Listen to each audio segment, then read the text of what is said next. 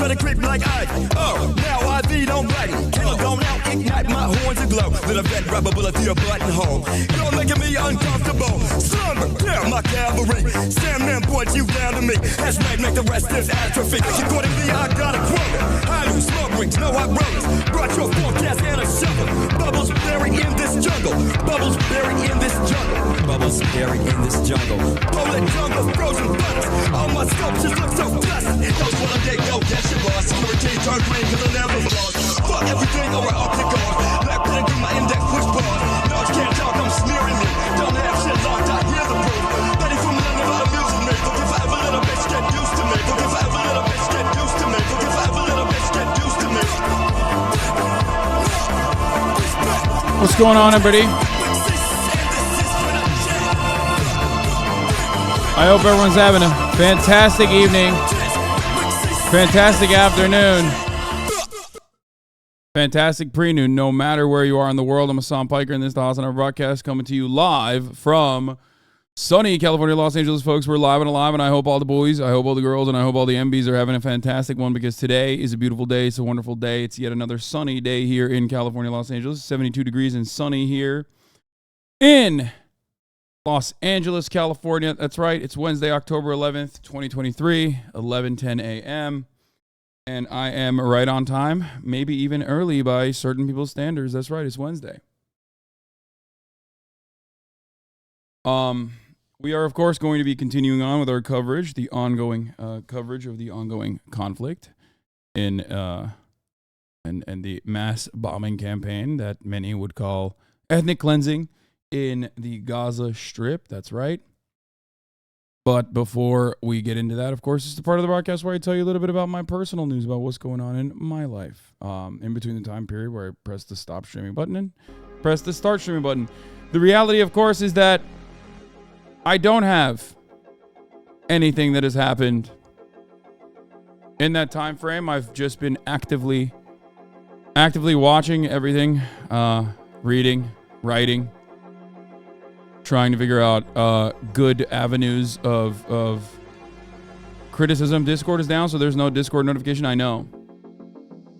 Conflict, might as well say special military operation. Okay, chill out. U.S. denying there's genocide happening in Israel. Typical news day. I know. We're going to talk about the double standard of the media today. Actually, as a matter of fact, do you still live? I'm sorry. Did you just ask me if I still live? What do you think? Do I? You think? You think I still lived?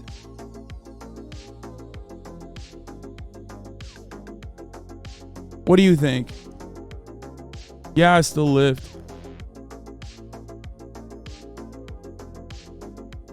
Sorry, for those of you who did not get tickets to the gun show, you still got it for free.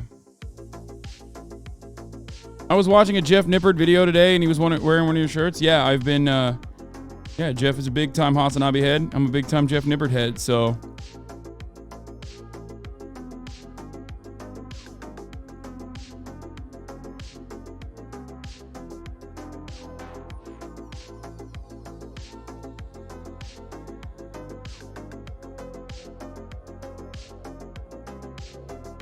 Have you seen Putin's opinion on this conflict? Fuck no. I have not. I absolutely have not. And let me tell you, I also don't care.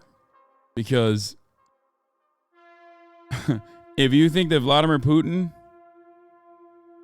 Are you a hater of Turks? Answer honestly. Off. Ne diyeyim bu adamlara ya? Hala buradalar ya. İnanılmaz. Brother, I am Turkish. Türk'üm. Türk oğlu Türk'üyüm. Terbiyesiz. Cevap versen giderler. Yalan. Bu yalanın önde gideni.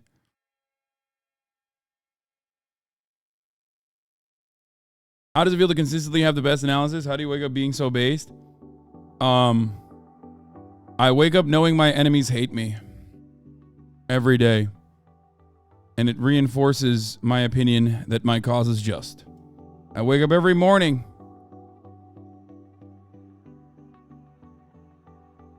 Wait, what? I know you don't love DM25? I never said I don't love DM25. I said that I love DM25. I love all the people in DM25. However, sometimes I do criticize them, like Slavoj Žižek, or even Noam Chomsky at certain points, which is like the American branch. And I especially love Yanis Varoufakis, and I am actively trying to reach him and actively trying to get him to be on the broadcast. Unless you experience the struggle of being normal Turks and not being able to buy a PS5, you are basically an Arab to them.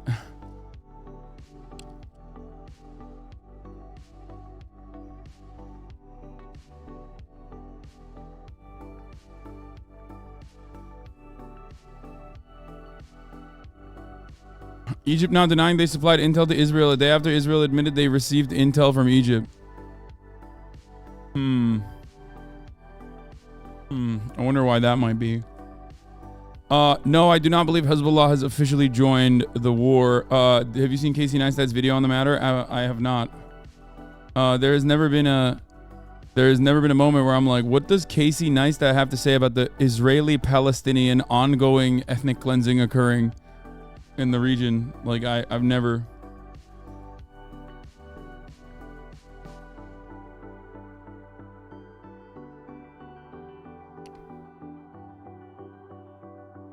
Anyway, but we'll talk about that. Like I said,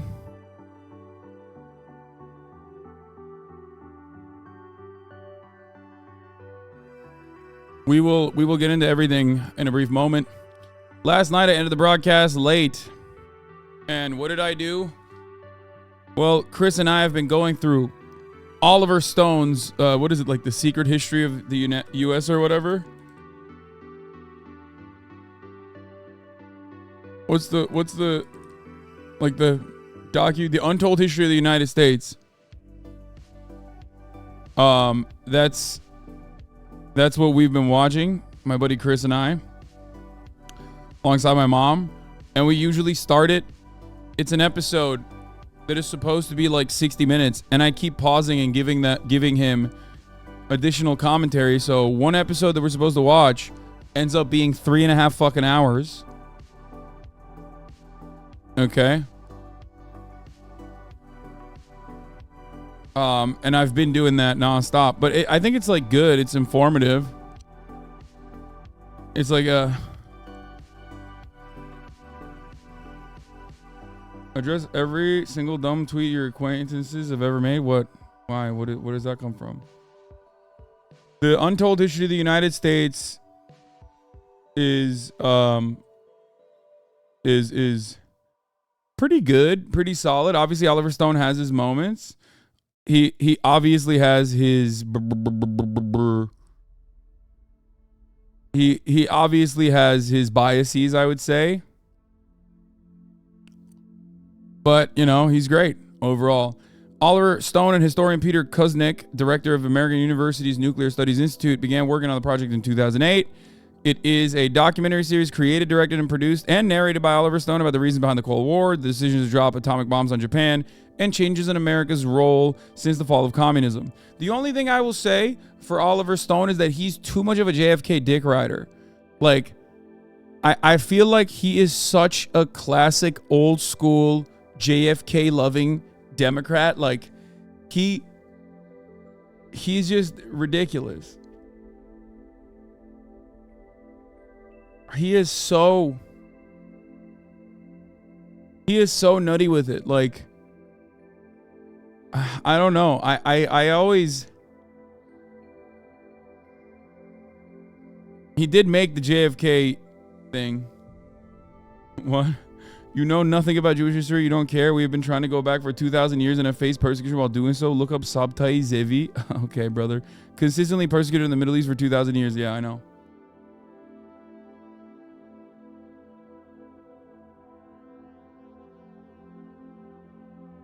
TikTok vid on Reddit explaining the conflict, really funny and based. But yeah, I mean, listen. This is basically what I've been doing. This is basically what my life has been. Like, you joked about it. Don't care, see? Yes, brother, I don't. Because it's fucking ridiculous. It is a ridiculous claim to make. It's like you're talking to a dude who is literally Turkish. You are talking to an Ottoman son, okay? It's like me saying, I think Palestine belongs to me. Okay? I would have a more serious claim to Palestine than you if we are judging by these metrics. Okay? It is so ridiculous to say this.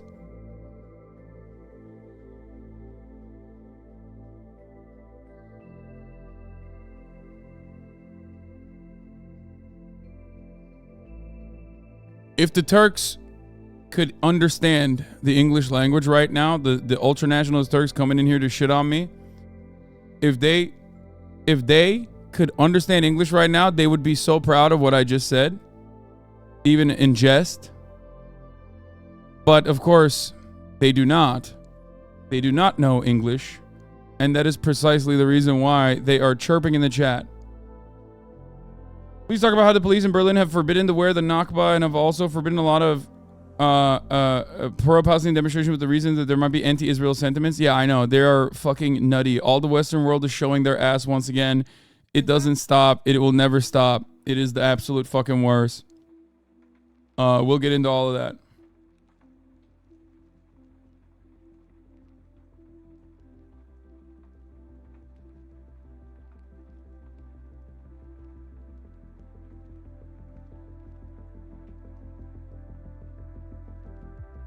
IDF says it won't back up its claim that Hamas decapitated babies in Israel because it is disrespectful to the dead. Yeah, we'll talk about all of that in a little bit.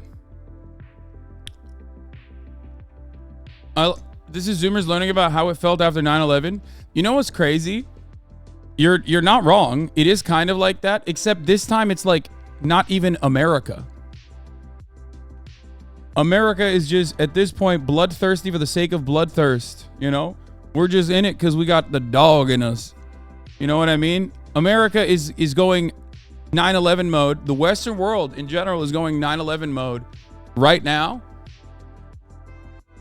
And it's very odd because it's not even, you know, like they didn't kill you, brother. What's happening? Like, what's going on?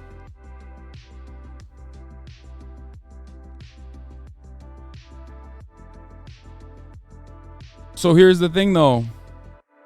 Here's the thing. Here's the issue. No dissent, no matter how peaceful, and no dispersal of like propaganda. No counters are allowed. You can't do that. You must be a terrorist. You must be a defender of terrorists. That's why my entire timeline is my entire feed is just full of people being like, you're a fucking supporter of Hamas. You love terrorism. You love all of that. Every single conversation will get bogged down.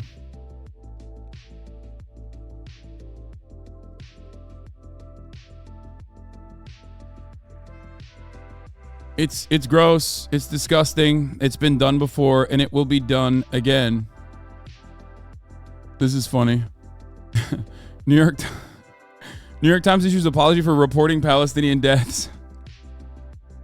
That's really good.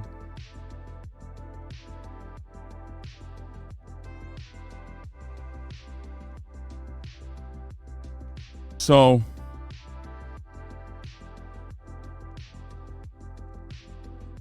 we will do this. We will talk about this. We will talk about all of it. Are you serious? About what?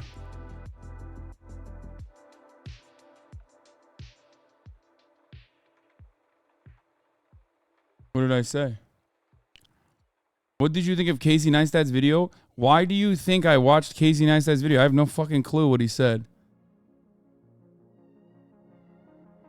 Oh, the Onion.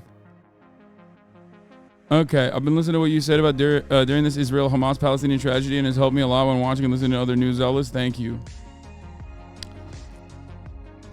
Do you think that there's a double standard of Western media because Jews own it? Okay, this kind of commentary is deeply anti-Semitic, okay? You're a fucking idiot. Jews do not own the media, okay? They do not.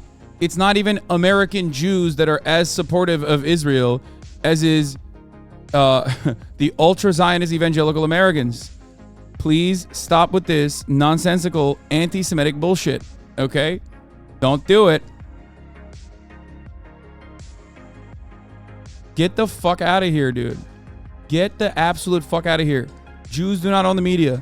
Capitalists own the media, okay? And trust me, not many of those capitalists are Jewish capitalists. A lot of them are Protestant capitalists, okay? Anglo-Saxon white Protestant capitalists.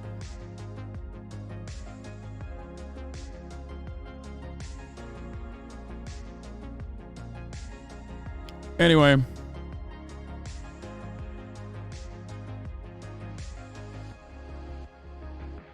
What do you say to people who counter with the statement that Palestinians could have been taking a peace deal before? It's bullshit, but we are going to cover that today, okay? The notion that Palestinians were offered a real peace deal and were treated with respect is silly.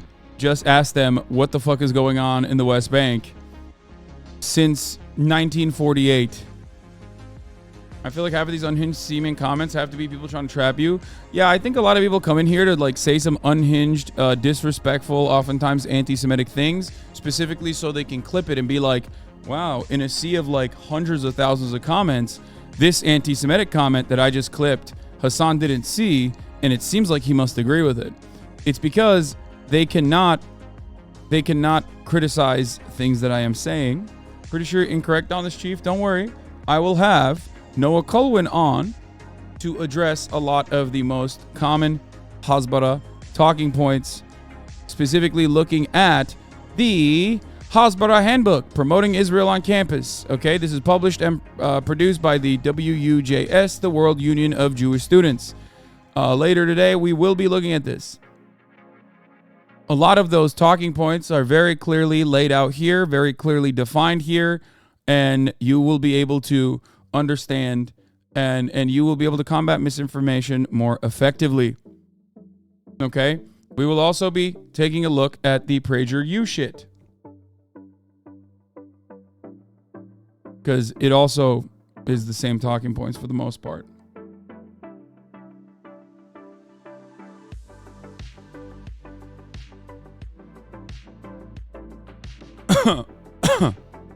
But if you have questions, I have been covering this latest bout endlessly over the course of the past couple of days, and we have put many YouTube videos out there. How we got here, Israel-Palestine war explained. The reality of living in Gaza are the last videos. Israel declares war is the video from 2 days ago. That one is the most informative. Okay. I went to a Jewish high school in liberal Los Angeles. We had an entire semester on how to talk about Israel on a college campus. This was about 14 years ago when things were less out of control than they are now. Even the Israelis in the class thought the course was insane. Yeah.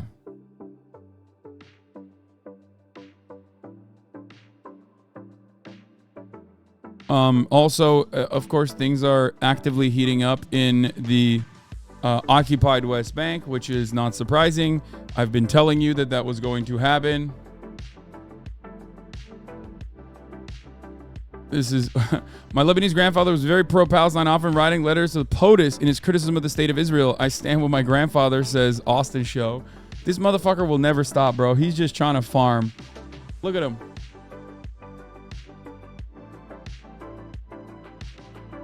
Never back down, OX. Lake McGrew, Weeby Betelgeuse promoting CIA asset proletaric. And his freedom on Erdogan's hypocrisy on Palestine, free Kurdistan. Really? Really? Can we have one day where the anarchists don't show their fucking asses? One day. I beg of you. One fucking singular solitary moment where there is supposed to be some level of unity, and anarchists have to still come in here and be like, hey, by the way, guys, I'm an anarchist. And of course, by definition, I have to literally point to a CIA asset for this point that is being made. Okay? Hello. Like a point that I have made as well. It's so stupid.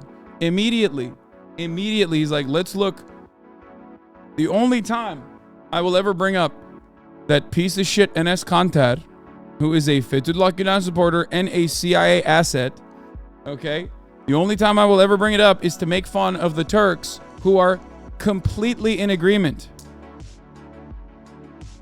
Completely in agreement with a Fethullah Gulen asset and the American State Department. Now, of course, it does not matter because, obviously, most of the Turkish people that understand what I'm saying speak the English language, but those who choose to not understand what I'm saying do not, so they will never see it.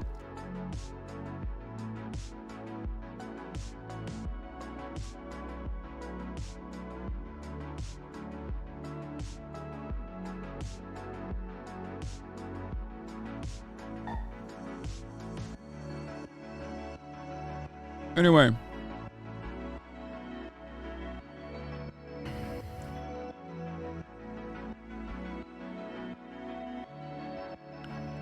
Guys, stop barking, please. Ma'am. Ma'am, why are you barking? Oh God. Oh, she's pulling me.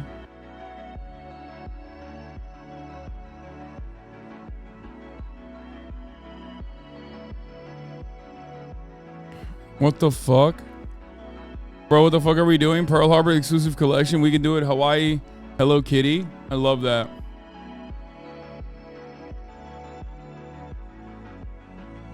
Anyway,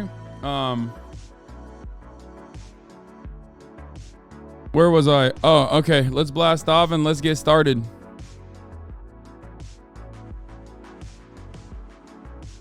I am so tired of the dummy leftists who are making the movement look horrible by supporting Hamas and their actions and saying stuff like this is what revolution action looks like. It is just frustrating, makes it more difficult to pull centrists and independents. Brother, if you are one of these people who spends all of their time on what like random people on Twitter are saying, who refuses to recognize the entirety of mainstream media currently baying for blood, okay? And you're worried about like pulling independents and centrists to your cause, even if that pulling them to your cause is not going to do anything to save Palestinians, I don't know what to tell you. Okay? It's completely inconsequential and it's completely insignificant. Even if like random people at a DSA rally that wasn't even put together by DSA is saying unhinged shit, or the fucking Black Lives Matter account or whatever is saying some shit. Even if those narratives did not exist, the media would still go along in its endless campaign of making it seem as though the current Israeli bombing campaign that has happened time and time again is completely just. Okay? At worst, those people play into the hands of mainstream media because they are oblivious to how to cover this kind of thing. Okay? But ultimately, they are yelling into a void. The reality is unchanging on the ground in Gaza. They are still being bombed, whether you and your liberal friends think it's, not looking too good to say free Palestine or not, or even if some people are being callous.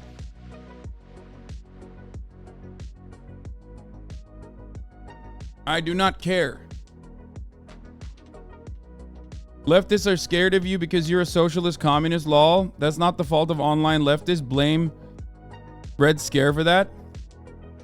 If anyone has said that my position has been, callous, or that I think it's like cool that Israeli civilians face violence or anything like that, then let me tell you, those people are desperate to try to cut a narrative that presents a lie. While I am sick and tired of reaffirming my position over and over and over again, people will still do everything they can to say instead of addressing the things that I have mentioned, they will do everything they can to say, oh, he's a Hamas guy. He's a Hamas. Hamas is behind every corner. That's why all of those little babies need to fucking get eviscerated. Bro, I've been seeing people on Twitter complain that Twitch has to ban Islam for being anti-Semitic. Let me fay out. Yeah, good luck. Good luck to those.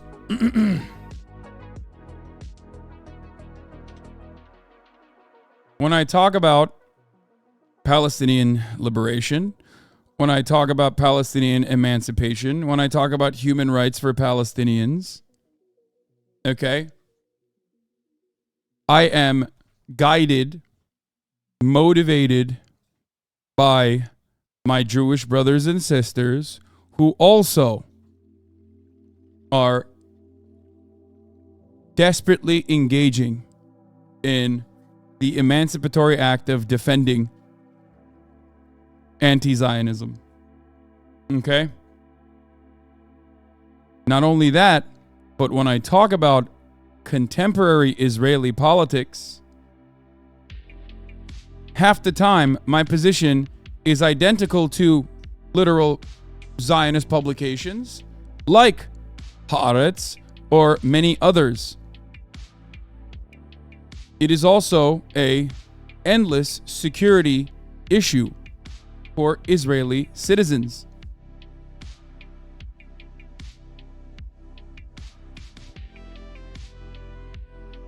There are plenty of Jews here who also, of course, recognize the endless amount of human rights abuses that Palestinians have been subjected to.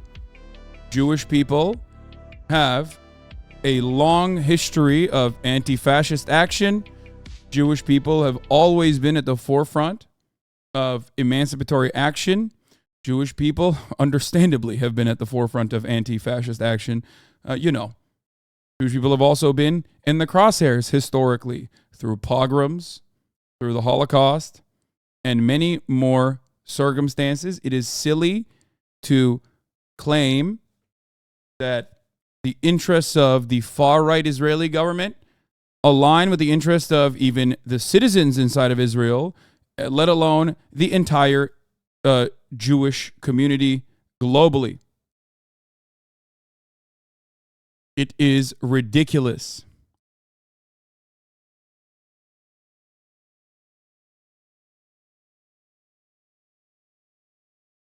And yes, this is not my first rodeo, especially if you are Muslim. This is not your first rodeo at all. Here is Mohammed Margbar saying, I have no interest in qualifying everything I say about Israel with also Hamas is bad too. Reminds me of Americans demanding Muslims to apologize for Islamic terror after 9/11. The implications are just racism, and I'm not entertaining it while Israel commits genocide.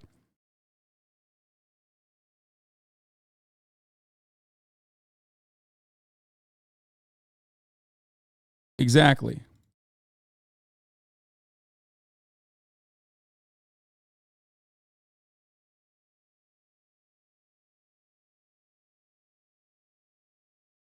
We will talk more. We will talk more about, oh my God, Justin Bieber posting a praying for Israel picture. You know what? Saeed DiCaprio, I will finally follow this motherfucker, okay? He's the only, impression posting dude on Twitter that actually, as a Palestinian himself, does a good job. You pronounce Margbar like whites pronounce your own name, Lel? Okay, whatever, dude.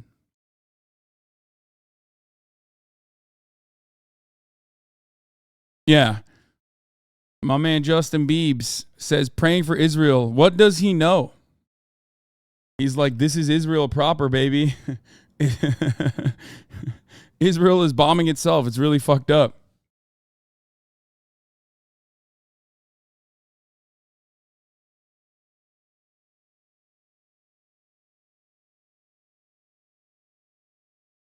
Anyway.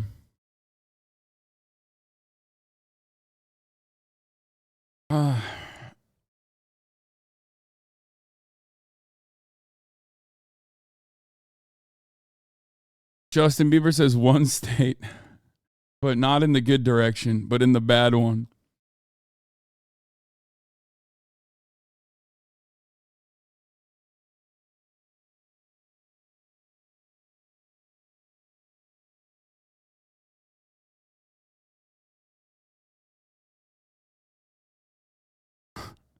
I had to tweet. I had to tweet at it, dude.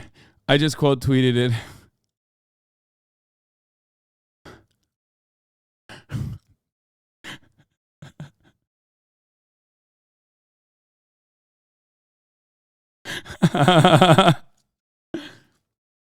Yeah, bro, he's praying for Israel. He's praying for Israel to stop. You know what I mean? Like, fuck you mean? Look at this motherfucker. Immediately followed me. Bitch, I know you keep following me and unfollowing me. I know you're in here right now, okay? I did it. I finally followed you back. You fucking impression farmer, you. But it's okay. He's been doing a great job overall with all of the impression farming that he's done. Tell that guy to change his display name. Hurt Copain is the worst pun ever. Listen, let him have it, okay?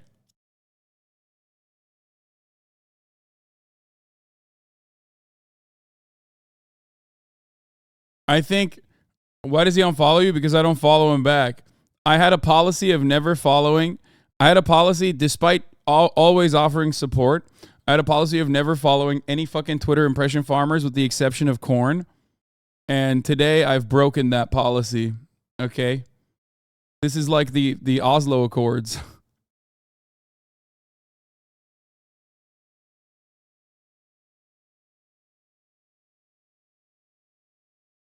You literally just looked at two accounts who follow and unfollow 800 times until you follow them back. Yeah.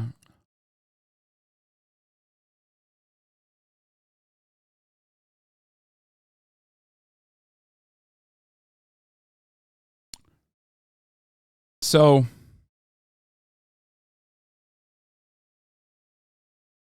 anyway, do you think there's more awareness than before about Israel's war crimes? Because I feel like most of the pro-Israel people around me are getting bullied off the internet. No. Dude, I think a lot of you guys forget. This is Twitter, and even on Twitter, it's like most people just go in bloodthirst mode, okay? No. Not at all. I think the Israeli propaganda has learned from its lessons after Western opinion shifting against Israel for the first time in modern American history, and they just immediately went. They didn't even give a shit. They literally did not even give a singular shit about Israeli local media. They only allowed Western media into the fucking villages that were attacked by Hamas and other Palestinian forces. They straight up went full blown. We don't give a fuck about internal media, because internal media is very critical of the Israeli government at the moment. Like incredibly critical, because, you know, Netanyahu is the security guy, and he is not doing great security wise. Like, inside of Israel, I think people are more conflicted about Netanyahu's behavior and Netanyahu's coalition more than America is. America, for the most part, is just completely fucking unified.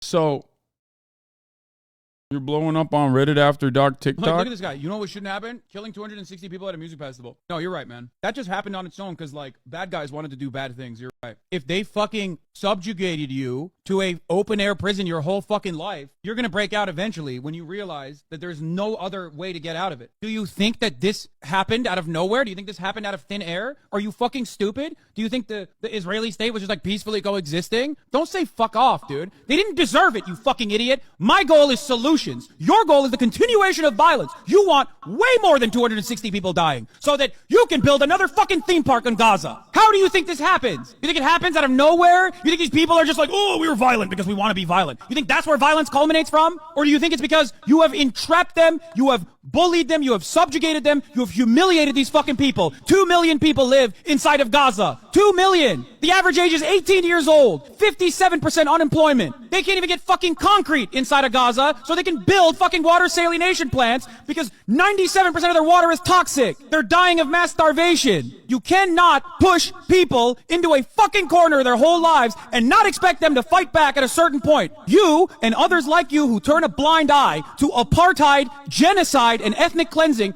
are the reasons as to why these people fucking fight back. Inevitably, the contradictions become more apparent and the state will collapse. There is no way to have a fascist coalition because endless militant conquest always ends up failing. So if you care about your fellow Israelis, if you care about Jewish people living in Israel, if you care about humanity, even if you do not have a moral position against apartheid, which you should because you're a human, right? You're a human, and it's disgusting to not have a moral anger and moral outrage, not demonstrate moral outrage at the sheer thought of a fucking apartheid state. Think about it from a more pessimistic, more cynical, but self-interested perspective then. Yeah, America is disgusting in its propaganda where they say, oh, this unprovoked attack. It's like, bro, that implies the existence of a provoked attack. Has there ever been in the history of the United States where Palestinians have engaged in a justifiable and provoked attack? Has that ever happened in your eyes? Think about that. When has Western media said, you know what, the Palestinian cause is just. This was a provoked attack. When? Never. It doesn't matter what their fucking background is. It doesn't matter what their ideological position is. It doesn't matter when they are actually peacefully walking up to that very same border. Because they did that too. Gazans, by the thousands, bravely marched towards that fucking border. And Israeli snipers killed them. Tens of thousands got maimed. Bro, of course this is his viewpoint. Oh, come on, brother. Can someone tell me if Hasan supports Hamas or not? Does he think Hamas will do anything to help? There's no justification for the rape and execution of Israeli children. Yeah, and he isn't justifying it here. Well spoken. Dude, that's crazy, man. That's crazy, brother. Immediately, bro. Immediately. Didn't even listen. Did not listen at all. Just must be. Ben Shapiro reacts to this video on his YouTube. Wait, my video? Or no? My TikTok? Premise of so much left-wing thought. A full-scale moral idiot, Hasan Piker. He's an emissary of this. Yesterday, he was ranting and... Wow. Wow. Benny boy. Welcome to the fold. Benny boy has been like, we need to genocide everybody. The ethnic cleansing will never stop. We have to keep doing it more and more. A lot of people are liking what he has to say. Wow. Wow, Benny boy. Welcome back. Yeah. Wet ass P word. He usually avoids mentioning you by name. Yeah, I am a full-scale moral idiot. Goddamn.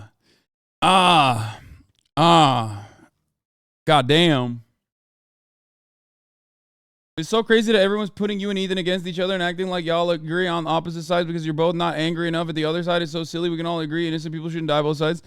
Yeah, I think tensions are understandably high, but a lot of people think not in terms of like solutions, in terms of complex problems, but instead in terms of online commentators duking it out with one another.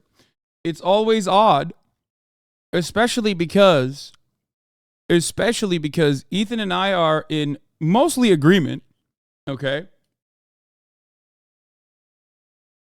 We might have certain disagreements, but ultimately, Ethan is very critical of the Israeli government. He is, as someone who lived in Israel, who is married to someone who, of course, was a forcible conscript, because of the mandatory service that you must engage in Israel, is very much critical of the Israeli government. I think he has also mentioned that he agrees with me. I've talked to him a little bit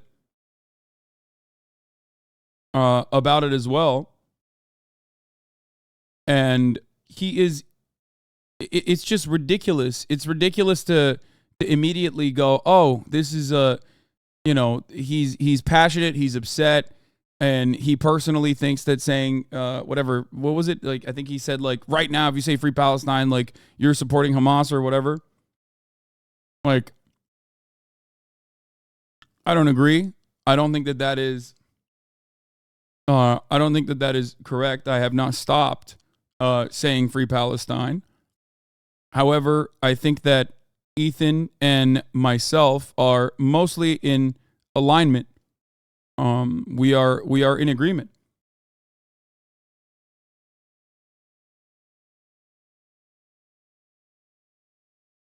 Go real Turks support Palestine against these crusader. What? What are you saying? Turks are so funny.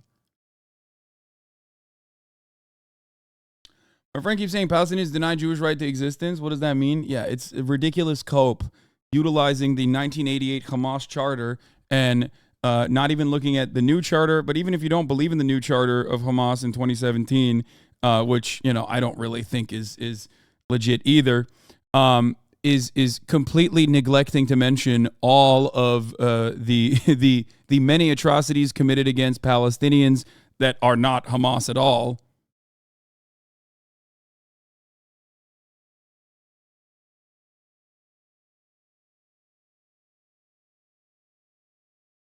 Stupid.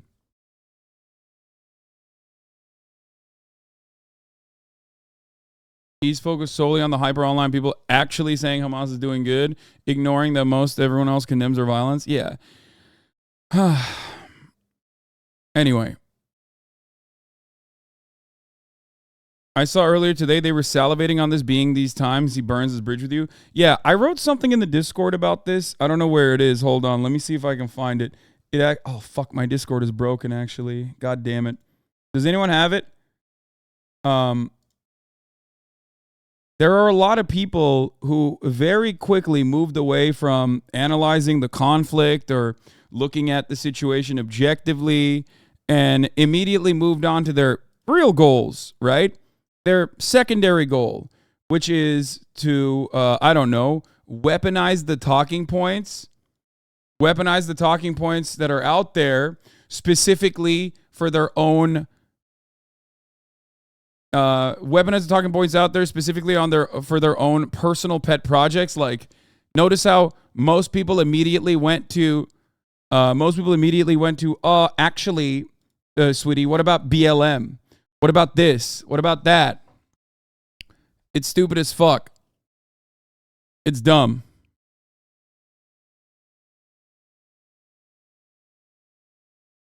Yeah, I said, I love that Israel is engaging in ethnic cleansing and the Amerifats have already moved on to who they want to weaponize this violence against with talking points as they cheer on Israel's collective punishment campaign, Mia Khalifa, the DSA, BLM, whomever has exhibited the callous indifference that ultra-Zionists enjoy in all aspects of Western life every single day. I am, of course, not saying these people were right to act indifferent to the violence that Palestinian forces carried out on Israeli civilians. My position on that is very clear. Okay? But those who are ostensibly on the Palestinian side made a crucial mistake, thinking they could cheer on said violence, when only one side is allowed to do so. Never forget, you can't say America deserved 9/11 and mention Blowback without people immediately rushing to cancel you, but you can always say Iraq deserved to be invaded. As a matter of fact, many did at the time and have only increased their media profiles.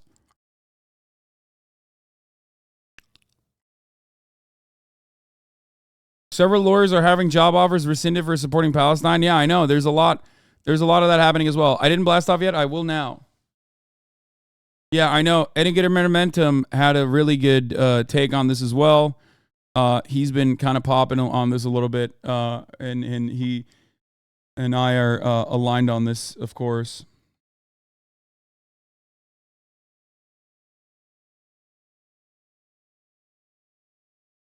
What is this? I have a really funny Prager thing to add that Brendan actually recently discovered. Anyway, I will have Noah Kulwin on later. And I will try to scale him back from saying things that people will immediately say is anti-Semitic because they do not know that he himself is Jewish and his family has deep ties in Israel. So, you know, a lot of times whenever I have a Jewish journalist or activist friend of mine to talk about issues of Israel. I'm the one who has to constantly rein them back from saying things that will inevitably get back to me. And for the record, for people saying Ethan is focusing on Mia Khalifa specifically, by the way, of course he is. Okay? Why wouldn't he? I told you, Mia Khalifa was incredibly callous in her celebration. Like, you can't do that. The fuck? I don't agree with it. Not only do I not agree with it from a moral point of view, but I also don't agree with it from an optics point of view as well. Because all you will do in that circumstance is have people weaponize that against you. Mia Khalifa getting a different kind of blowback than she's used to.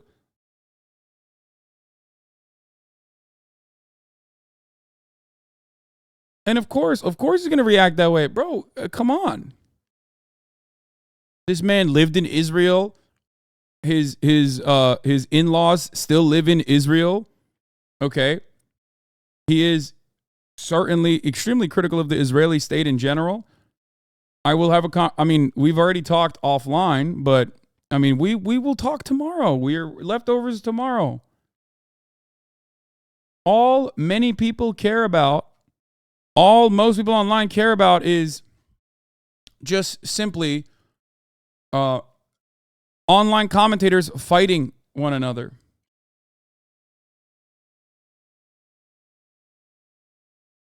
It's just like you have to find a framework to recognize this conflict, this ethnic cleansing beyond. You have to have a framework of recognition that goes beyond online debates, please. Okay?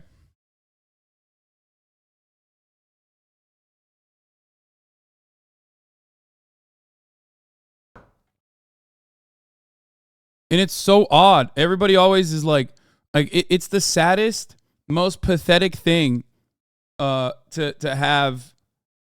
It's the saddest, most pathetic thing to just like look at the situation and just immediately be like, yeah, dude, I can't wait for the show to end. It's like, really? 1,200 Israelis died on the Israeli side, and more than that will happen in Gaza on the Palestinian side. Palestinian casualties, Palestinian deaths and murders are around 1,000 now as well. And all you got in the situation is like whether some fucking podcast that you don't even watch is going to collapse. Really? Like, it's ridiculous.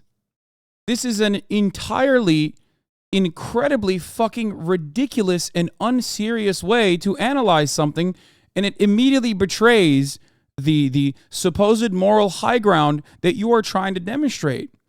You're trying to demonstrate a moral high ground here by saying like, oh, I really care about the casualties. I really care about the dead. While simultaneously, your only way of analysis is to recognize it from whatever, online commentator has said.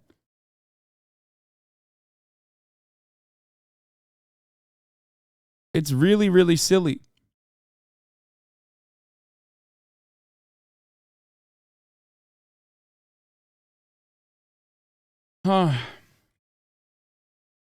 The same way people are trying to convince themselves you support Hamas even before you said anything, they're also trying to convince themselves that you and Ethan will fall out. Also disingenuous and odd that that's the first thing they go to. Yes.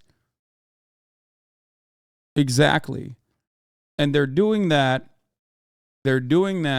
specifically because they don't care. They don't care about Jewish people or Bedouin people or even Palestinian or Muslim Israelis dying in the hands of the Palestinian forces. They do not care about the entire city blocks in the world's largest concentration camp, open air prison that Israel operates, dying as entire city blocks are reduced to rubble. They do not care about the human casualties on either side. They only care about drama. It is the only way that people can contextualize and can keep up to date with whatever the fuck is going on in the world. We are too far removed from all of these things that are happening.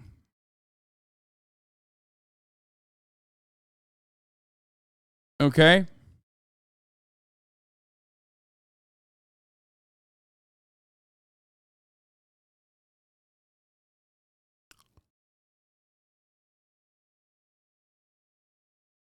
It is simply ridiculous. But I digress. Let's cover it. All right. Day 4.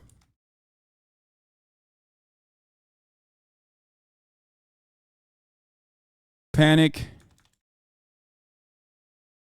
in northern Israel.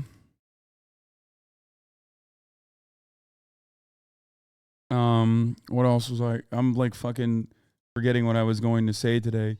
Double standards in mainstream media.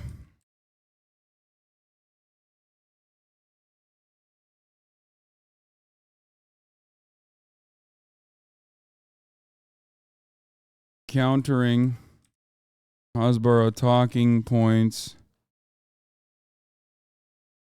with Noah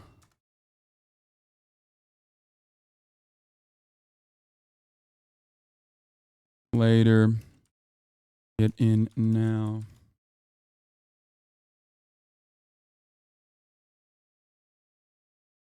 Please put the Haas News logo on. Otherwise, great job. What's the Haas News logo? Oh, yeah. Incredible amounts of misinformation is passing left and right. Everyone is just pumping it. CEO wants names so they don't hire students that are not with Israel. I know. It is getting insane. Does anyone have the actual Haas News logo, like the GIF?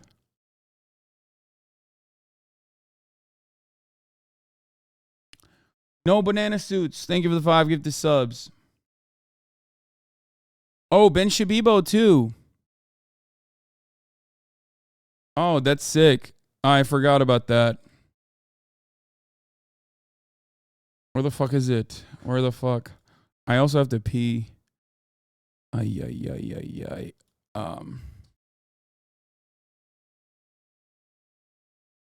Efendim anne. Sabah yaptı ama yedikten sonra yapmadı.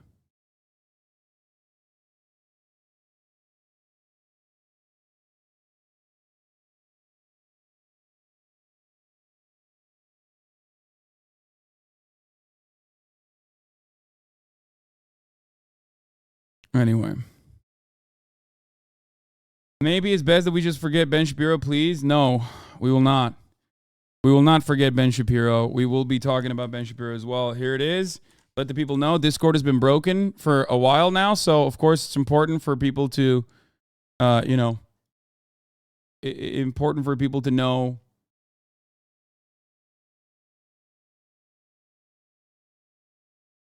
that we are live and alive. Let the people know. Okay. Discord is a bit broken this morning. All right, let's start here. Full scale of Hamas atrocities revealed as conflict escalates in Israel is a ridiculous way to cover the story because, there is another side to this conflict as well. One side that does not get any coverage whatsoever. Philly has been using Ben Shapiro tweets in his videos. Is Jover? Yes. It's not surprising. Dude. Decades of apartheid did not happen overnight. It did not happen in a vacuum. And Western focus on the matter has almost always been universally in support of Israel. This is not new. Of course this is going to happen. Of course people around you are going to be misguided. Of course, people around you are going to be passionate about this issue, and they're going to say things that you might not agree with. I mean, It literally doesn't, there's nothing you can do about that. You will never be able to push back against those people. Ultimately, it does not matter.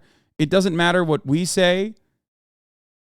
It does not matter what they say. Okay, we'll take a look at what Ben Shapiro said, okay?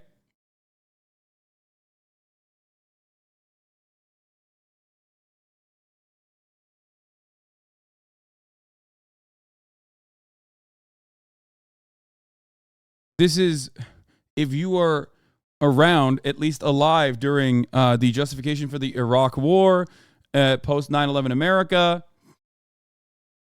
it does not matter. You would 100%.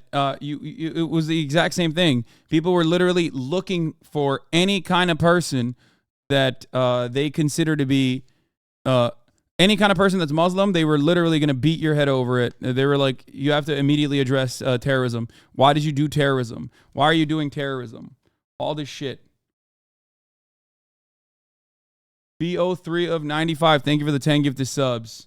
Allowing 10 people to no longer see the ads at the top of the hour.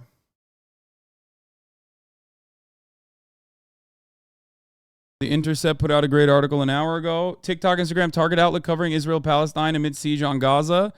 New, Gaza is not just running out of food, water, and electricity too, meaning less info coming from victims in local media. Meanwhile, TikTok and Instagram censor sources like Mondo Weiss while spreading misinformation, while misinformation spreads like wildfire on X. It is true. There is so much misinformation happening. Tensions are high. This always happens. This always happens. Whenever there is any kind of whenever there's any kind of situation globally that America is, or the Western media is somehow involved with. I love that as soon as I tweeted that I'm live, Turks came in and started calling me a stupid son of a whore. That's sick. You know, I don't know why. Do we not have the Turkish filter on?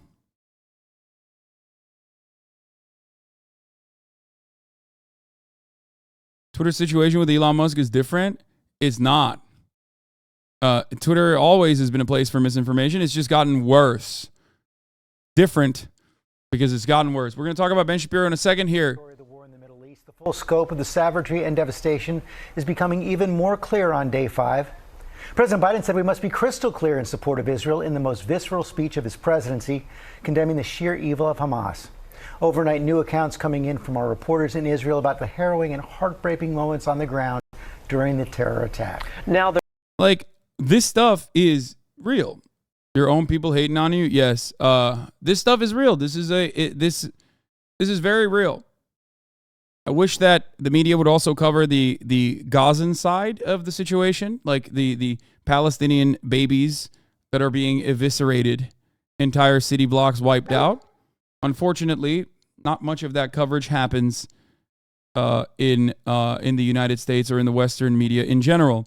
Here is Saeed Arikat talking to the State Department alongside, unfortunately, Max Blumenthal, who sucks. I'm going to run this real quick. I'll be back in a second, and then we'll play the other video too. Does that, in your also, here's the thing that Israel must end its cutoff of water, electricity, food, and medicine to the people in Gaza? I will say that, as the president made clear, Israel has suffered from a brutal terrorist attack. Israel has the right to defend itself. It has the right to take action against the terrorists who launched this brutal attack and killed Israeli civilians. It killed American civilians, killed mothers and children and babies and kidnapped children. And what's Israel doing? And so they are going to take action to respond to this terrorist attack and take action to secure their country, and we support them. As the president made clear, we always encourage all of our allies and partners to act in strict accordance with international law. That is what democracies do, and I would just point out that, of course, is not what Hamas did. Let me just finish. That is not what Hamas did in coming into Israel and kidnapping and murdering innocent civilians. Okay, I understand. I mean, Hamas, you have Hamas listed as a terrorist organization. They don't get $4 billion a year from you. They don't have military aid and support and so on. So that is established. You're saying that Israel is a democracy. It's a country that abides by international law. I'm asking you, the cutoff of water, electricity, food, and medicine is considered a war crime. Do you call on Israel to cease its effort now So- in cutting off medicine, Let me water, start by saying humanitarian that we are aid? in the early days of Israel's response. Israel has a right to conduct an aggressive response, to respond to the terrorism that's been committed against its citizens. We expect them to follow international law. We believe that they will, and we will remain in close contact with them about it. Yeah, okay, bro. Really? You expect them to follow international law? Okay, well, they're not right now, so what's up with that? International law is a joke. There has never been international law followed in Israel. I'm sorry, that is just factually correct, okay? The Israeli apartheid is a clear violation of international law. The Israeli settler terrorism in the West Bank is a clear violation of international law. Israel's first directive, while there were literally Israeli positions inside of Israeli borders, okay, that were still under attack. Their first move was to bomb Gaza. They have one note. They have nothing else.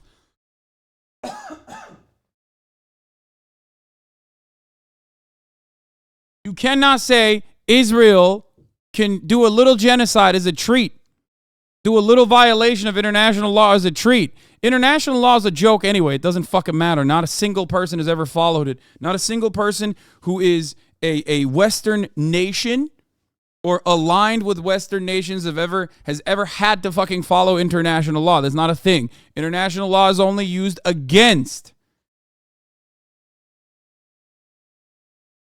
Kaya, my love, you are being crazy. Being crazy. Jesus Christ. International law is only used against America's enemies, okay? Yeah. Also, Haaretz reported on the Egyptian intelligence as well.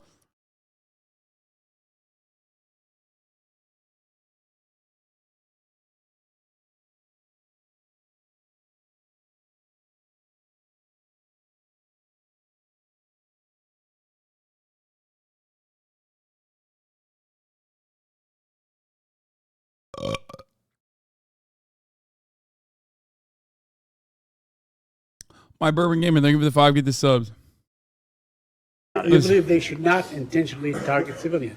That's one. Second, do you have any idea on the number of Palestinians killed by Israel in the last 4 days? I have seen public reports.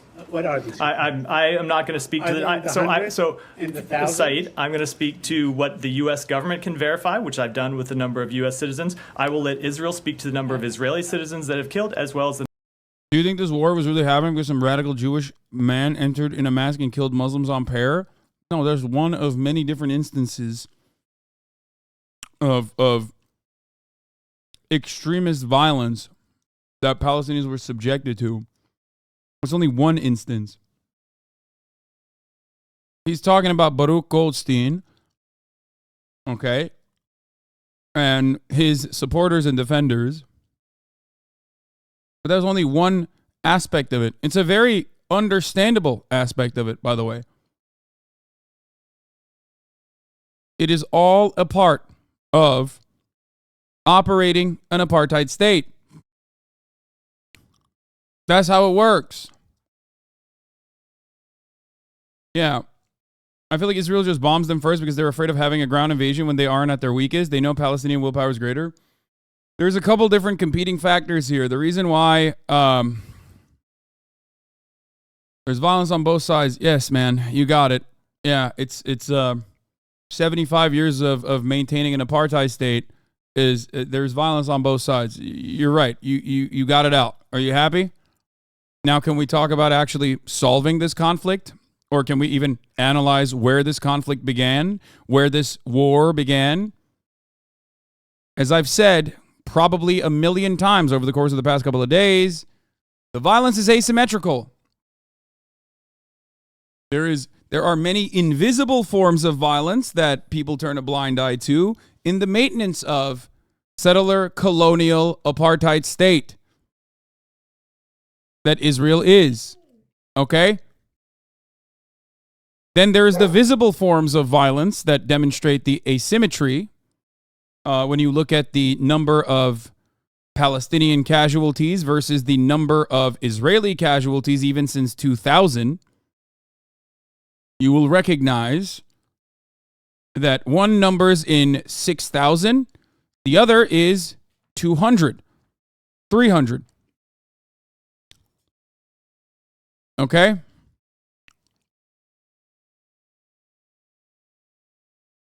If you think this entire situation unfolded only 4 days ago, you are delusional.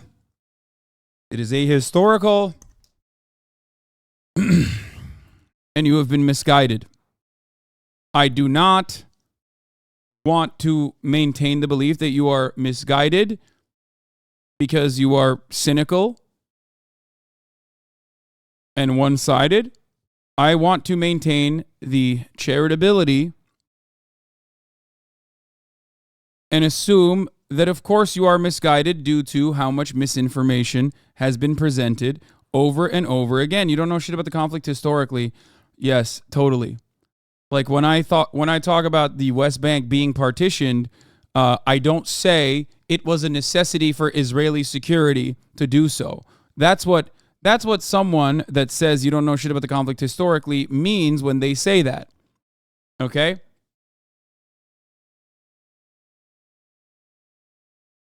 I covered this for hours yesterday. We looked at B'Tselem's coverage on the many different tyrannical aspects of what did B'Tselem call it? I think they call it like the tyranny of checkpoints. No, what is it? It's like there's a term for it.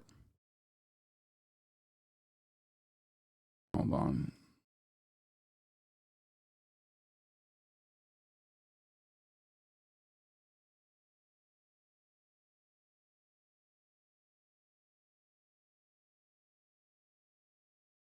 They call it the permit tyranny, I think, right? Something like that. Good term for it. Just describing the restrictions on movement that slowly but surely fell upon the permit regime. Yes, not permit tyranny, permit regime. It did not happen overnight. It happened for a very long time. Sometimes with always with direct support of the Israeli state. Sometimes internationally turning a blind eye to it. And in other circumstances, directly causing it, and now absolutely controlling it on its own. Even as we speak, settler terrorists in the West Bank are opening fire on Palestinians. As we speak. Stop being a little annoying right now, Kaya.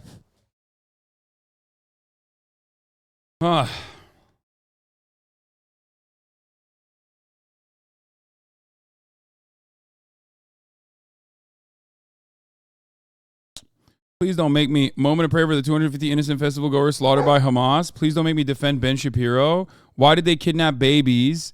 Did you see the video of the girl with the bloodied pants? This person is only coming here specifically to talk about things that I've already covered time and time again. It's if you are in alignment with someone like Ben Shapiro, especially as someone who is reluctantly in alignment with someone like Ben Shapiro, that should at the very least stop you from, I don't know, that should just cause you to second guess yourself. Now, you can turn around and be like, well, what about you? You're in alignment with Iran in this situation. I am very honest about Iran's personal interest in maintaining some level of control over Palestinians, or maintaining some level of control by way of Hamas inside of Gaza, as a destabilizing force in the other regional power player that they consider to be an enemy. Ben Shapiro's interests in Palestinians and their well-being is non-existent. He has openly written about doing a final solution on Palestinians in the past. He has openly tweeted out that Israelis like to build, but Palestinians, all they like to do is live in sewage and bomb things. He is a horrifyingly Islamophobic, racist piece of shit.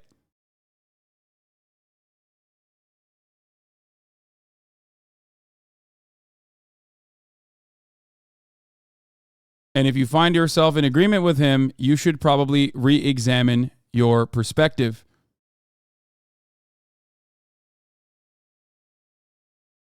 Okay?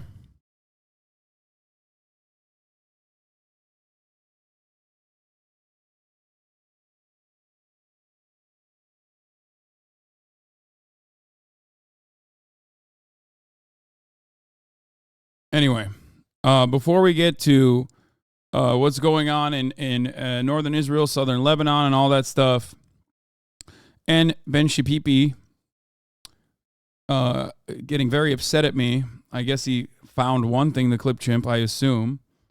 Yeah, here it is, Ben's final solution article. How interesting that this now is, unironically, he wrote this in 2003, okay? But this is literally the official position, pretty much, of the Israeli government, the far-right coalition in the lead-up to the last bombing campaign on Gaza, and maybe even many other Israeli governments that weren't openly stating that this was their goal, but now have fully realized that this is their goal.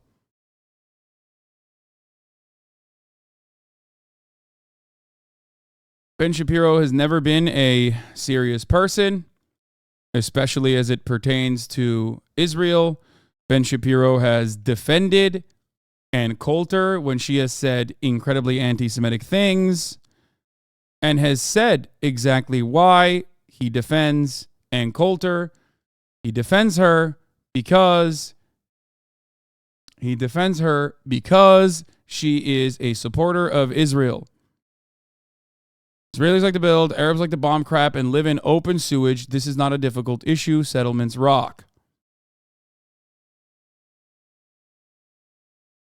A 13-year-old tweet, holy fuck. Yeah, I know. Ben nowadays is definitely not virulently anti-Islam and anti-Arab. You're right. His perspective has totally changed over the course of many years. You're right. He certainly has changed. Sad day for everybody. Oh man, you're just simply making me agree with Ben Shapiro here because of how violent and extremist you have become is pure copium.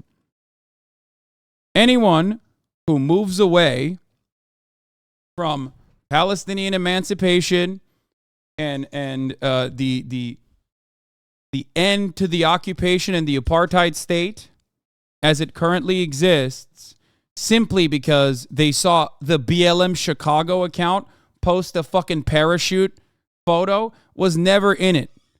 There are Israelis living inside of fucking Israel whose friends got killed, who have more of a fucking backbone as anti-Zionists than you do. Shut the fuck up. There are anti-Zionist, anti-apartheid Israelis right now that are screaming from the fucking rooftops about Israel's blood and soil conquest in Gaza only mere days after their friends were killed. You live in Idaho. You are a white Christian man in Idaho talking about how Palestinians deserve to be ethnically cleansed. Why? Well, because I saw the Chicago BLM account post the parachute photo. And now, not only do I hate Palestinians, I hate fucking BLM too. Well, then it seems like you were never on board.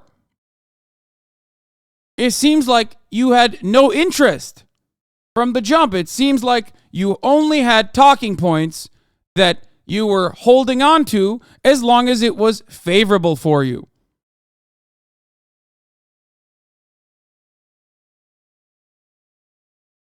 I am not interested in hearing optics conversations from people who keep saying, oh man, it's just, I can't find myself in agreement with saying that Palestinians deserve emancipation due to the violent backlash of being subjected to an endless apartheid regime and the violence that requires, the violence that necessitates. Okay? Yeah. The media wants it. People on the left particularly are looking for the symmetry. Because again, all cultures are created equal. This is the premise. Wait, what does he mean by that? Oh, cultures are unequal. He's doing. I love the guy who said, where's that fucking piece of shit earlier, who said Ben's take on Israelis like to build, Arabs like to live in sewage and bomb shit has changed. As a 13-year-old tweet. Where's that motherfucker now? Where is that motherfucker now? He literally said, oh, these guys always think all cultures are equal. I wonder what he means about so this. Much left-wing thought. A full-scale moral idiot, Hasan Piker. He's an emissary of this. Yesterday, he was ranting and raving on his Twitch stream about this and suggesting, of course, why would you, that the only reason that you might murder a Jewish baby is because obviously years of victimization. That's clearly the problem. Israel's skirt was too short, you see. That's why you walk. Yeah, no, you're right. You're right. Yeah, Israel. I'm saying Israel was asking for it because Israel's the victim here. Israel's always the victim. Israeli citizens are a victim for sure. You know what they're a victim of? Whether they support it or whether they are against it, the fucking apartheid regime. So yes, that is true. Okay? They are a victim to their own government. That's true. Walk into a village and you rape women and drag them back to the Gaza Strip. That's why you do this. There's a moral.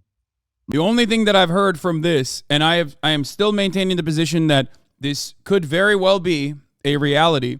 The only thing that has happened about the mass gang of rapists that were, running around, roaming the streets, specifically looking for gang rape opportunities, was a retraction from mainstream media outlets that covered it without actually verifying it. Now, does this matter? Does it matter? Well, it matters as far as trying to present this as a point of propaganda, because ultimately it's still horrifying without adding the additional Muslims are actually looking for gang rape opportunities in the streets. It's still horrifying to have hundreds of people get slaughtered. Hundreds of civilians died. Okay? But that's not enough.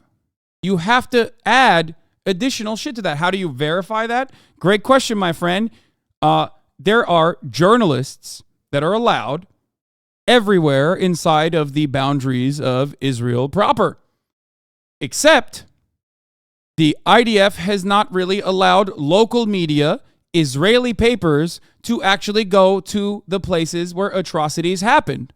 They've only allowed foreign media to go into places where atrocities happen. Now, part of that is because the Israeli media at this point, regardless of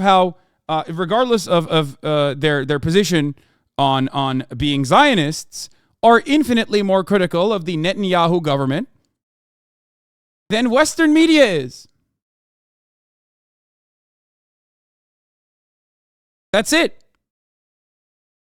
They only let Western media in, and then they let in local reporters after Western media has done a full-scale propaganda push. Okay? That's a stretch. This ain't true. No, they first the settlement that was slaughtered literally exclusively let in foreign press first. They did not let in local media. That is not a stretch. There are also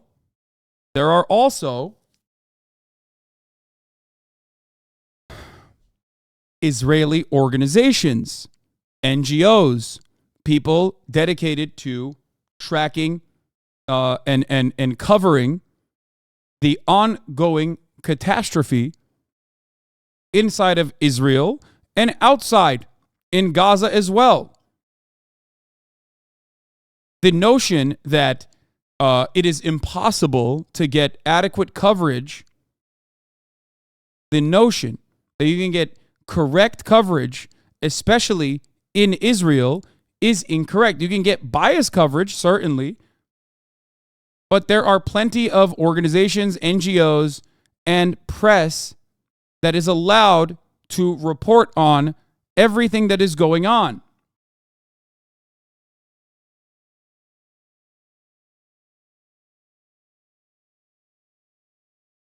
It is ridiculous. It is ridiculous, in my opinion, to continue with, did you say the gang rape claims have been completely refuted? The gang rape claims, in my opinion, were always a racist canard. Is there a likelihood that rape happened in the slaughter? Of course. Of course there is. It is deeply disingenuous and unserious for the media to not cover it without like proof or verification and running along with it. It's like looking at Ian Miles Chong's Twitter account and then going, all right, I guess like this is what we're going with. I am not saying that it's not real, but it is ridiculous to do this without due diligence. The expectation should be that there is due diligence. That is what you expect from the media. You are not a random Twitter account.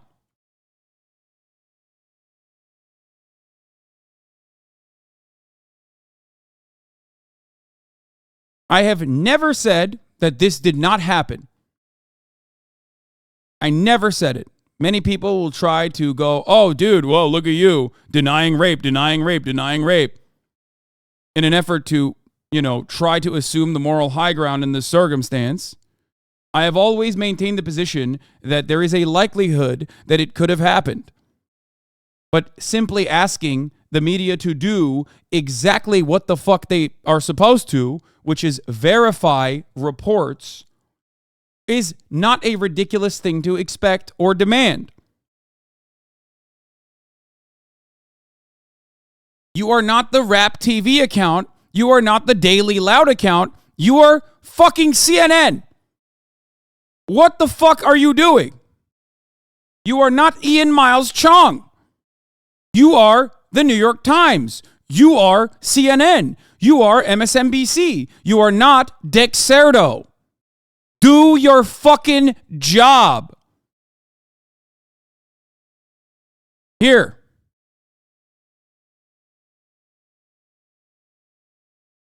Times of Israel. With terrorist bodies still lying in the grass, international press witnesses firsthand the shocking aftermath of Hamas's slaughter of Israeli citizens. Here's the Times of Israel coverage on the matter. Also showing that the Israeli government allowed only foreign press in to the massacre sites before they let literal fucking local press in. Does this not shock you? Do you not think that this is an odd thing to do?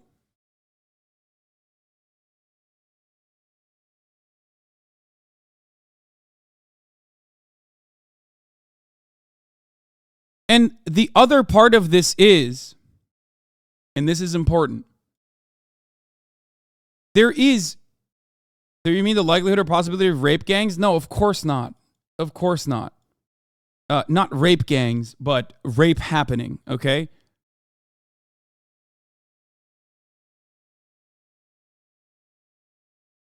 I hate that this is something that we are covering for the third day in a row now, because two things are very frustrating about it. Whether 40 babies are lined up and decapitated by Hamas, or they were shot by Hamas, does not change, or some babies were shot by Hamas and others were adult victims, but still civilians, does not change the reality that this is a slaughter. Okay? So getting caught up in semantics arguments is fucking idiotic in this circumstance. Yet it still does not stop people from presenting in mainstream media, presenting things in a way that is supposed to bog you down.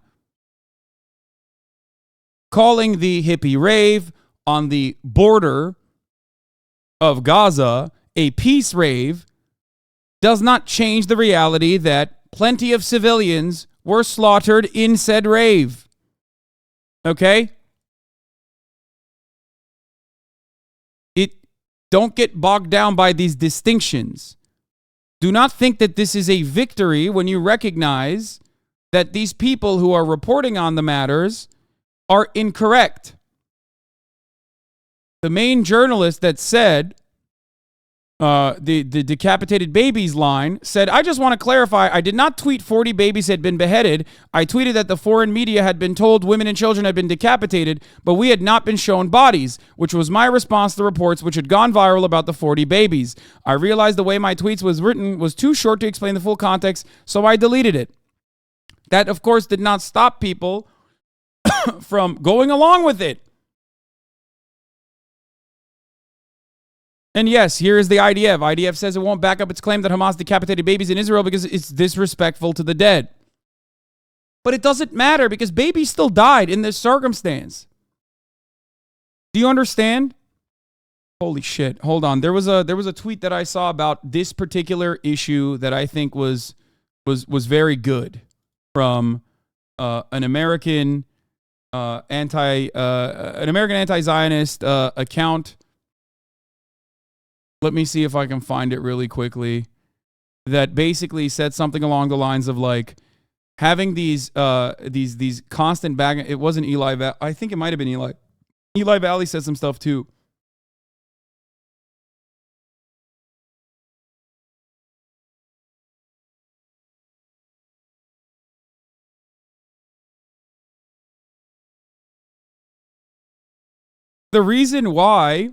I know the reason why people utilize the fog of war to make an already horrifying situation worse. Okay? I know the reason why they do that. It is to move the fucking needle away. It's to shift attention away from the ongoing catastrophic unimaginable death and destruction being dealt in Gaza. Okay? That's it. But on the other side, if you find yourself bogged down, constantly saying these guys are lying about this, then people are going to look to you and say, well, they still died. And they are right.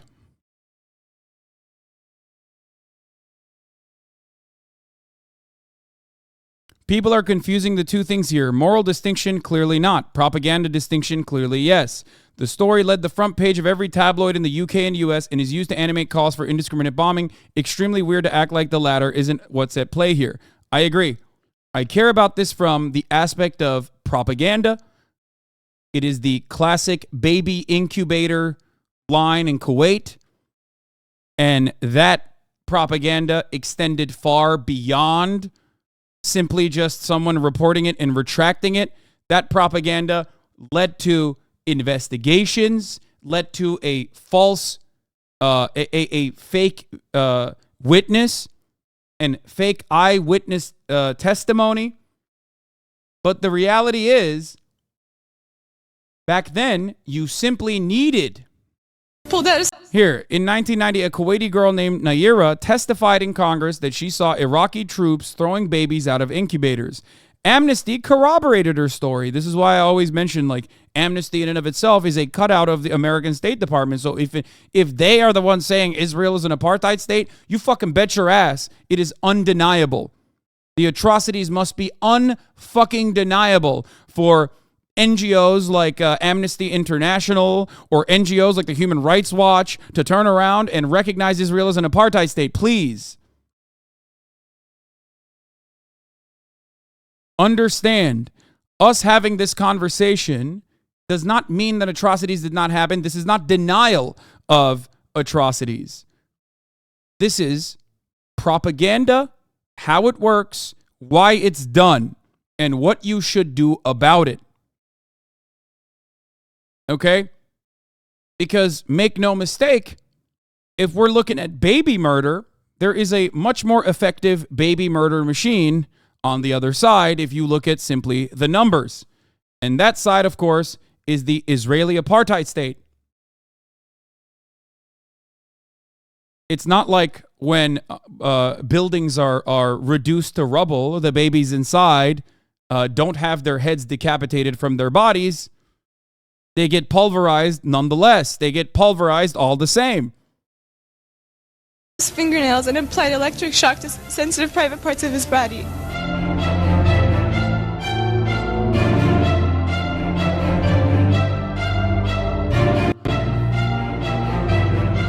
15-year-old Naira revealed the atrocity of Iraqi soldiers in Kuwait. That was a different time.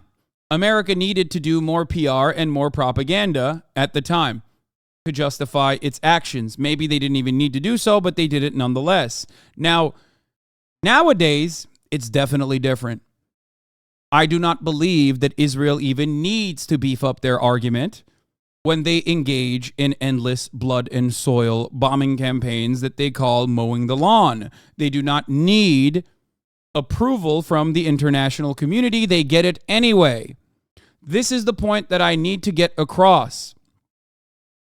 The additional seasoning added on to the already horrific violence that Israeli civilians experienced is specifically for a lot of those in the Western media to feel comfortable asking and demanding genocide.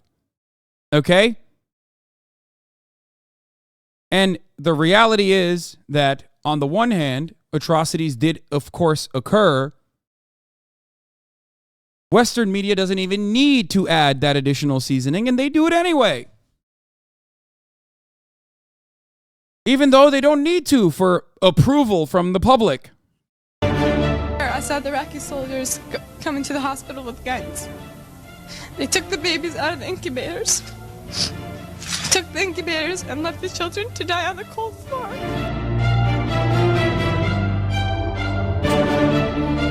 Her testimony was the major reason for the escalation. Desert Storm is launched. 135,000 Iraqis are killed. An estimated 1 million Iraqis, many of them children and old people, then die as a result of 10 years of sanctions. Later, Helen Knowlton selected her as a persuasive witness to this atrocity, and it was all part of a campaign to turn Saddam Hussein, at least in the public consciousness, into Adolf Hitler. And the feeling was that they couldn't sell the Gulf War without this.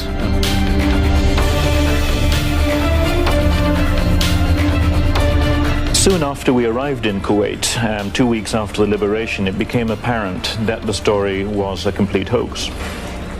We were able to go round the hospitals to count the incubators and find that, possibly with one or two that had been misplaced, that none were missing. War very much. Yes, Central Committee is correct. Same fucking shit. If a lie is believed, sometimes only for an hour, it has accomplished its purpose and there's no further occasion for it. Exactly. You can simply discard it afterwards and maybe even apologize, and sometimes not at all. It does not fucking matter. Okay? It doesn't matter because it already spread. It's done. It's intact. But make no mistake, I am not covering this to say this is a moral victory. Okay? It is not. It's not.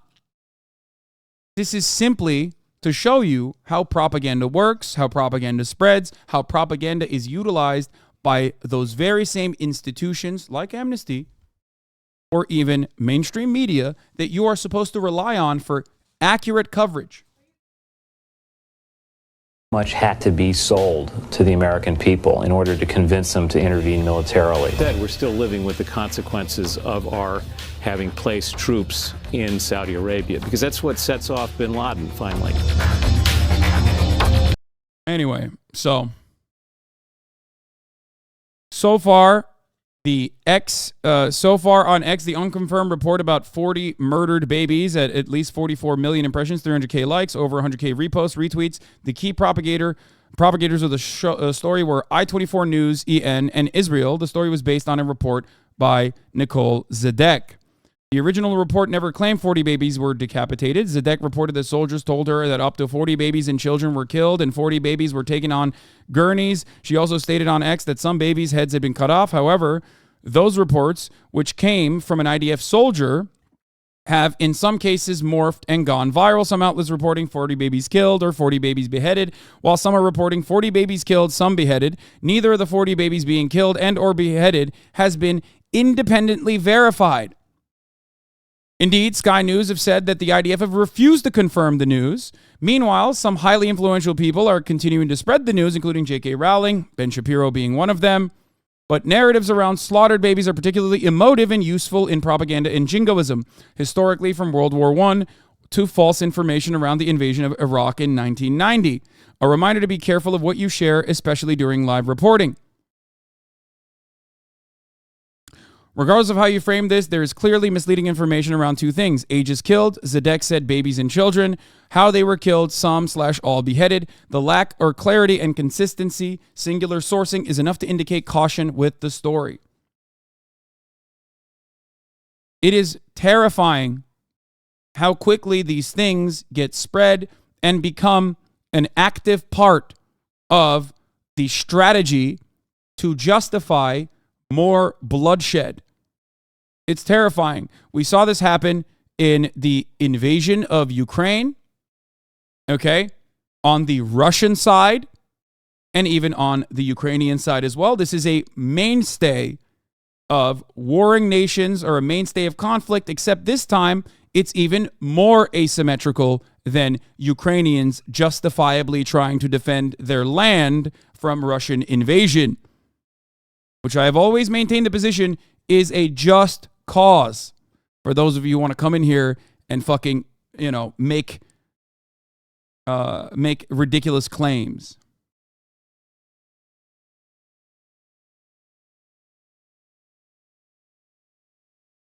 Nuance gets lost in circumstances like this.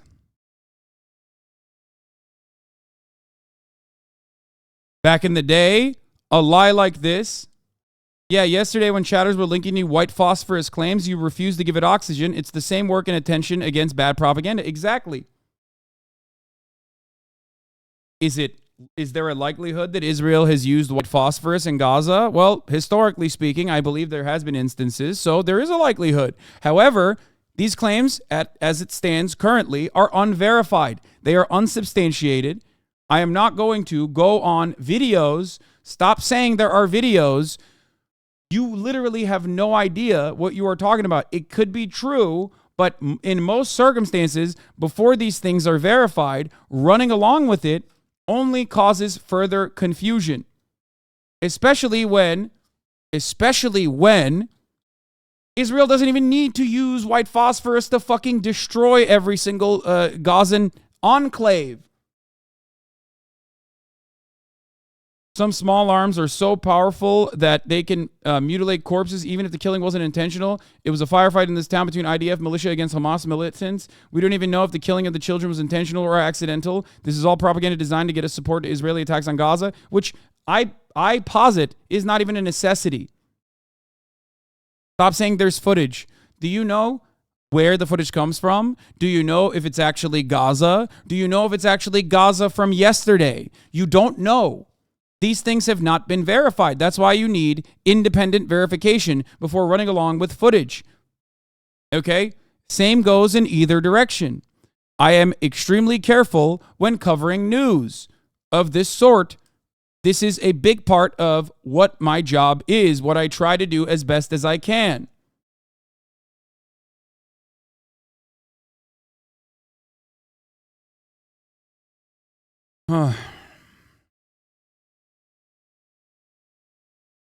Half the time, it's like Arma 3 footage. Sometimes it is from Ukraine. Many ongoing conflicts occur, especially at nighttime. If you look at a nighttime white phosphorus footage, it could be in Syria, it could be in Ukraine. You have no fucking clue, and you just kind of go along with it.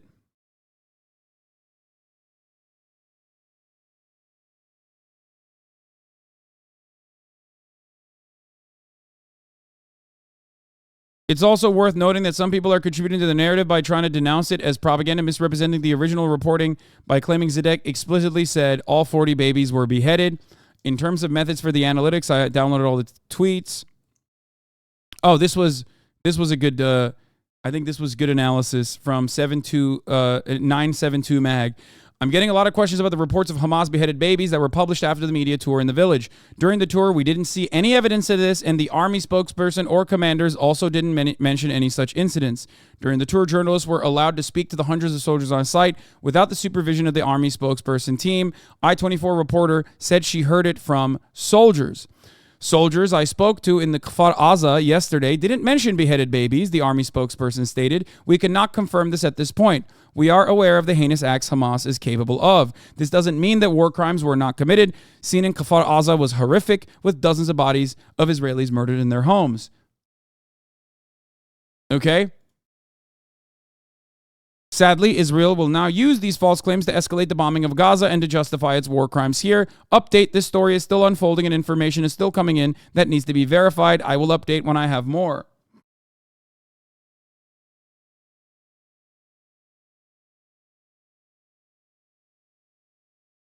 Do you understand this? Do you get it? I hope it's a little bit more illuminating when we talk about the situation, okay? I need you to understand my goal is to parse through information and misinformation.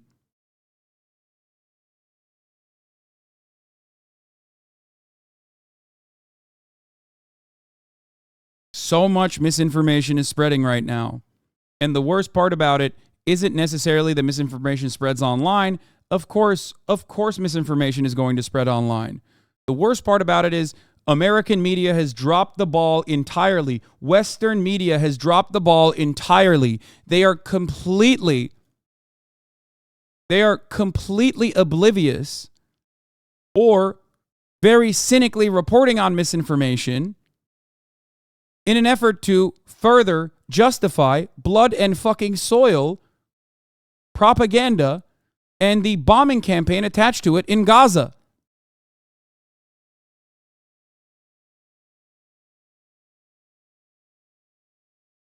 It is additionally ridiculous, especially because the atrocities are horrifying anyway. So what good? What good would you do in this circumstance to be like, well, some babies did die in a back and forth firefight? Many people tried to tell me, Hasan, the festival that the paratroopers landed on, you know, there were police officers shooting back at them, and that's why people died in the crossfire. Yeah, but they still died. Do you understand? So, paragliders flying into a festival with a bunch of festival attendees dying doesn't make it less bad. It's still bad. Hacking babies' heads off with a knife, beheading babies, dude. Oh my Lord, holy moly. We just went through this, my man. We just went through it. Please stop. Please get help.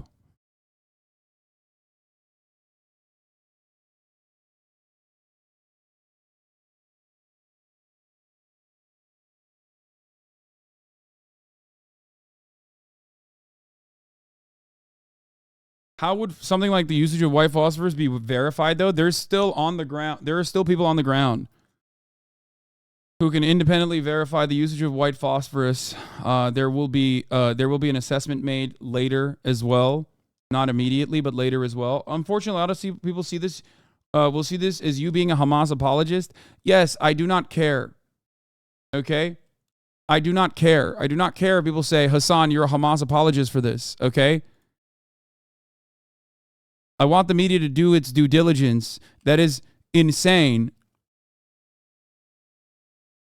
I have also pushed back on unverified information that is ostensibly on the Palestinian side as well.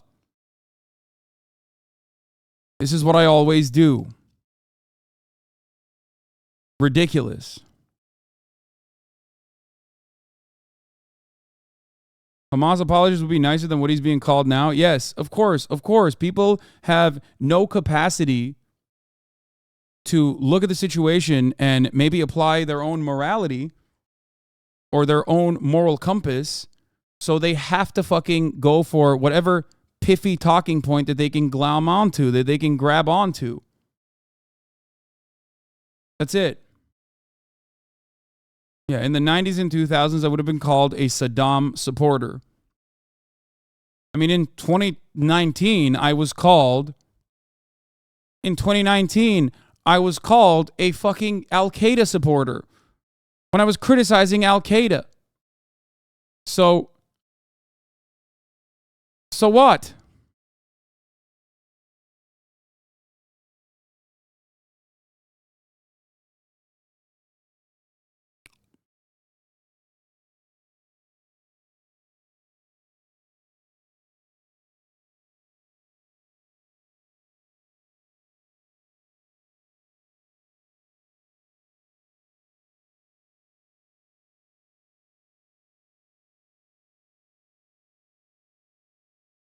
Anyway, I can't believe we deviated so far away from Ben Shapiro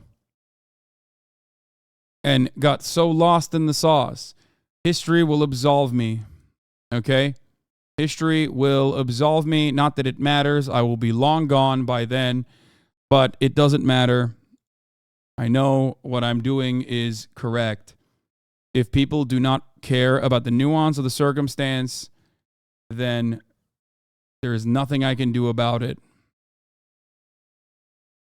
There is no moral victory at the end when you talk about massacres and slaughters occurring and say, well, you know, police were shooting back during the festival, so civilians got caught in the crossfire. It still does not change the reality that plenty of civilians died. That is still horrifying. The real goal in this situation is to contextualize said violence as a violent retaliation to an ongoing occupation and apartheid. It is not simply to say that that did not happen. It is not simply to say that that violence is just and awesome.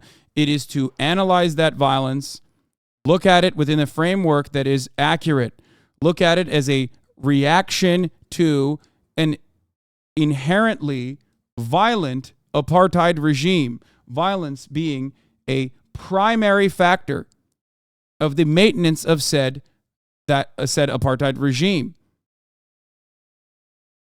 Moral exemplar, Hasan Piker.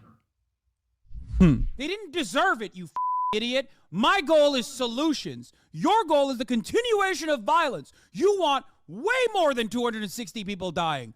You want every single Palestinian to be executed ruthlessly in the streets so that you can build another theme park in Gaza. You baying pig. You bloodthirsty, violent pig dog. Suck my How do you think this happens? You think it happens out of nowhere? You think these people are just like, oh, we were violent because we want to be violent? You think that's where violence culminates from? Or do you think it's because you have entrapped them, you have bullied them, you have subjugated them, you have humiliated these people? 2 million people live inside of Gaza. They're not even people in the eyes of Israel. Wait, what? That's great. Oh, I thought he clip-chimped me. That's correct. Oh, the other side of the clip is me also talking about like the atrocious conditions in Gaza. I guess that part he didn't want to show to his audience. Is that what it is? Because I thought he clip chimped me. But even the clip chimp is just posting my fucking dub, baby. I mean, fine. Why didn't you show the chat log you were looking at? Why didn't you show that? Yeah. So that's presumably, according to Hasan Piker, why you would murder a baby. That's why you would murder a baby and burn entire family. Yeah, that's me. Okay, yeah.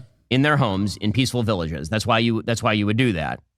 Now, I'm going to attribute this to, again, the peculiar narcissism of people like Hasan Piker, who believes that everybody thinks like they do. And I would ask people like Hasan Piker, okay, if that's the case, if you really believe that victimization is what causes people to murder babies in their beds for the crime of being Jewish and breathing, then what would cause you to do something like that? Is the there viral tweet he got from that all had people agreeing with you? Yeah, dude, why'd you post my dub, dog? Right after the clip, you say it's not justified? Yeah, let's see. So he cut me off right there. Okay, he cut me off right there and immediately starts talking about how I want baby murder to happen, okay, which is pretty cool, pretty interesting. Let me see what that full clip looked like, though, because that went viral on Twitter, that went viral on TikTok. Does anyone have the full clip? Can we see what I said? Can we see what the full clip was? Because there's a 2-minute. Now, I have been doing, what, at this point, 10 hours of coverage every single day on these issues. But let me fucking see what the full clip was. Do you think that this happened out of nowhere? Do you think this happened out of thin air? Are you fucking stupid? Do you think the Israeli state was just like peacefully coexisting? I'm gonna go pee. And then these guys came in with fucking gliders out of nowhere? Don't say fuck off, dude. They didn't deserve it, you fucking idiot. My goal is solutions. Your goal is the continuation of violence. You want way more than 260 people dying. You want every single Palestinian to be fucking executed ruthlessly in the streets so that you can build another fucking theme park in Gaza. You fucking baying pig. You fucking bloodthirsty, violent pig dog. Suck my dick. How do you think this happens? You think it happens out of nowhere? You think these people are just like, oh, we were violent because we want to be violent? You think that's where violence culminates from? Or do you think it's because you have entrapped them, you have bullied them, you have subjugated them, you have humiliated these fucking people? 2 million people live inside of Gaza. They're not even fucking people in the eyes of Israelis. 2 million. The average age is 18 years old. 57% unemployment. They can't even get fucking concrete inside of Gaza so they can build fucking water salination plants because 97% of their water is toxic. Why didn't he show this part, you think? Why didn't he show the rest of this? Just want to say he ratioed his ass 2 to 3 times while offline? They're dying of mass starvation. You cannot push people into a fucking corner their whole lives and not expect them to fight back at a certain point. Suck my dick. You fucking piece of shit.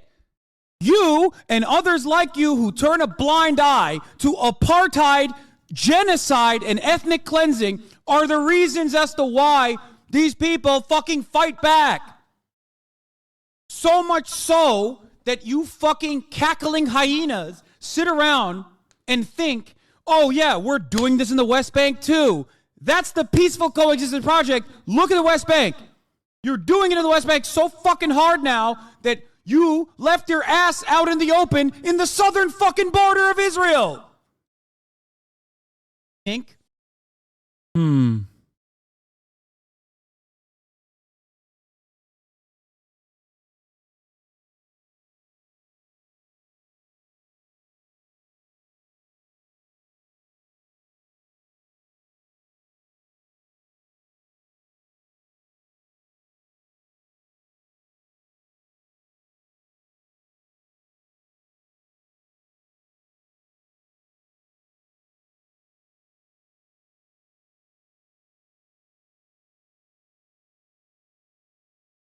He did edit it. He just clipped out the parts where he described Gaza's conditions. That's what I'm saying.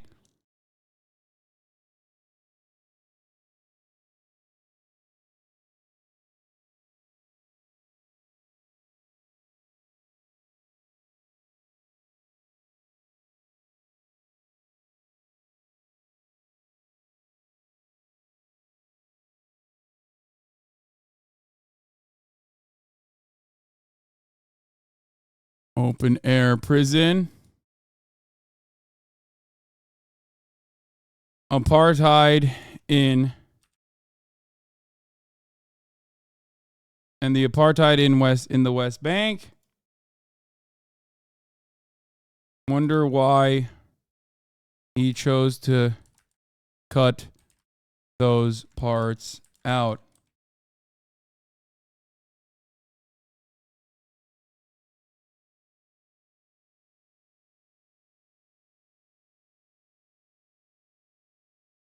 An open air prison for mostly children.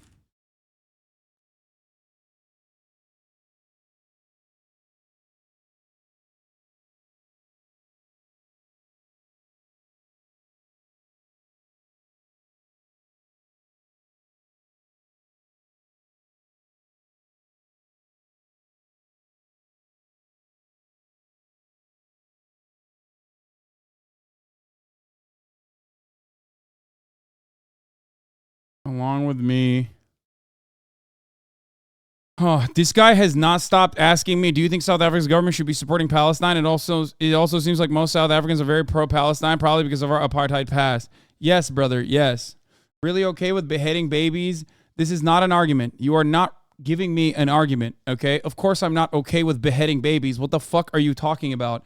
Why do you come in here and repeat the same talking point over and over and over and over again? Okay? Is it simply a matter of winning a conversation for you? So much so that it's just not a matter of like even security for Israeli citizens? Is that what it is?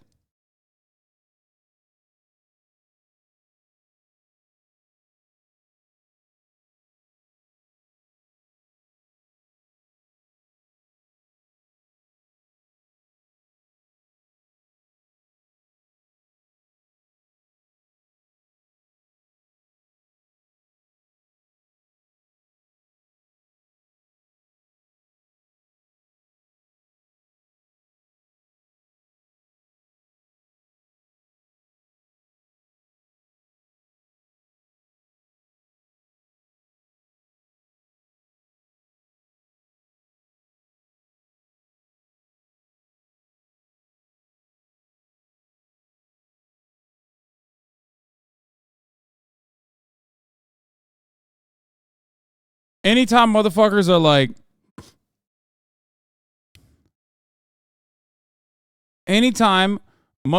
like, bro,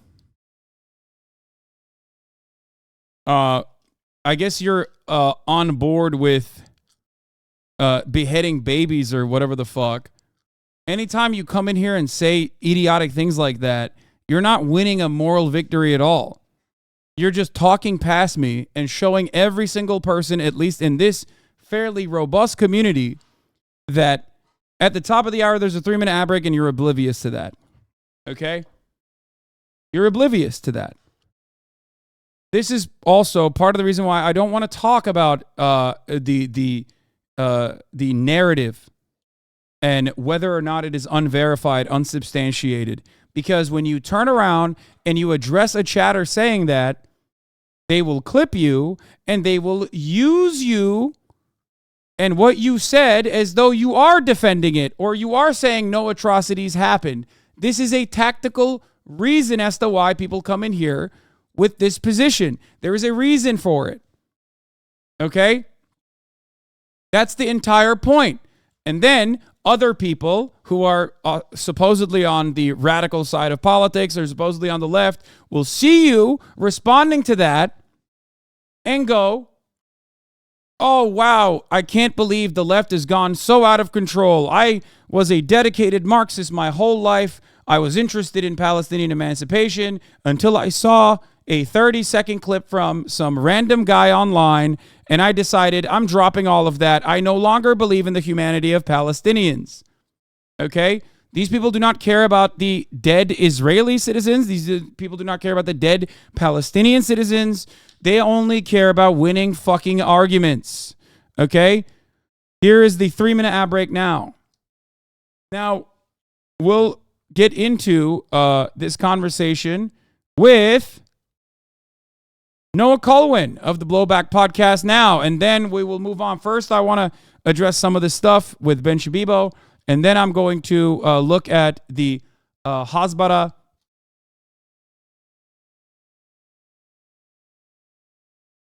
propaganda lines.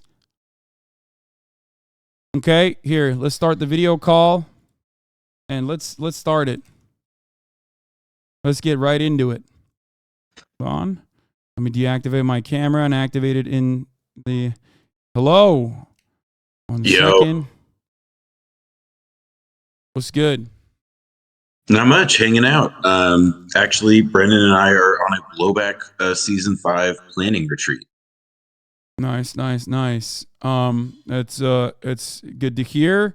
Ladies and gentlemen, here is... Wait, hold on. Let me pop this out real quick. Let me pop this so everybody can see your beautiful face. Ladies and gentlemen, boys, girls, MBs, here is Noah Kulwin of the Blowback podcast. He is going to, alongside myself, look at some of the Hasbara trolling ops that was dished out, titled effectively "How to Have Conversations About Israel on College Campuses." We will also be looking at a lot more. Noah, before we get started, because of course everyone is going to immediately call you a Hamas supporter and an anti-Semite, do you want to give people that maybe are unfamiliar your Jewish bona fides? Sure. So I am a contributing editor at Jewish Currents, and for people who are still looking to get more information on the conflict, the Jewish Currents team has been doing terrific work on a still updating explainer series that I highly recommend. And I have reported from Israel and Palestine, and I've also written extensively on these issues for some time, both for Jewish Currents and other publications. And my Hebrew's pretty good, and I lived there once upon a time. I actually lived in southern Israel and have spent a decent amount of time in the places that a lot of people have been seeing footage from. And it's, fairly brain-breaking, to say the least.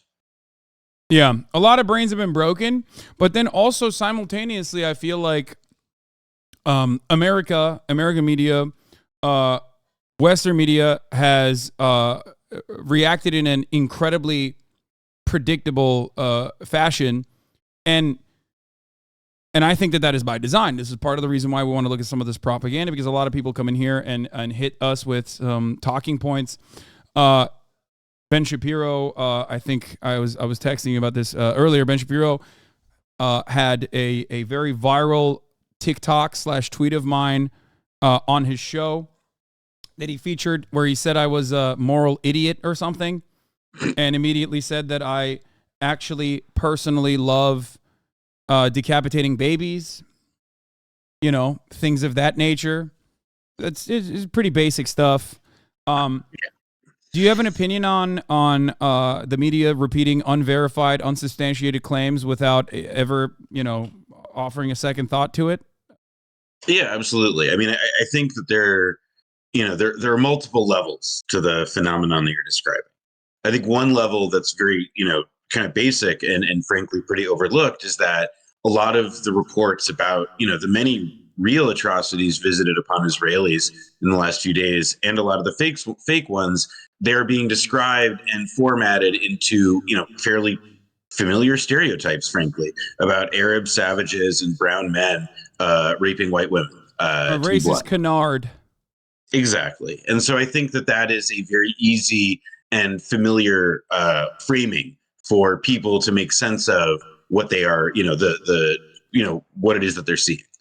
So that's thing number one. And then thing number two is that, the Israeli government, in a lot of the media that's circulating, now it's become, you can look at the New York Times and they have articles about how, false claims are undermining the integrity of trying to talk about the real atrocities. So it's already, the proliferation of, inflated accounts and yes, minimized accounts, but the proliferation of truly, outrageous claims like that babies were decapitated en masse. It's been, I think, it sort of clearly serves to try and justify, at the very least, what Israel is doing at this very second, which is, pummeling and brutalizing Gaza to the point of, extermination. And then I think sort of the final level of this is that there's a game that was played in the media after 9/11 that was called Do You Condemn? And the Do You Condemn game is meant to eliminate and erase what is actually the fundamental American political subjectivity, right? Like what is actually, as an American, as a person who's, as political agents in the world, as people who are trying to think, well, what are the moral responsibilities that I have, to this conflict? Like what we can do? Well, Hamas murdered civilians, and the reports of it indicate that it was cold-blooded and cruel. But American taxpayer dollars do not pay for Hamas's Katyusha rockets, except in the sense that we pay for Israel's military, and Hamas steals their supplies from Israel or is given aid directly by Israel for stabilization purposes. But I digress. Yeah, I was going to say our tax dollars have definitely contributed to Hamas being seen as the responsible party or responsible for Palestinian upkeep in general. And we are, clearly the point I'm trying to make is that like we're the patrons of Israel, and so we have as a kind of immediate, influence on the, setting aside even the fact that Israel does have complete political control over events on the ground at the moment. Like they do. It's the responsibility begins and lies with them. This is they claim that this is territory that is under their control. They take responsibility for what happens in it. This includes the Gaza Strip and the West Bank, what is the Israeli government calls Judea and Samaria. It's their obligation. And I think that we are, lost my train of thought with the Hamas digression there. But I do think that to the point about the Hamas, trying to get back on track. Hamas's ability, the Do You Condemn game is sort of about trying to make it clear that like our relationship to Hamas is not at all about, or obscuring that it is not at all like our relationship to Israel, because we do not support Hamas in the same way that we support Israel. If we want to have influence as political actors and help, and actually trying to get American politicians, whether it's AOC or Lindsey Graham, who's calling for a war on Islam, it looks like, to actually, do something productive, or the State Department, that's what our capacity is for. But we don't really have the position, it's sort of, I think, an acknowledgement of our inability to influence as Americans our foreign policy so concretely that we are instead, the media has become, and I think it also obviously serves the interests of people who, are very clearly aggressively pro-Israel and support the Israeli government. But they want us to we're just having discourse about discourse, and whether or not people providing explanations for why Hamas did something or why an event happened are in fact making excuses for it, or whether or not somebody said an annoying thing at a protest or somebody said something online. And it's just misdirection. That's all. Can I cut in here for 1 second? Yeah, please. I'm done. So one, I have been talking about the Mia Khalifa stuff and everything else that has accompanied the Palestinian forces entering Israel, and the double standard, of course. It's one that I know very well, being Muslim and living in America in a post 9/11 universe. One where if you are in any way, shape, or form, interested in analyzing where this violence begins, you are, especially as a Muslim person, you are immediately asked to condemn the terrorism, condemn the violence, and it is, I think, a way to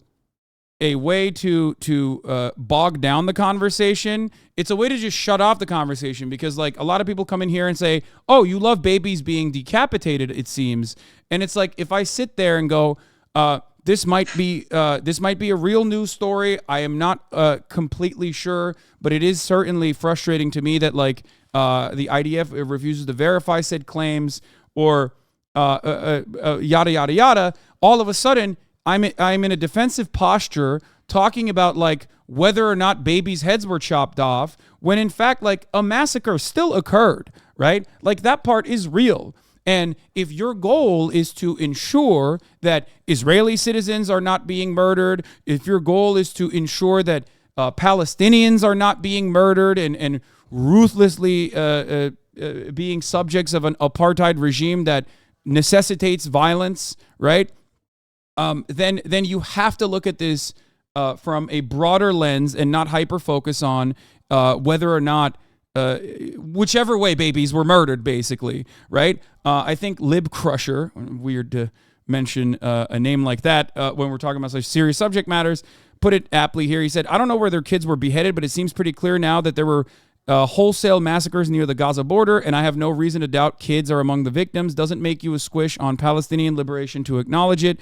Gaza simply can't be more surveilled, more deprived, more isolated than it already has been, short of outright genocide. Millions of Gazans have paid a horrific price for this futile, delusional strategy. Now thousands of Israelis have too. Gazans have been subjected to endless surveillance, humiliation, and inherently indiscriminate bombing, blockades, and deprivation of the most basic necessities of human life for decades now, all in the name of security for Israelis. What's the justification now? Do you agree with that? I don't know. I'm saying that, like, yeah, I think that it's right. I think that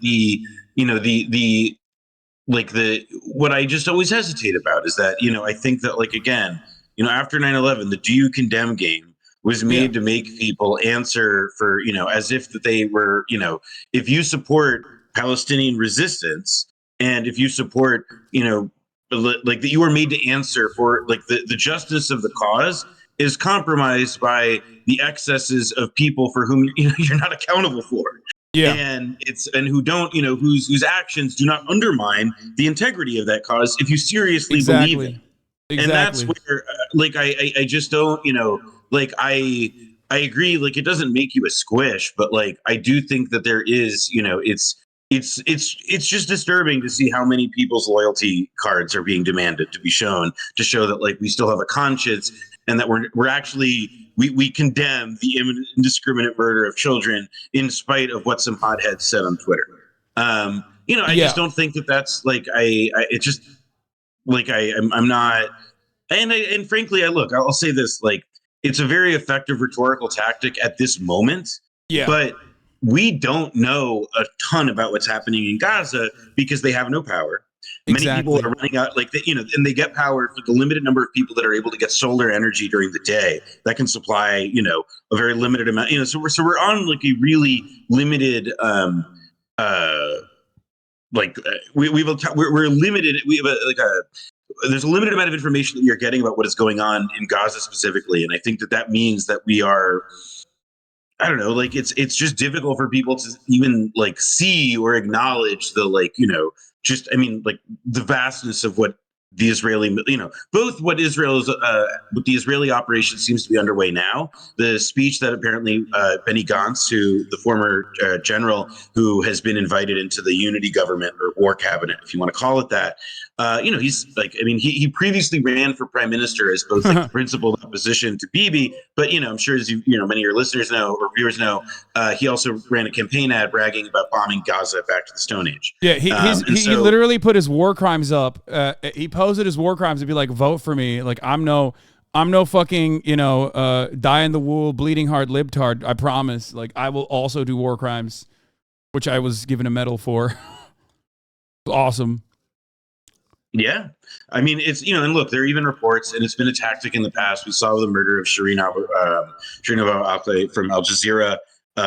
And, like, the Israeli press, the Israeli military has killed the press. And so there is also, I think, a degree to which we don't see what's going on in Gaza because Israel has, it's not just because, like, Israel's deprived power and stuff. It's that Israel's not letting foreign press in because they control who gets to go in and out. And also,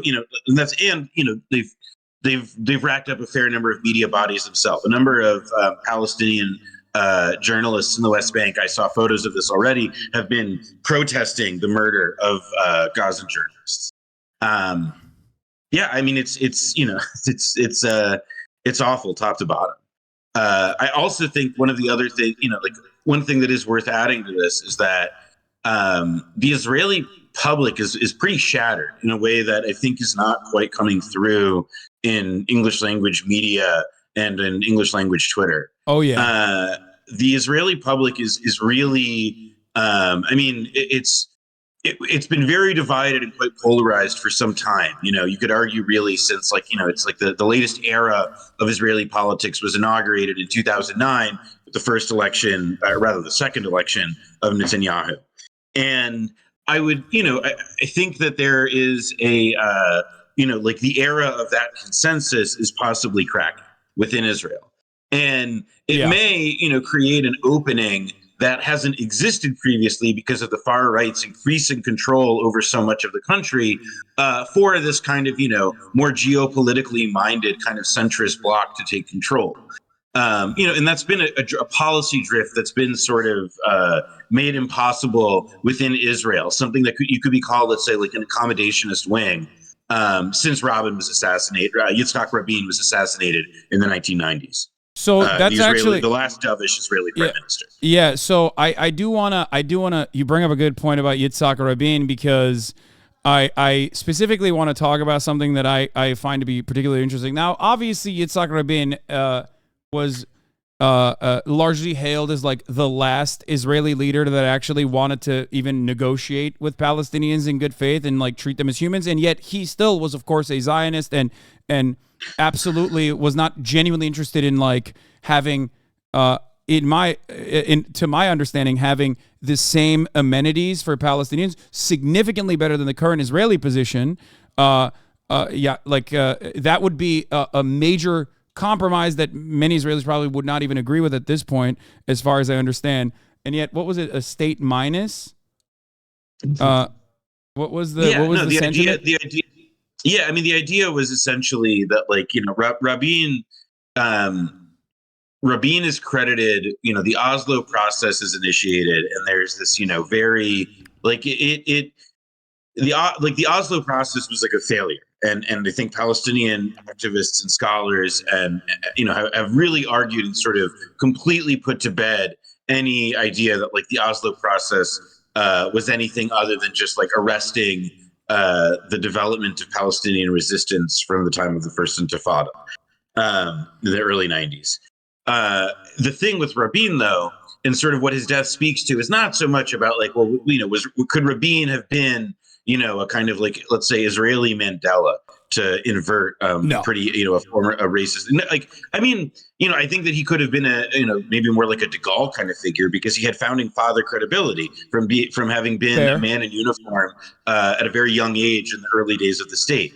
And he was also, I mean, he recognized in a meaningful way the necessity of Jews and Palestinians to live like that basically the thing that really accelerated after he died, and it's a meaningful contribution to why we're in the specific situation that we're in today, was that Rabin, the settlement enterprise that exploded after him completely undermined any ability for Jews and Palestinians to live side by side.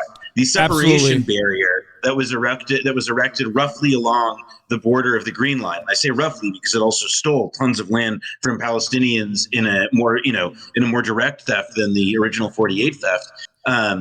The security barrier sort of helped consecrate that and sort of contribute and reify even more concretely that Palestinians and Jews were now to be living in separate and pretty much in permanently unequal conditions, sort of calcifying the apartheid. So I think when we talk about Rabin, the kind of thing that's helpful to consider is that like what has been absent in the almost 30 years since his death is the idea of a leader of Israel who is actually willing to make concessions. Yeah. And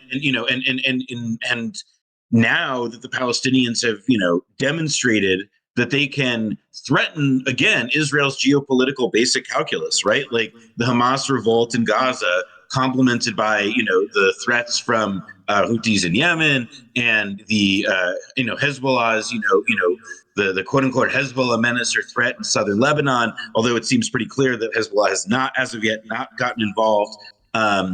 Just some some back and forth the basic artillery security shelling. calculus on Israel is now totally been jeopardized. One other important point that's been kind of lost in everything going on today, that the Hamas attack and the murder of civilians is very, very ugly, but the Israeli public is shattered. And they may turn to somebody like that again because, like a Robin figure again, because the basic security calculus that was constructed since his death has now been challenged, meaningfully challenged. Exactly. This is really important to analyze from the framework of Benjamin Netanyahu and his increasingly reactionary coalitions that he put together. Was seen as the security candidate. This is something that was very important for Israelis, and that is what carried him beyond the shitty allegiances that he made. But that was always his, as far as I understand, that was always his selling point, that his reactionary politics were actually going to keep Israelis safe, and that fragility was demonstrated in this last Palestinian incursion, and an unimaginable, untold amount of Israeli deaths occurred. This has never happened before. It took 3 days now of endless bombing campaigns in Gaza.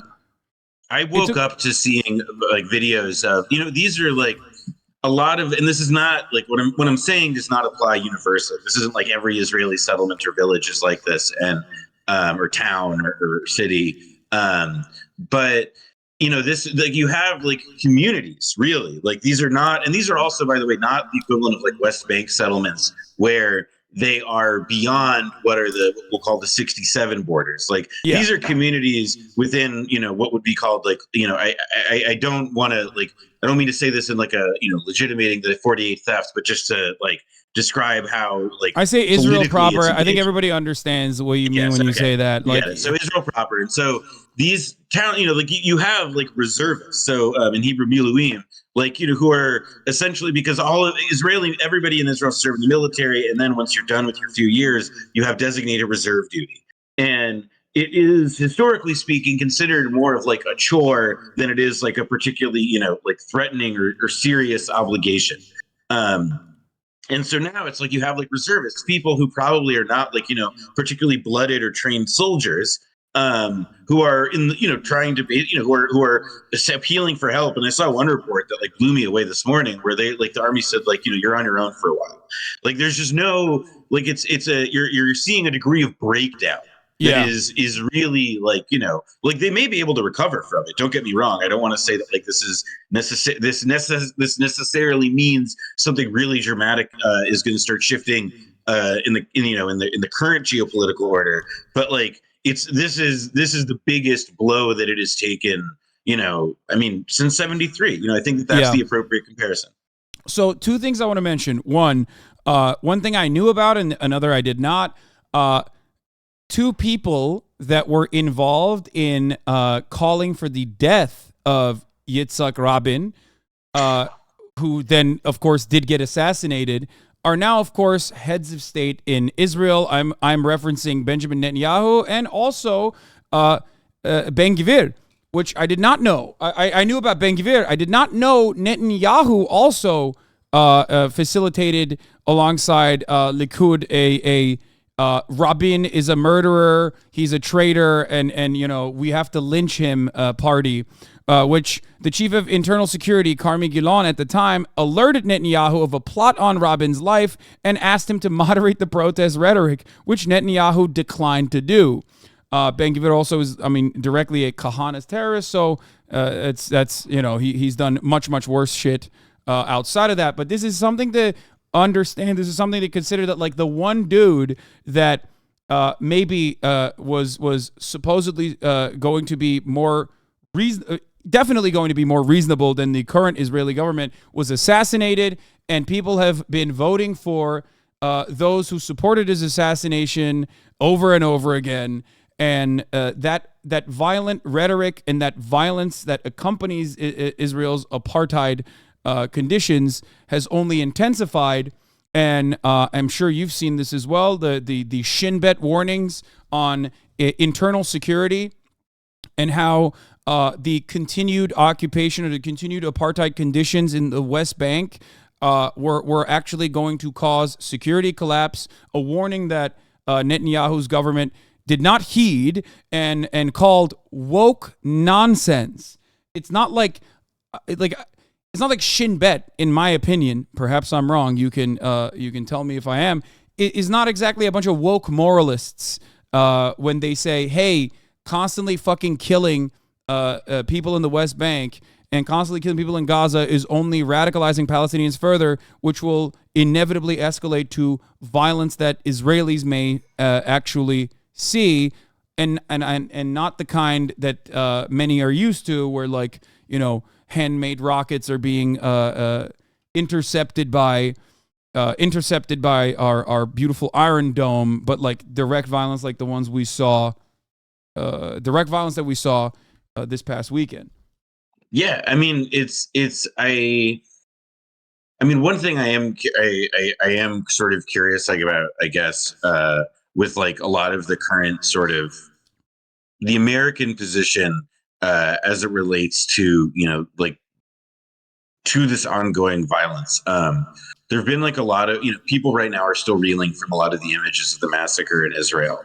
That, you know, like, particularly, you know, like the killings in the Kibbutzim and the music festival. But I really do. I have been kind of wondering a lot about, you know, in the next few days and the next week, if, you know, the Israeli public has been shattered and so on, and everybody's talking very, very tough right now. But, you know, I also do wonder, and I retain open somewhat the possibility that, like, as we learn more about like what's going on, and the fact that like all of this, you know, was warned about, as you said, by people like the Shin Bet and so forth, if that will, you know, like, historically, right, like, that hasn't made a dent in the pro-Israel lobby and in the lockstep support for Israel's, you know, like, oh no, like not in the Western world. Yeah, no, and even within Israel, by the way, it's very, very difficult to fight it, because the country is so, you know, it's so hard to hold these different, you know, it's been such an unstable, kind of ungovernable mess for so long. I mean, that's why Netanyahu has been prime minister for, you know, so many years, with only, like, you know, one brief interruption. You know, like, I could see a world in which there is a kind of, like like you see a new kind of political opening emerge as a result of the dissatisfaction. Now, the issue is that, like, you know, there is a history, actually, of Israeli Shin Bet guys and others going into politics or speaking their mind. There was a movie actually called not the Generals, The Gatekeeper? What was it? Israeli movie documentary. I think it was nominated for stuff. The Gatekeepers, yeah, from 2012, and it's about, like, the Shin Bet, and it's like sort of like a rip-off. It's like a styled off like an Errol Morris thing, but like it interviews a bunch of former Shin Bet leaders, and, you know, it like they've always, like, this line of critique has existed for a really long time, and it's never actually penetrated through to the Israeli, you know, political establishment, or it seems, you know, to the strategic core of Israel, because the situation keeps getting worse. So we hear a lot about, you know, the Shin Bet saying, like, actually, you know, this thing is really bad, etc. And, you know, it helps legitimate left-wingers' arguments for sure. But, like, I have to confess, like, because we've heard this story before, it does, like, ring a little bit hollow to me, because, you know, these people continue to vocalize these critiques, but, like, okay, then, you know, Netanyahu is still running the show. You know, it's like the right wingers, the inmates are still, you know, in control of the asylum, so to speak. So, you know, is this just saving face? Is this, you know, are these consciences found too late? Is that, you know, I'm not sure. I don't feel like I could speak to that, but, like, it does strike me as, like, you know, not dissimilar. It reminds me a little bit of, like, all the, you know, the resistant CIA guys in like with Trump, you know, like, it's just, like, it's like, you know, like, I agree with you that, like, Cheeto Man bad, but, you know, I'm not really ready to get in bed with you. All I'm looking at here is an immediate comparison to, like, what kind of resistance occurred after 9/11, and obviously, like, it's not a one-to-one comparison because America's genocidal crimes are well within its past, and those we still the atrocities that we still commit, we do far away and not in our fucking backyard, you know. So it's a little bit different, but I don't recall a moment of clarity such that we hear from Haaretz, obviously, liberals, whatever, but I don't recall that from like the New York Times in the immediate aftermath of 9/11. And I think that is what I'm factoring in to see if people do truly recognize that this kind of violence is always going to continue, because there's only two ways out of it. It's obviously full-scale genocide, or it is de-escalation and genuine peace talks and peace conversations. I mean, there's another option, which is like, the one that has already happened. It just happened a long time ago, and we now need to confront whether or not our government will let it happen this time, which is expulsion, which is if they open a quote unquote humanitarian corridor or something to America's let people out pushing of the that right bombings. now, yeah, through Egypt. Yeah, and it's like, okay, great. We've now just, and it's like we create a bunch of displaced persons camps in the middle of the fucking Sinai, which is ridden by which is controlled essentially by ISIS level bandit groups. I mean, this is ridiculous. It's it would be probably the greatest American humanitarian catastrophe, outside of like a war we started, that I could ever think of. I mean, the mind boggles. I do think that it's. I mean, it's it's expulsion. It could be genocide. It could be a bit of both.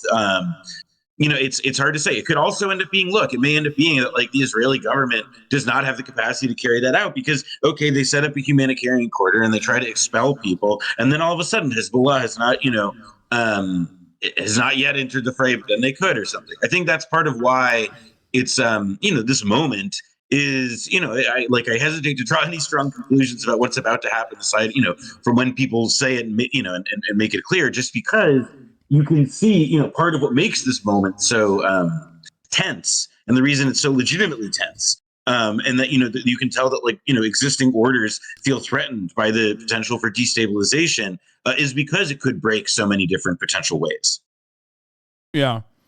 One other thing that I wanted to bring up is sometimes you see this because the Israeli atrocities are so commonplace that you have what I like to call the Jamie Lee Curtis dilemma, where you end up showing Israeli atrocities against Palestinians while simultaneously maintaining your support for Israel, not realizing that those are Palestinian kids that are being bombed by Israeli forces.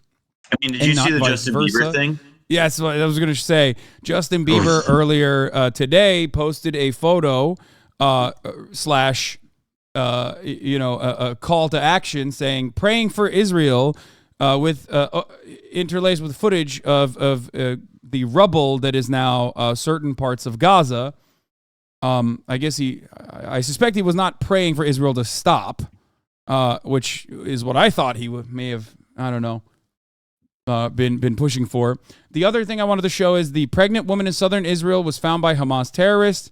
They dissected her body. Her stomach was cut open, and they took her fetus out with the umbilical cord and let the unborn child die slowly out of his mother's womb. This is what inhuman savages Hamas do to people. Now, you might remember that story because it was a very, very famous one, except once again, that familiar story was not of Hamas, but vice versa. Hamas dissected a pregnant woman's body, says Mohammed al-Kurd, but it's actually a report of the Sabra and Shatila massacre where Israeli soldiers did that to a Palestinian woman. Hamas keeps babies in cages, but the images show Palestinian babies caged by the Israeli military. What a circus, says Mohammed al-Kurd. Well, that's like, to me, the rapes narrative is like particularly kind of galling to make that claim without any really hard proof. And again, like, this is where it's like, yeah, this isn't just nitpicky cringe, like leftists or whatever being like, show the receipts for this. Like, it's like, no, actually, this is like literally shifting the locus of responsibility for the actual systematic mass sexual violations that take place as part of the administration of occupation, whether it's in Israeli prisons or it's in let's say checkpoints where Palestinians have to cross them. And there's actually a friend passed on Twitter at Tamar S, who has been a really good has honestly been a very good follow for a lot of this stuff. she passed on to me a story from the Times of Israel last year. Headline: Ex-prison guard alleges sexual assault by security inmate accused of raping soldier. New claims from another guard at Gilboa prison add to growing scandal over accusations that female wardens were, quote, pimped to Palestinian prisoners. So there's also just again, it's like the depravity exists within the Israeli system in spades. And, yet we've got to resort to just buying into the cheap and most degraded cliches about, what people bottled up in horrible conditions for decades will do. It's if you believe that these people will commit these rapes and these beheadings, what won't they do? And combined with, the very, the objective, the awful, crimes of civilian deaths, it ends up just, it makes the actual possibility for meaningful reconciliation and fact finding that much more difficult. Yeah. Okay. We should probably, there's an update, by the way. Latest news, people are telling me that Hamas has released a woman and her children. They've released a Israeli family. I suspect this is to make it impossible for Israel to deny that there are Israeli citizens currently being bombed alongside Hamas and alongside Palestinian civilians, because it makes it rather difficult that the current opinion of the Israeli regime seemingly has decided that these guys are collateral damage. Even Israeli citizens themselves are collateral damage that will possibly die in the bloodshed, right? So I suspect the reason for the prisoner or for the hostage release here is to make it impossible to avoid by Israeli media. Yep. So we'll see. Where is it? This link is not working, chatter, that you're sending me. But speaking of parsing through real information, one of the reasons why I wanted to have you on today was so that we could look at the dedicated efforts that the Israeli government has put to talking about Israel. This is the Hasbara Handbook. Hasbara, how do you say it? Hasbara Handbook, promoting Israel on campus. This is from March 2002, but a lot of the talking points are still pretty much the same. Obviously, goals shift as Israel becomes more violent. It would be helpful to give also some context about when this Haas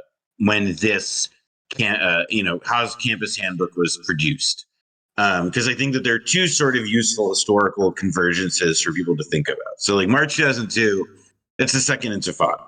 So the first Intifada was characterized, broadly speaking, by strikes, mass civil disobedience, stone throwing and direct confrontation with Israeli soldiers and military forces, but it was not really, they weren't targeting population centers.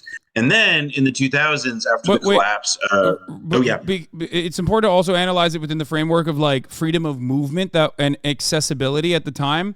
For many of you, you have never lived in a world where Palestinians and Israelis supposedly coexisted. Obviously, there was still second-class citizenship, and yet during the time frame of the first Intifada, while settler terrorism was of course occurring, there was still freedom of movement, as far as I understand it, between what we now know as Israel proper, West Bank, and Gaza, right? So yeah, that is why I think it's important to recognize that the more conditions have worsened for Palestinians, the more casualties have increased on both sides. But of course, there's still a massive asymmetry there. And the protest methods have changed as well. Yeah, I mean, it's, this is the nature of a military occupation or a counterinsurgency, which is that, it gives the illusion, when successful, of stability. You think that everything is peaceful. You think that everything is, proceeding as normal and that there is some kind of equilibrium being maintained. When in reality, what is happening is a constant level of, a daily level of violence, but it is just organized and carried out by the state. And I think in the case of, what happened, especially after the first Intifada, the freedom of movement of Palestinians afterwards became vastly more restricted. And over the course of Oslo, over the course of this process by which Palestinians would supposedly be getting, their state and something resembling political equality as a result of the, laying down their arms and so on, they got nothing. And in fact, they got less. They watched their land get stolen. They saw Israeli settlements rise. They, sat through, a few different right-wing prime ministers, and they launch a second intifada that allows for, it justifies and they allow suicide bombers. And this is depending on, I interviewed the Tamimi family, famously Ahed Tamimi, her father, when I interviewed him in his living room, he said that he believed that was a tactical mistake in hindsight, but that he did not believe that it was morally wrong when you considered the, fundamentally, the fundamentally subjugated position of Palestinians. And that was, I think, broadly speaking, how a lot of people, I don't think that he was alone or is unusual in thinking that.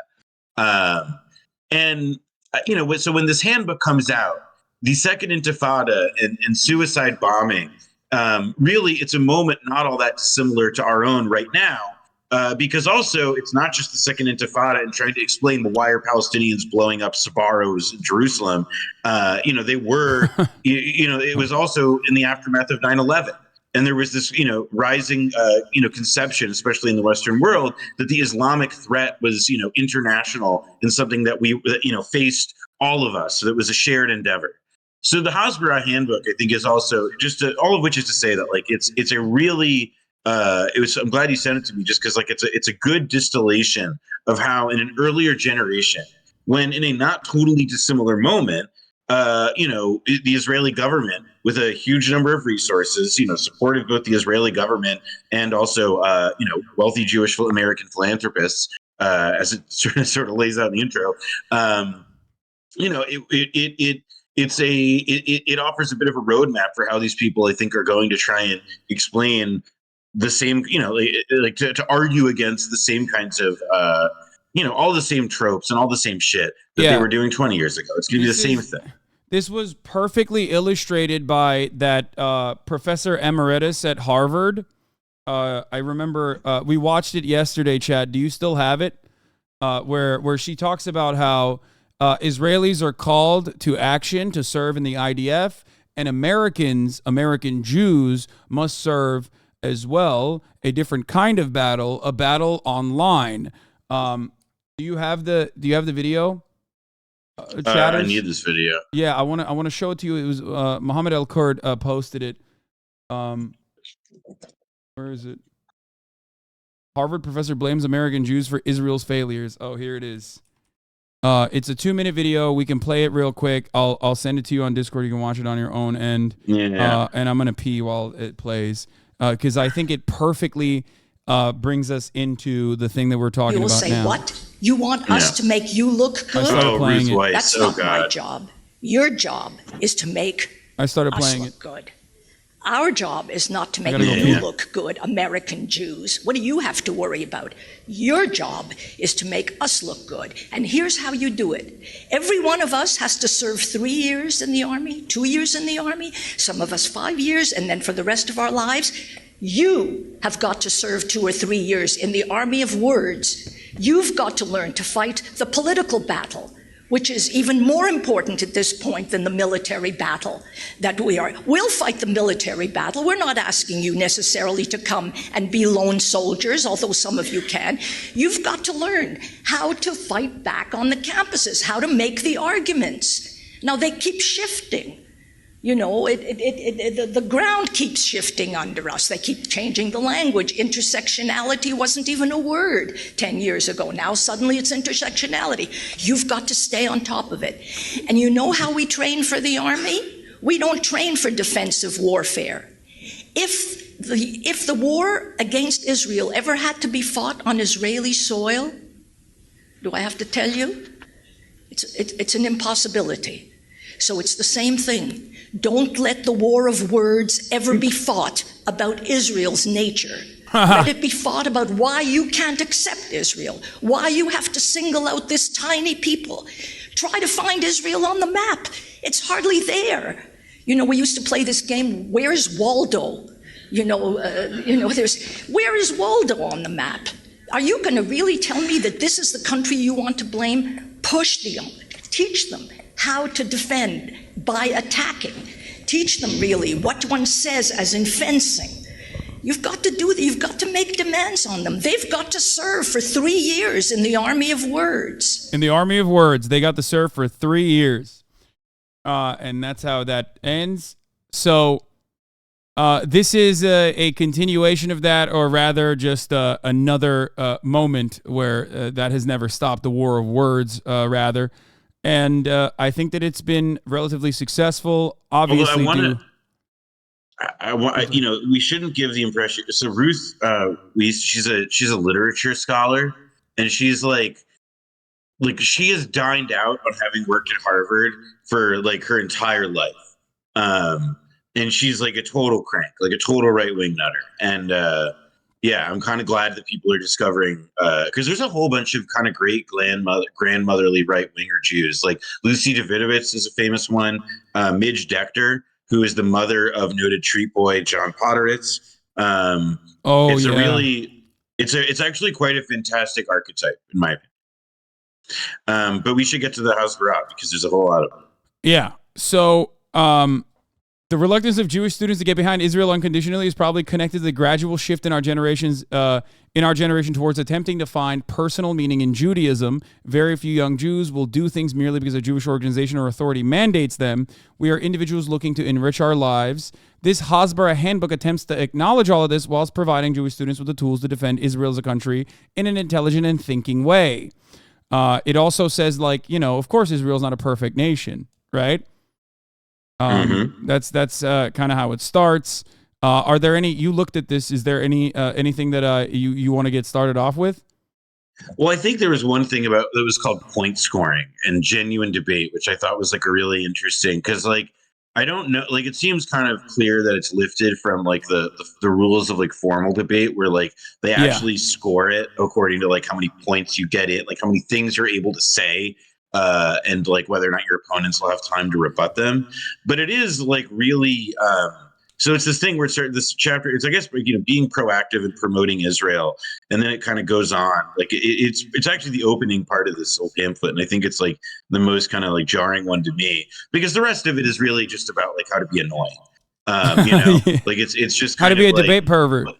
Yeah, exactly. But this is this is beyond that. This is beyond debate perversion. This is here is how you actively sandbag people who are trying to talk about human atrocities that our government bankrolls, it feels a little bit like those when you're reading those FBI handbooks for how to be an agent provocateur, disrupt the meeting with as many irrelevant points as possible and so on.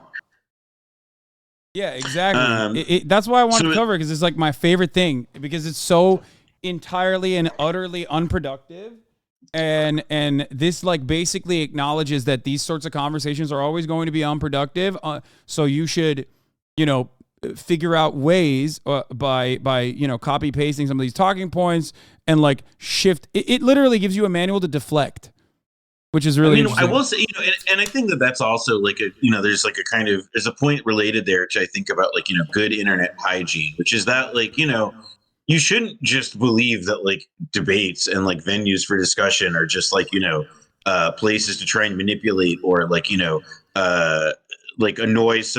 annoy people into your position or whatever. It's fun to rag on people, whatever. But if you are taking seriously the idea in a specific venue of you could there are people here I can win over, then it kind of behooves oneself to think about then, well, all right, how do I go about doing that? Whereas this is listen, you're going to have to take it for granted that sometimes you're going to be in a room with people who are lesser beings. And if you're in a room with people who are lesser beings, then you're going to have to learn how to, manipulate their minds. And so what does that mean? Well, it literally, here's one subhead. People believe what they hear first. Uncritical audiences believe something if they hear it first and hear it often. People tend to believe the first thing they hear about a certain issue. Like, that's like Neil Strauss, the game shit. Like that, like they're trying, is that Hasbara, or is that trying to teach you how to pick up a woman at a bar? Like, it feels like such it's elemental, but this stuff is this stuff was pedagogy for Jewish students in college campuses and educational settings around the country, through this day. So this is also I'm expressing oh my gosh, can you believe this? But I probably got a version of it at one or various points in my youth. Yeah. Agenda setting. Why be proactive? The person who sets the agenda will usually win the debate. Reactivity forces Israel activists to be constantly on the defensive. No, Israel is not all that bad. However, by setting the agenda, Israel activists get to determine what to talk about and can therefore discuss the things they feel help promote the pro-Israel message. Which, by the way, is, of course, the same thing that I talk about quite frequently on this broadcast, where the message, the talking points come directly from the American Enterprise Institute and make its way all the way down from mainstream media, Fox News, politicians, and independent YouTube channels down to the last Republican person that was in my chat that repeated the talking point, which is, of course, why I always say, you debate one guy, you're debating all the guys in the Republican in the conservative reactionary side. And a similar thing could be said about this as well, where the talking points are identical all the way from American politicians to IDF commanders to Ben Shapiro. It's always the same exact talking points, which I want to address through the PragerU video, unless you have more that you want to talk about. I think the PragerU video is actually kind of a better one, because it's a really good example of just how selective framing is sort of part and parcel of everything that they do. So without further ado, let's get to that. PragerU, why isn't there a Palestinian state? Let me see if we can watch this together. I think I'm going to turn off my camera, turn it back on the stream side, and then I will share my screen with you instead, and then we can watch it together. Hold on, and then turn on camera. Not share your screen. Oh,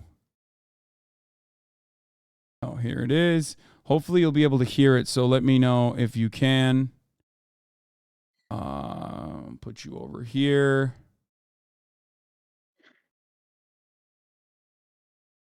Hold on, resizing your beautiful face. Okay. As best as I can. All right. If Israel just allowed the Palestinians to have a state of their own, there would be peace in the Middle East. You can tell me to stop it whenever. That's what you hear from UN ambassadors, European diplomats, and most college professors. But what if I told you that Israel has already offered the Palestinians a state of their own, and not just once, but on 5 separate occasions? All right, pause here. So the first thing that he does, aside from just, that's an incredible, David, okay, I'm going to call him David Blog. Okay. David, and the Maccabee Task Force is I have no idea what that is. And damn, he looks kind of faded right now. Anyway, so David Blog is saying the Israelis offered the Palestinians this, they offered them a state 5 times. The Israelis did not offer the Palestinians the state seriously once, but that's kind of beside the point. The Israelis in the first example he will go on to give Israel didn't exist at that time. So already he's beginning with cap.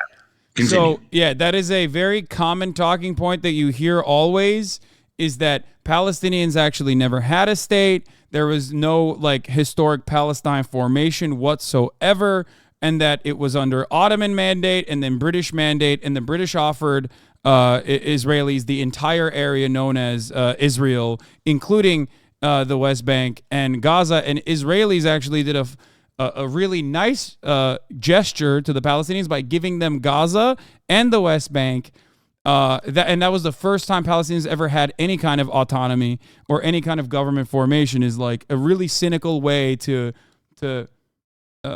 present this ahistorical perspective. I don't know if you've ever seen that one at all. Have you? Maybe you haven't heard this propaganda before. No one can hear me? Oh, wait, sorry. Repeat that. I didn't hear the last part. Oh, I said that you know how the map that everybody uses all the time, showing like how little territory Palestinians had remaining, that shows like the West Bank getting smaller and smaller.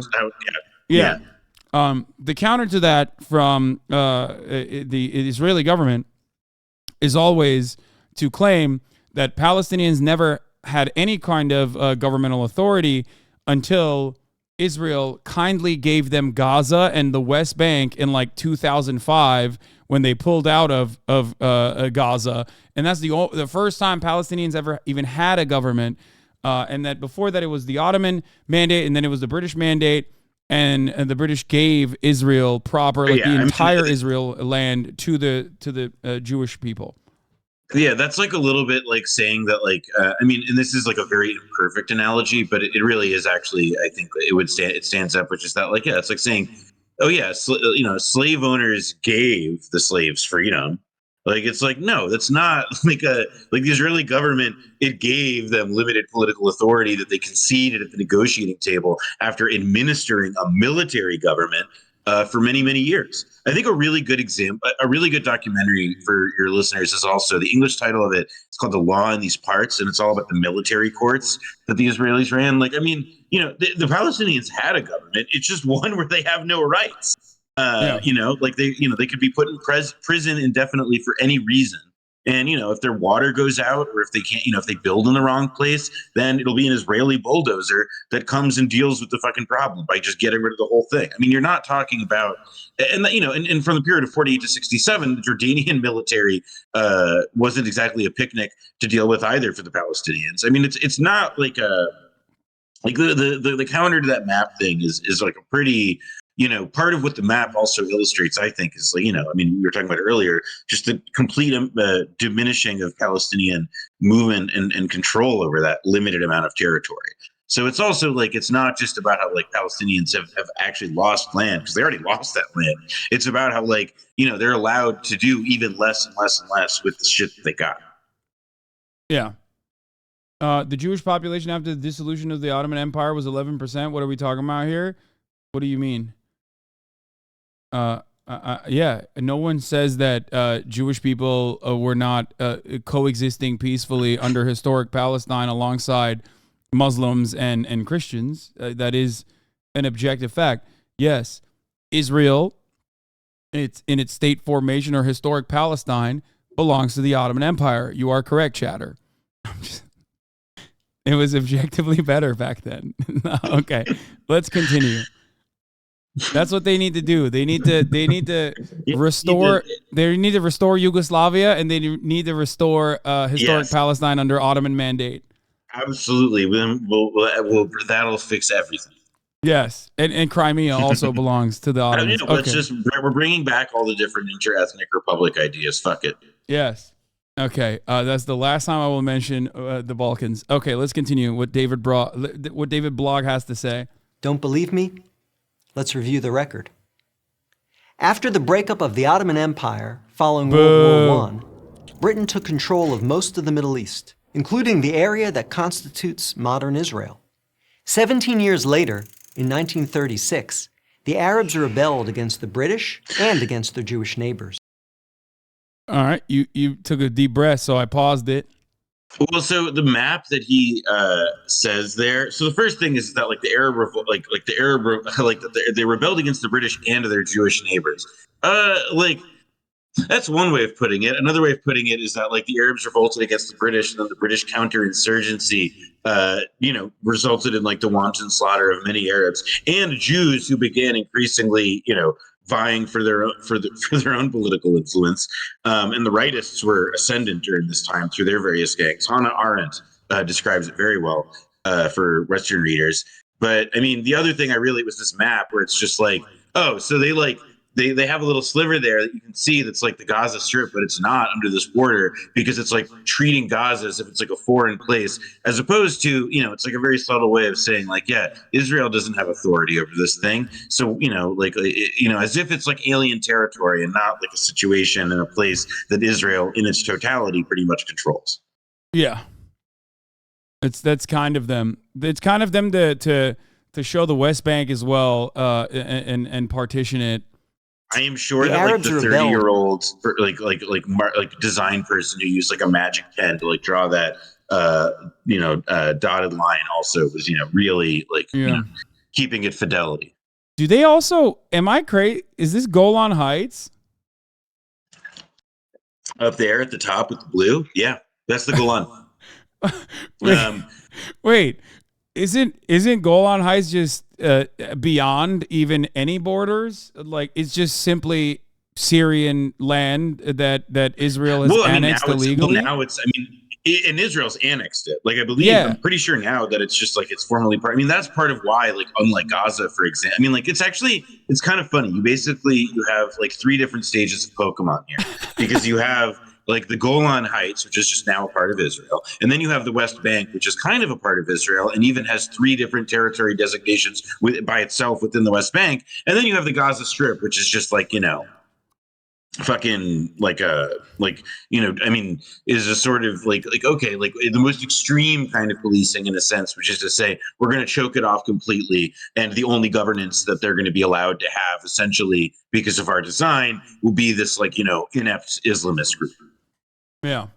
All right, let's continue. The Arabs rebelled against the British against their Jewish neighbors. Not good. The British formed a task force, the Peel Commission, to study the cause of the rebellion. He looked like Dr. Manhattan. Yeah.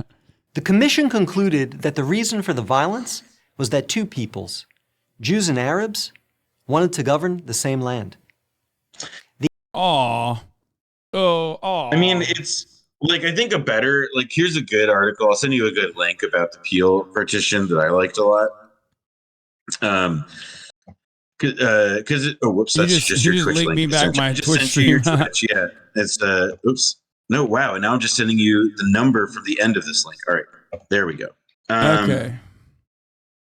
So it was really about like this article it does a nice job. It's an academic thing, but it shows that for one thing, like the Arabs had like almost no input in this process. It was really like the Peel Commission was as anti-democratic a method of like going about this as like one could have done. And it was really not about like when you say like studying the causes of the Arab revolt, it's like, okay, well, this is the study of like, how are we then going to manage it further? And the decision that they chose was to, do what this article calls Cantonization, which is basically, like a clean, I think a more accurate way of describing this is not 2 states or 2 peoples, but divide and conquer.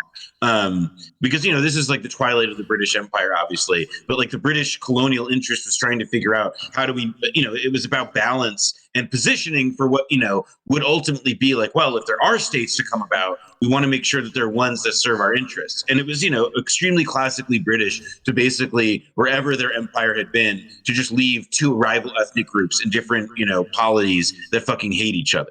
Like it's what happened in Pakistan and India with the partition. It's just like the story of the British Empire is a series of goodbye presents like that. Yeah. Divide and conquer. It's a very successful, even Hamas's creation is a continuation of that same exact policy, but this time in the hands of the colonial force being the settler colonial force of the Israeli government, right? I mean, Hamas being used as a counterweight and being propped up was done with the express purpose of trying to divide Palestinians and offering more power to the Islamist factions as a counterweight to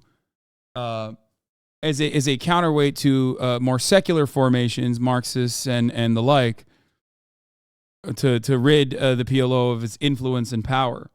Oh yeah, I mean, there's an interview or an article by the former Jerusalem bureau chief of the Times. It was in Washington Monthly a few years ago, where he interviews like a former Israeli colonel who had been, one of the guys who basically first gave money to people who would form the organization that became Hamas because they want, like, they wanted to weaken the PLO. And it's like, yeah, I mean, it's a there's a little podcast called Blowback, whose fourth season on Afghanistan describes a sort of similar process by which that, created a lot of problems for the U.S. government down the line and resulted in another catastrophic attack. I mean, it's a crummy podcast anyway. All right. Let's continue with the Peel Commission. The answer, the Peel Commission concluded, would be to create two independent states, one for the Jews and one for the Arabs. A two-state solution. The suggested split was heavily in favor of the Arabs. What? The British offered them 80% All right, wait, look, of the disputed all right, pause this. All right, I want everybody to look at this map. How much of that do you think is the arable land there? Yeah. And also, by the way, how many Arabs do you think lived in that territory that has also now just been designated to the Jews? Okay, it's a very, this is where to me, like, the Peel map is like a really kind of like it's sort of like clearly designed. Again, this is like classic Brit stuff, right? Like, these are two states that, like, one of them had way more of a shot, in particular because of the massive amount of aid they got, to actually have, like, a viable shot at development. Whereas the other state is would be incredibly limited and compromised with its natural resources and, like, what it would actually be able to accomplish. No, I mean, ultimately, I think it's like, ultimately, it doesn't even matter. This is 80-20. This is 80-20 fairness. Oh, yeah. And also, yeah. But ultimately, he reverses it. He does another thing with, like, the color screen is all fucked up because he's saying that those are Arab states, and then the blue is also Israel, but then it's also the other Arab countries. Yeah. So ultimately, none of that matters, though, because even the areas where, like, sorry, this graphic design is fucking me up. Yeah, even the areas where, like, agricultural production could happen potentially in the West Bank were immediately seized by the Israeli government in an, of course, unlawful, completely unjustified, completely illegal act later on, regardless. So whatever viable areas remained, they took over anyway, even on the supposedly Arab state side. So that's interesting that they brought it up. The Jews, the remaining 20%. Yet, despite the tiny size. Here it is. This was what was happening. This was the remain. There's the real, like, kind of historical comparison here that kind of emerges is what's called, like, the so-called Free City of Leipzig. That was, like, a huge sticking point in the lead up to World War II. And, it was this idea of, like, all right, trying to wrap your head way, like these kinds of international control or British control things. Like, the idea, right, is that when the British mandate ends, this would be given as a trusteeship to, some international body or something. And I think in the case of this, it's sort of like, this is like a great example of, like, how to bastardize what often, what could actually be a pretty good idea to ensure, meaningful political equality. And of course, like, it's sort of poisoned from the beginning when the Peel Commission is using it as, like, sort of clear cover to essentially, like, neuter the possibility of, like, a viable development for a future Palestinian state. Yeah. Of their proposed state, the Jews voted to accept this offer. Oh, before I forget, I'm running a 3-minute ad break now, chat. Sorry, but we'll continue. Of course, if you're subscribed, you will see it uninterrupted. Or if you're living in an area where there's no ads. So let's continue. The Arabs rejected it and resumed their violent rebellion. Rejection. The Jews voted it. Arabs rejected it. 10 years later, number one. In 1947, the British asked the United Nations to find a new solution to the continuing tensions. Like the Peel Commission, the UN decided that the best way to resolve the conflict was to divide the land. In November 1947, the UN voted to create two states. Again, the Jews accepted the offer, and again, the Arabs rejected it. Yeah, what happened there? Some other stuff happened in that process, I feel like, that he's just kind of skipping a little bit, especially after this the 1947 boundaries. Well, so I think the first thing with the 1947 is that there was a, like, there is a this is a great example of the difference between an actual explanation for something and then the retroactive justification for something. So it's during this time, of course, that like a lot of governments are experiencing the horrors of the Holocaust and so on, and they're justifying what is, like saying, well, we're all supporting this process because we feel guilty for the Jews who just suffered this thing. And, like that was surely a sentiment. But in reality, what I think you can sort of pretty clearly see here is that the way that this map was drawn up and the way that this process, guided into the U.S. and the West unfolded was part of this effort, this, this continuing game at this point organized through the UN to make sure that there wasn't the capacity for an organized, Arab world, to put it bluntly. Palestinian. I think in the case of Palestinians, one of the other moments, in the history of the Palestinian national movement, also, again, this is, I think there's a focusing on this vote is also, I think, in the historical memory of American Jews, and how American Jews won this state and they also got this. It ignores the gradual process by which Palestinians were getting their land stolen, and to which land had been was being, that they were conscious of the potential for massive depopulation, and so. I think that there is this, a kind of you could say, oh, well, the whole UN voted for it and it was a good thing, right? And it's well, the whole UN voted to help invade Iraq. They got that one through. So, it's not always a sign that something was necessarily a good decision. And, Arab countries all invaded, not because they had evil in their hearts, but because I think it's, there is a, in the same way that we're now seeing in the present day, there is actually a shared sense of, Arab solidarity that back in those days was becoming much more powerful. The early days of growth, of course, people think of the Muslim Brotherhood and so on. But, obviously, I'm thinking most of Pan-Arabism. This moment is kind of part of the crucible through which that movement is born. This must be analyzed through the framework of Arab nations themselves going through their post-colonial nationalist movements in an effort to develop their statehood and independent identity after being subjects of the Ottoman Empire, which was again probably more favorable than the British one, but still not having their unique identity, and then being a part of French and the British empires as well. So, right? Am I wrong about that? Historically speaking, I feel like that plays a role in this as well. What, the subjection of Arabs under these different empires? Yes.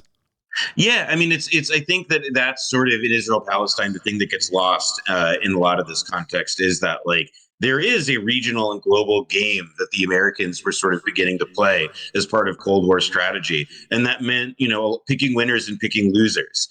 And if somebody gets to be powerful, then that means that there's certain parties around them that have to be weak. And in the case of Palestine, I think that this is part of it's a common thread in Palestinian thought, not as a sort of woe is me thing, but to describe Palestinians as losers. I think it's really to describe the process by which basically in the process of organizing the post-world order, obviously they were in a Gulf state, and so they lost tremendously, and their cause never became even as Arab identity took root and the Palestinian cause remained, the principal ostensible organizing cause of so much of the Arab and Muslim world. It was the basis for a lot of the Arab oil embargoes in the 1970s. Geopolitical, it was a real and live current then. But ultimately, those countries, leveraged the power of Palestine and the justification of Palestine for their own personal advantages. So yeah, it's the anti-colonial sort of glue that could have held these countries or this cause together was ultimately it was never really allowed to be formed because the process of decolonization as it was, or post-colonization as it was really about neo-colonization and about making sure that these systems could assimilate or be absorbed. But I feel like we're also skipping a step here though, because we haven't even gotten to the Nakba yet. This is 1947. Yes. So let's get back to PragerU saying the Jews accepted the offer, the United Nations and the Arabs rejected Only this it. time they did so by launching an all-out war. Rejection number 2. Jordan, Egypt, Iraq, Lebanon, and Syria joined the conflict, but they failed. Israel won the war and got on with the business of building a new nation. They're like, okay. So Go ahead. the thing that they kind of just sort of skip over there is the fact that they just like dispossessed all of Palestine. There were massacres, there were expulsions. The Israeli government lied about it. We still learn about massacres all the time. About the, I mean, literally the beach in Tel Aviv. There was once a Palestinian village there that was eradicated in 48. Mass rapes, Yeah. mass displacement, murders, imprisonment. All of these things happened with British and Zionist forces. It was already boiling up, and this was basically the straw that broke the camel's back. And again, the Tantura massacre is one that we covered before. One thing to also consider here, PragerU is not getting too far into the nitty gritty that like you will hear from other supporters of the Israeli state development. Is always half the time it's a disagreement on whether it happened at all, or if it did happen, it was good. And depending on how right wing the Israeli person you're talking to, it should happen more often and more frequently, and should happen to Gaza and West Bank as well. And some of the more common talking points you hear even in this community is when they say, well, they delivered pamphlets beforehand. Like, which is kind of like the classic, well, Israel is the most moral army on the planet. That's why they do the door knocking bombs before they drop an entire city block or an apartment. Israel also has the argument, right, about like why does Israel has like this insanely robust military legal system, and they also have they have this guy Moshe Halberstal who wrote like a moral code of conduct for the army, and then Leon Wieseltier in the New Republic many years ago gave let him like orgasm all over the page about how great and unique it made Israel as the most moral army and all that. But why is it that you build those things, one might ask? And it's like, well, it's because you know that what you're doing is unconscionable, and that you've got to build all of these edifices on top of it so that you don't ever actually come to grips with like what it is that you're doing. So you create a military court system that allows the good liberals or even socialist Zionists, as they see themselves, who participate in it, to remove themselves from the totality of what there is that they're doing. And yeah, I think to me that's the kind of like that shows the truth of their morality. But yeah, and also in the case of 48 and the Nakba, they've the experience of the reason that they that Krieger, et cetera, all these people move on from it, is that also within Israel, 48 was not it was a victory, it was an achievement, of course, they established the nation, but it was not like 1967, 19 years later, where, which was actually, because after 48, wait, you still before we had get there, wait, hold on, Noah. One more thing I have to mention again.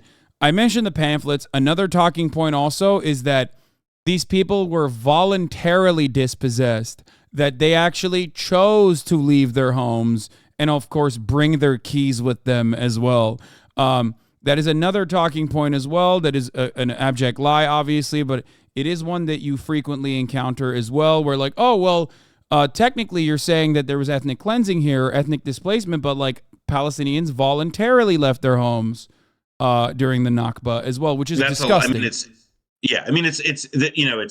both what it's describing and presenting as voluntary is obviously coerced, and it's also just a broad lie. I mean, like we know that people were told to leave. We know that Ben Gurion, specifically the prime minister, held up as sort of a liberal founding father of the state, actively encouraged and wanted to make sure that Palestinians would be forced out. They saw this as a land grab. It was there was no. I think that I will say this. I do not think that they viewed, I think over time they came to understand the gravity of what they had done and how controversial it would be if they'd ever opened up to it at the beginning. But I don't necessarily think that as actors, there was they viewed like this was not extraordinary to them. This was what like fulfilling the mission meant. This was what they wanted to do. It required a level of dehumanization that is, sort of became a kind of building block piece, a kind of like like an animus, a racialized animus that became a cornerstone of the state. It required, for example, and like there are millions of Arab Jews. There are so many. Israel is not a majority origin country of people who come from Europe by any means, and so the experience of all of those people in their own home countries when they came to Israel, when geopolitics made it so that these people could no longer live side by side with the neighbors that they'd had for many years and so on. It required, sort of figuring out like, oh, all right, like what is this new ideology? What are we going to get these people to subscribe to and so on? And it involved, I think, in a lot of ways, developing this kind of trying to think of how to put it, this fixation with sort of representing, I guess, a version in Israel that was sanctified and had to do all these things, and you make everybody buy into that myth, even if they don't have a reason to, they don't have any reason or basis for it. Like there's no reason for a Baghdadi Jew whose family has now showed up in Israel to have to be brought, to be bought into the cause that just a few years earlier had resulted in the theft of land from Palestinians. But there over the course of up into '67, that was part of what the Israeli state building project included. Yeah. Well, not just Baghdad, Jews in Baghdad, but also, of course, Russian and Ukrainian Jews as well. They were the Pale of Settlement Jews and like the German, like there were earlier waves of European immigration. Then there was the post-Holocaust and during the Holocaust waves of immigration. Israel is a country that's been shaped by its successive waves of immigration. In ways that have altered the character of the country multiple times. And it has never been, because Israel, it's a Zionist country. It has never been, these waves of immigration have never really adulterated the, again, like the fundamental catastrophe, the Nakba, on which the country is based. There is an Orthodox Jewish person in here who lived in Israel for a while. He said Zionism is the most successful land-back movement in history, and then followed it up with genocide is when population triples. Yeah, which is ironic because like that is a Nazi talking point. You know what I mean? That's like, in my opinion, and that is no different than like, well, in the camps they had showers because that wasn't for like mass murder or whatever. Like, how could you claim these numbers are real? They literally doing that specifically while defending the apartheid state. It is so gross. You can say that my comparison is anti-Semitic all day, every day if you want, but it is literally what you're doing. Disgusting. Let's keep going with the propaganda. What do you have for Zionism is the most successful land-back movement in history? I mean, 2,000 years. 2,000 years. Noah, 2,000 years. I just think that like if you view Jewish history as a 2,000-year struggle to get back like a bunch of land in the Middle East, then like that sucks, because like. It also doesn't make sense. Forgetting it doesn't make sense. None of that, like that, but that's beside the point. Like that, it doesn't make sense. Everyone knows, like that's up front. What is nuts about it is the idea that like there is actually, like what it requires is shunting aside a much more interesting and nuanced, meaningful history. It's instead about making collapsing the richness of Jewish history into like this teleology that's all about getting us to Israel, and it's like, all right, great, that's settler colonialism. That's just fucking that's wonderful. In 200 years, I'm sure we'll be doing land acknowledgements to apologize. As Corey Robbins said this, it's like in 200 years we'll be doing land acknowledgements to acknowledge the fact that we did take this land from Palestinians if we're lucky, if the Israelis are involved. 100%, absolutely. Where obviously that argument makes no sense for many different points, but like it's also not widely shared by early Zionists either, like, including as far as I understand Theodore Herzl, who thought about other lands as well, and not specifically just Israel. Israel being the main one, obviously. The most famous one is Uganda. where like there had been like one floated. But I mean, it's kind of like I don't really think that they could have pulled off a Zionism in Africa, just because it's like is like part of the basis for why it was plausible that you could convince Jews to go to Israel was that like, well, get this, we say all these prayers and we talk about the destruction of the temple and how we have to go back to the land. Like, was part of like the genius of Herzl was that like he took a very part of why he's such a popular figure in the Zionist imagination, why Herzl is considered the father of it, not just for convening like Zionist congresses and stuff, but it was because he was not a religious guy at all. He was called a political Zionist, which meant that in his instance, he really thought about Zionism as a solution to the problem that Jews faced of anti-Semitism in Europe. And the idea, and for that to be a successful idea, you had to figure out like, well, how can I reach these people? How can I touch them? And it's like, well, there happens to be this place in this land to which we can tell these myths. Like Tel Aviv, for example, the name Tel Aviv in Israel of that city it's a reference to a book by Herzl called Alt Neuland, which means old new land.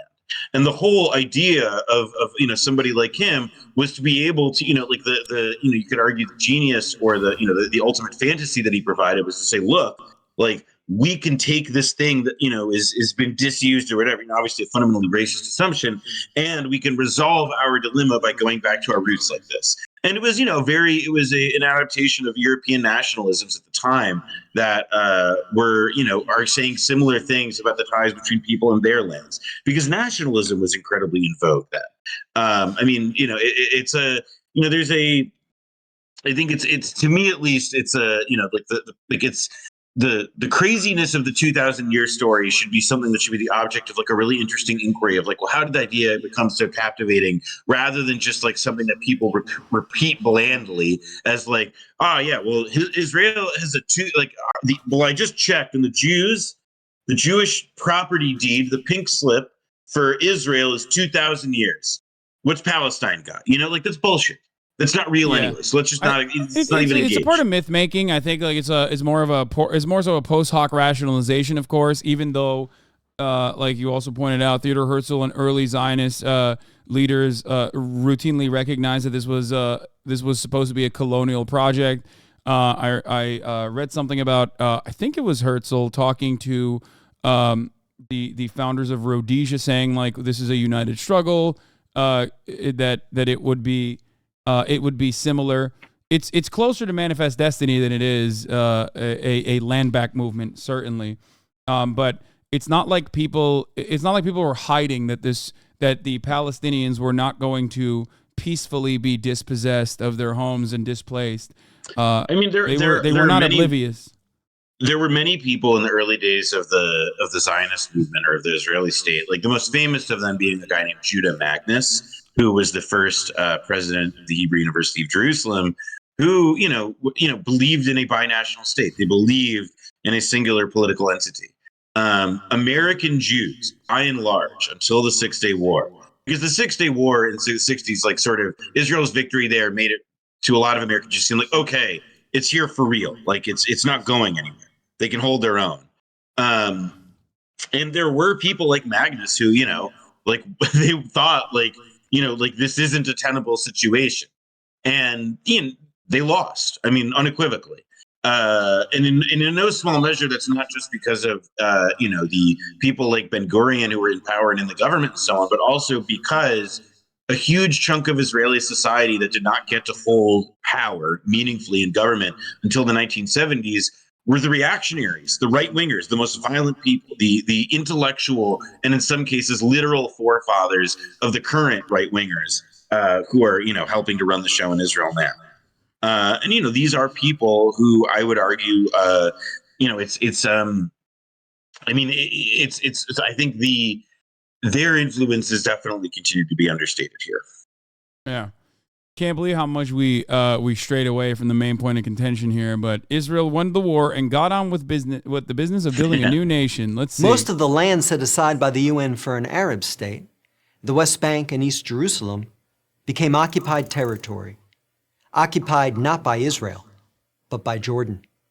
20 years later, in 1967, the Arabs, led this time by Egypt and joined by Syria and Jordan, once again sought to destroy the Jewish state. I like that they did conveniently ignore the Nakba, of course, but you have to do that, right? Well, and yeah, or like the fact that like, you know, there was a bunch of negotiations ongoing that Israel was instigating about like, well, do these people deserve to come back to their homes? Can we let them do that? You know, Yeah. like, oh, that's, you know, it's just like, we're gonna skip past that. That, by the way, a refusal of the right to return for Palestinians is, I think, I mean, I don't know what your personal experience being Jewish, like, I don't know what your personal journey was to come into terms with this anti-Zionist opinion, but I think that, as far as I understand, at least some more prominent anti-Zionist scholars and more prominent anti-Zionist speakers will always talk about the refusal of a right to return to Palestinians being like a major point of contention, despite having like originally, despite feeling very excited about building a Jewish nation state, especially after World War II, recognizing that, you know, having friends and knowing people that are Palestinian who are dispossessed and not allowed, even though their families have lived there for, you know, hundreds of years, whereas like some American Jewish person or a Jewish person anywhere around the world could just go and like live in any part of Israel that they want, including territories that Israel is currently occupying, is an illuminating moment for many American Jews, or just like Jewish people not living in Israel, or even Israeli Jews, I guess. Yeah, and it's also you know, so that's exactly right. Like, so the right of return for Palestinians is a two-sided issue. The first is that Israelis, or rather Jews around the world, if they can prove to the Israeli state that they are sufficiently Jewish, and there are parameters and there have been court cases, obviously, you know, as you can imagine, kind of delineating who's a Jew and who's not. The one that I would suggest your audience to Google is the Brother Daniel case, which is kind of, I think, the canonical one. It's about a Jew who converted and it became, I believe, either a pastor, a priest, or a monk. Anyway, and so the Jews have a right of return where they can just go to Israel and, you know, hang out, and, you know, settle, become, you know, they can move to the settlements if they want, they can do whatever. But like, and it's encouraged, the of idea course. of like this Jewish homeland is that. So yeah, and they have a whole structure for it. I mean, the idea immigrating to Israel in Hebrew means the phrase to immigrate to Israel in Hebrew is la'alot, which means to go up. And what it refers to is, in the days like 2,000 years ago, when there was a temple, there was the Temple Mount, in Jerusalem, the Jews would go up to the temple to make sacrifices. And so when somebody leaves Israel and they emigrate from Israel, it means like they're called Yordim, which means people who leave or fell down or go down. Yeah, people immigrating to Israel are returning, right? Like, that's what it's considered. Well, I mean, it's exactly like, you know, it's you know, they're returning. It's framed and put into, you know, this 2,000-year process. You know, the idea of like, we are giving a state structure to Jewish peoplehood. Please don't ever think about who it's constituted on. And then the other half of the right of return issue is that Palestinians cannot go home. They cannot go home. And the Palestinians who are in the West Bank, you will have people who've spent their whole lives on a village on a hill in Palestine, and on clear days they can see a Mediterranean Sea that they'll never be able to visit. It is the denial of the right of return requires the complete, these days, especially, you know, a sealing of Palestine or sealing off of Israel from Palestinians. So people who had homes prior to 48, prior to 60, you know, or who maybe even left, you know, border regions in 48 and 67. So people who were in Israel proper and who had stayed there but lived in, you know, some, you know, a more, you know, gray area region, let's say, you know, they left their homes in 67 because they didn't know what was going to happen, and now they can't go back. So either, you know, it's Jews enjoy the privilege of effectively unlimited access to Israel with the, you know, support of the state, while Palestinians, like, you know, they can't even go, they can't even so much look at their shit in person. And the dispossession is ongoing. I mean, people can look up the videos of what happens in Silwan. It's the neighborhood in Jerusalem, or Sheikh Jarrah, more famously, where you know, you'll have like, you know, some like a Jewish guy from Brooklyn being like, listen, I'm sorry, your problem, it's not with me. I have just stolen your home, yes, but it's not my problem. And then it's like, and you have a Palestinian family wailing with all their shit in the street because their home of 4 generations is now in the hands of, like Shmuley from Midwood. And it's, that's what right of return amounts to. Yeah, Like a lot of far right American Jews are some of the most like rabid settlers, all the way from, Baruch Goldstein was American too, right? Yeah. Yeah. A lot of the word. That's it's the zeal of a convert. He wasn't literally a convert, but it's part of what makes these. I would argue it's very wound up with the settler colonial thing, where it's like, yeah, people who come to this place, who do come to this place from, if I were to have made Aliyah, it's like you already are coming in at a place of inflamed and heightened passion. So they're obviously they become overrepresented in both terrorist acts and as activists in this cause. Would you say that a similar radicalization occurs amongst formerly ethnically undermined Mizrahi Jews that become really far right, more radical parts of There's a fact that I was told many years ago that has always stuck with me, which was about a survey done of Israeli high school youth, and it asked them, how many times a day or how often do you think about the Holocaust? And I don't remember the exact responses about how many it was, but what I remember was the relative difference between Mizrahi Jews and Ashkenazic Jews, and how Mizrahi Jews thought about, and Sephardic Jews in Israel, so people whose backgrounds are from Morocco, or even actually not Sephardic. Sephardic Jews, in Greece, for example, they did suffer the Holocaust, but really, Jews from Yemen, Morocco, Iraq, Iran, how these Jews, they thought about the Holocaust more. And you could argue that it was because, there's a phrase that Holocaust scholars in Israel came up with, which was to say that the Holocaust is, in a critical lens, to say that the Holocaust is Israel's civil religion.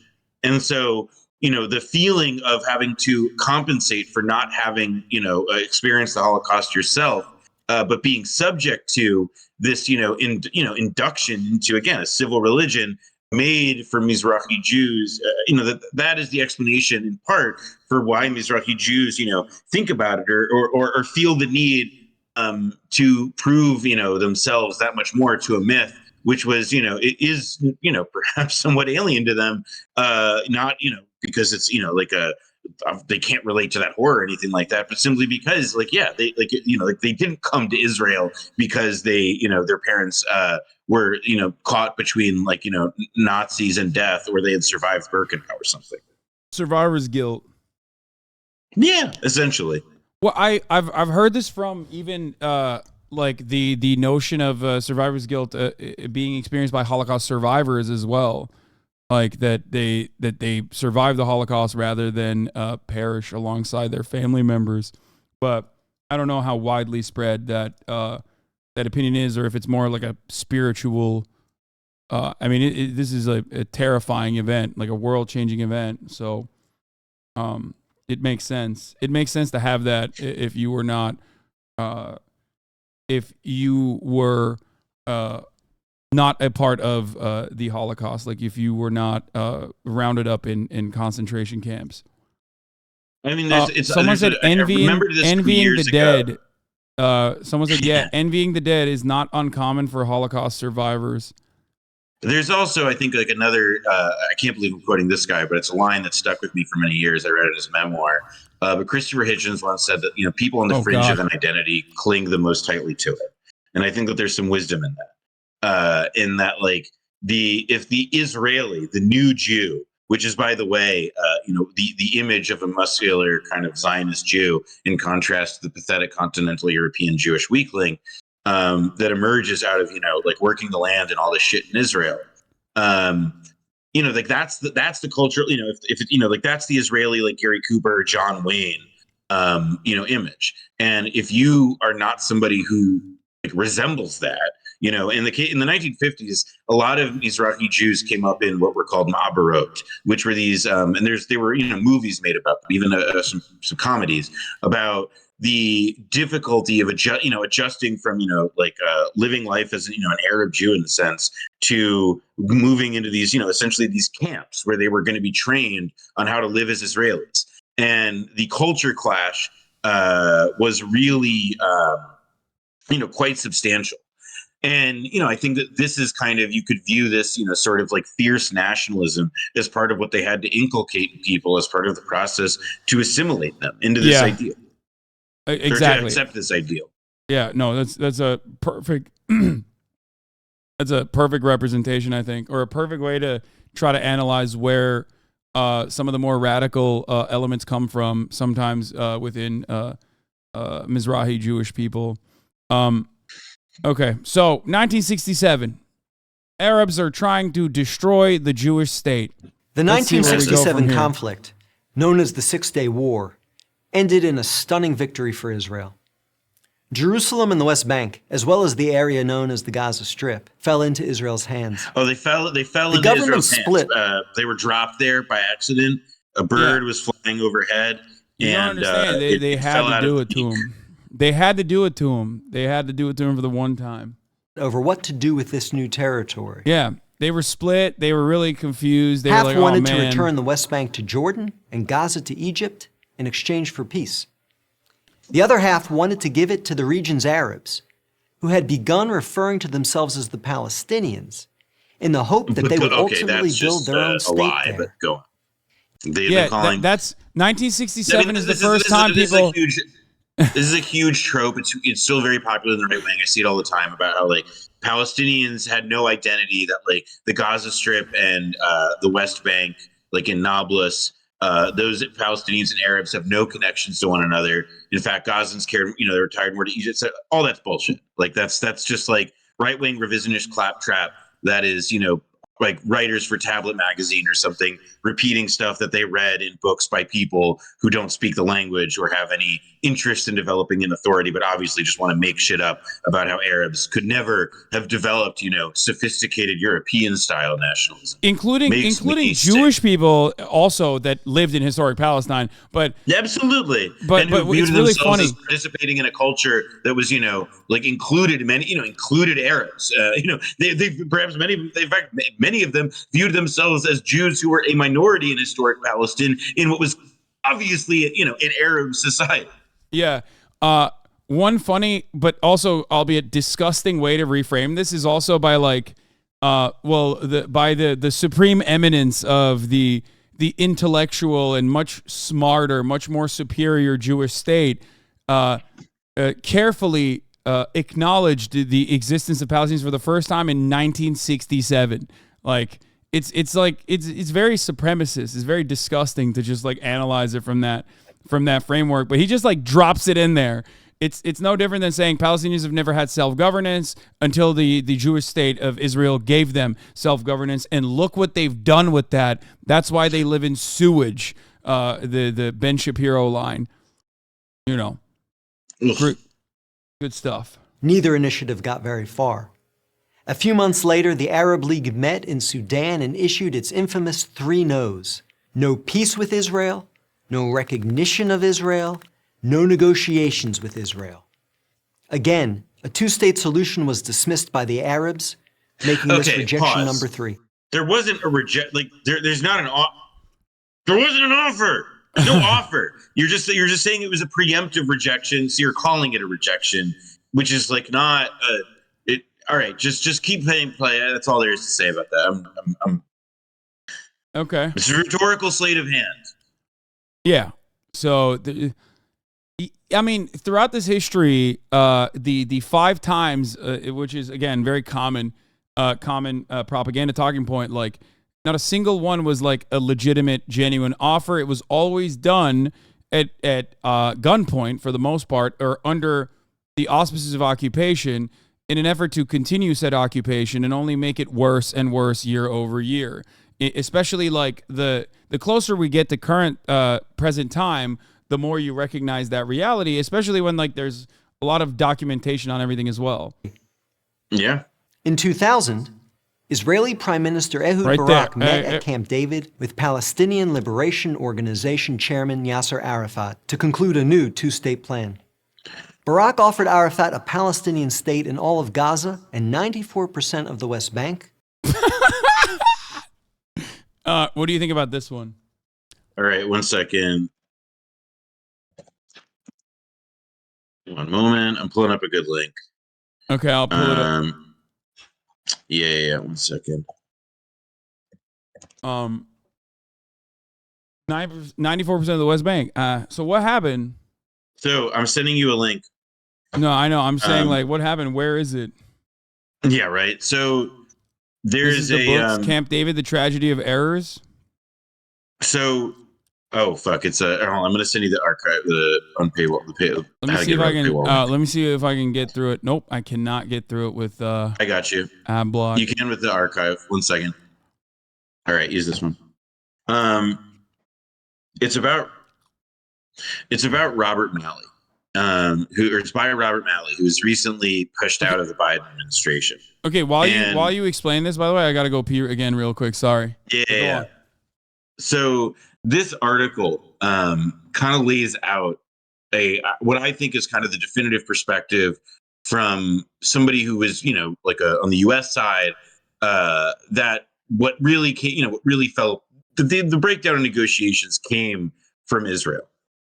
And that essentially, rather than Israel making an offer at Camp David that the Palestinians could seriously accept, the Israeli side was so unwilling to make the political sacrifices necessary to put an offer forward that the Palestinians could accept that the talks broke down.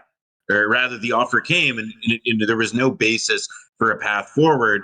And then the Israeli domestic political situation exploded with the rise of Ariel Sharon and this, is the provocations to send the Palestinians into the street as the talks broke down pretty definitively, or rather had broken down before. And I think that, for your viewers, the people who are still listening here while Hasan is taking a whiz, that this article, if you want to read it, kind of lays out pretty straightforwardly the, failures at Camp David and to whom they can be attributed. Trying to see. There's also this as well.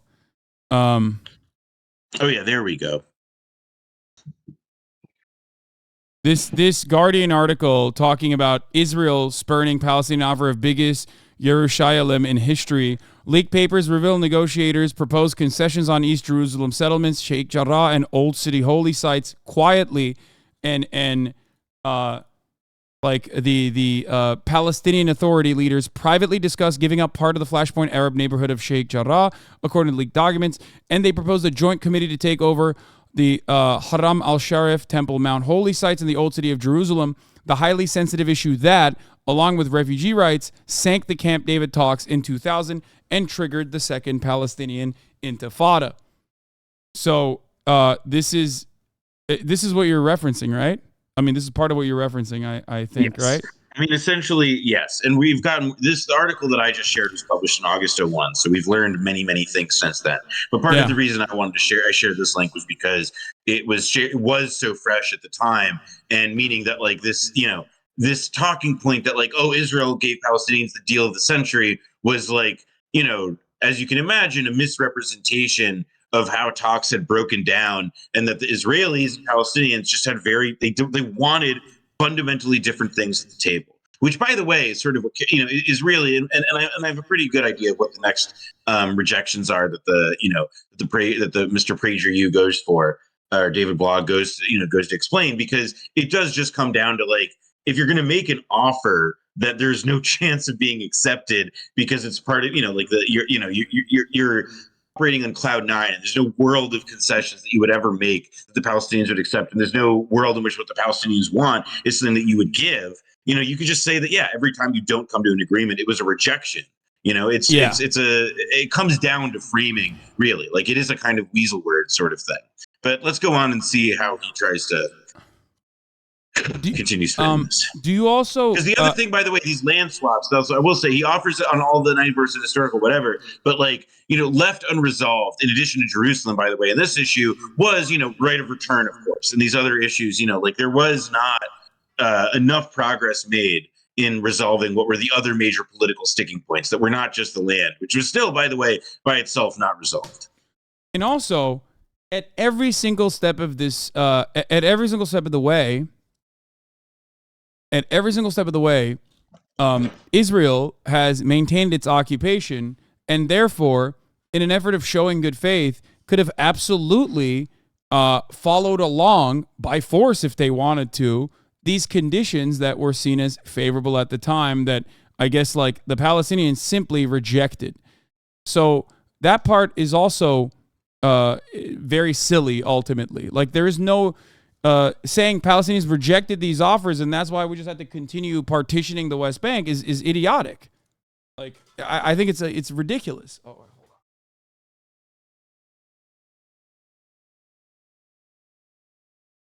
All right, my mom made me food. Oh, nice. Lucky you. I got to go get dinner soon. Okay. We'll burn through the remaining 2 minutes, hopefully. Yeah. But okay. With East Jerusalem as its capital. But the Palestinian leader rejected the offer. In the words of U.S. President Bill Clinton, Arafat was... Also, there's no mention of the Oslo Accords. You notice he skipped from 1967 to 2000. The only reason that these talks are happening is because the Bush the Bush 1 administration forced Israel to Madrid, and then it's a whole it's obviously collapsing the whole history by which Israel was strong-armed to be at the table in the first place, and then they take the one pithy thing Bill Clinton said about it to give them a soundbite that they can flagellate to death until there is no more Palestine left. Yeah. If you present it like this, it seems real fucked up, man. Seems like these Palestinians didn't know what was good for them when Israel was so kind enough to say, hey, I know we took all this land from you and displaced you from said land with another occupying force, but why do you keep saying no to these good deals that we keep offering you? It's kind of fucked up. Yeah. Here 14 days and said no to everything. Instead, the Palestinians launched a bloody wave of suicide bombings that killed over 1,000 Israelis. Yeah, we went into that and earlier. maimed thousands more on buses, in wedding halls, and in pizza parlors. Rejection number 4. In 2008, Israel tried yet again. Prime Minister Ehud Olmert went even further than Ehud Barak had, expanding the peace offer. This is the funniest part about this, of course, is that at this point, settlements are a constant, and it is West Bank is fully occupied. Now restriction of movement has taken place fully. This is post 1994 in the 2000s at this point. Before Gaza. Before Israel completely withdraws from Gaza, forcibly taking settlers, forcibly removing Jewish settlers in Gaza at gunpoint so that they could completely close it off to the rest of the world. They already started restricting movement and partitioning off the West Bank that had occupied illegally. And was doing what B'Tselem called the permit tyranny. I just sent you a link on the this I clicked on it. thing. Abbas never said no to 2008 peace deal. Well, and scroll down also to when he did say that Abbas said that he rejected it later, in 2015. It's because he couldn't look at so. I don't think that really quite contradicts what Olmer is saying so much as he's saying that he wouldn't. For one thing, by the way, Palestinian leaders have a lot of incentives, and as well as Israeli leaders, to reject a lot of the leaked plans that come out or distance themselves from that. Because why would you want to be the guy associated with giving something up when the deal didn't work out? Why would you want to be associated with a concession thing? So I think a bit of grain of salt on that point. But I think that what this illustrates is that the 2008 thing ended up breaking down because of geopolitics. There was no actual incentive to get a deal done. And Omer was in an extremely rickety position. He was not. I mean, he ended up being prosecuted afterward because of corruption from the time that he was in Jerusalem mayor. And Omer ended up, he was like. He went to great pains later. Like we learned about how he said Abbas rejected this because he gave an interview to the New Republic in which he emphasized that these talks have potential down the line. And so that's rejection, I guess. I mean, I'm curious, is that number 4 number? I don't understand if like this is number 4 that we're going to, or if there's yet another rejection that we have to learn about. I don't understand it either. Include additional land to sweeten the deal. Like his predecessor, additional land. The new Palestinian leader, Mahmoud Abbas, turned the deal down. Rejection number 5. In between these last 2 Israeli offers, Israel unilaterally left Gaza, giving the Palestinians complete control there. Okay, that is just a lie. That's a lie. Like, Palestinians do not have complete control. No, that's the worst one, but that's the one that is off repeated, where it's like, yes, it's a literal fucking concentration camp. They've ghettoized the West Bank. Okay, and the disengagement is also like it was a. So basically, in the mid 2000s, there were really not that many settlements and you're talking about fewer than 10,000 people, I believe. Versus the West Bank, which is at this point millions. Why didn't they do the same thing in West Bank? You think? Well, I mean, it's because the reality is because.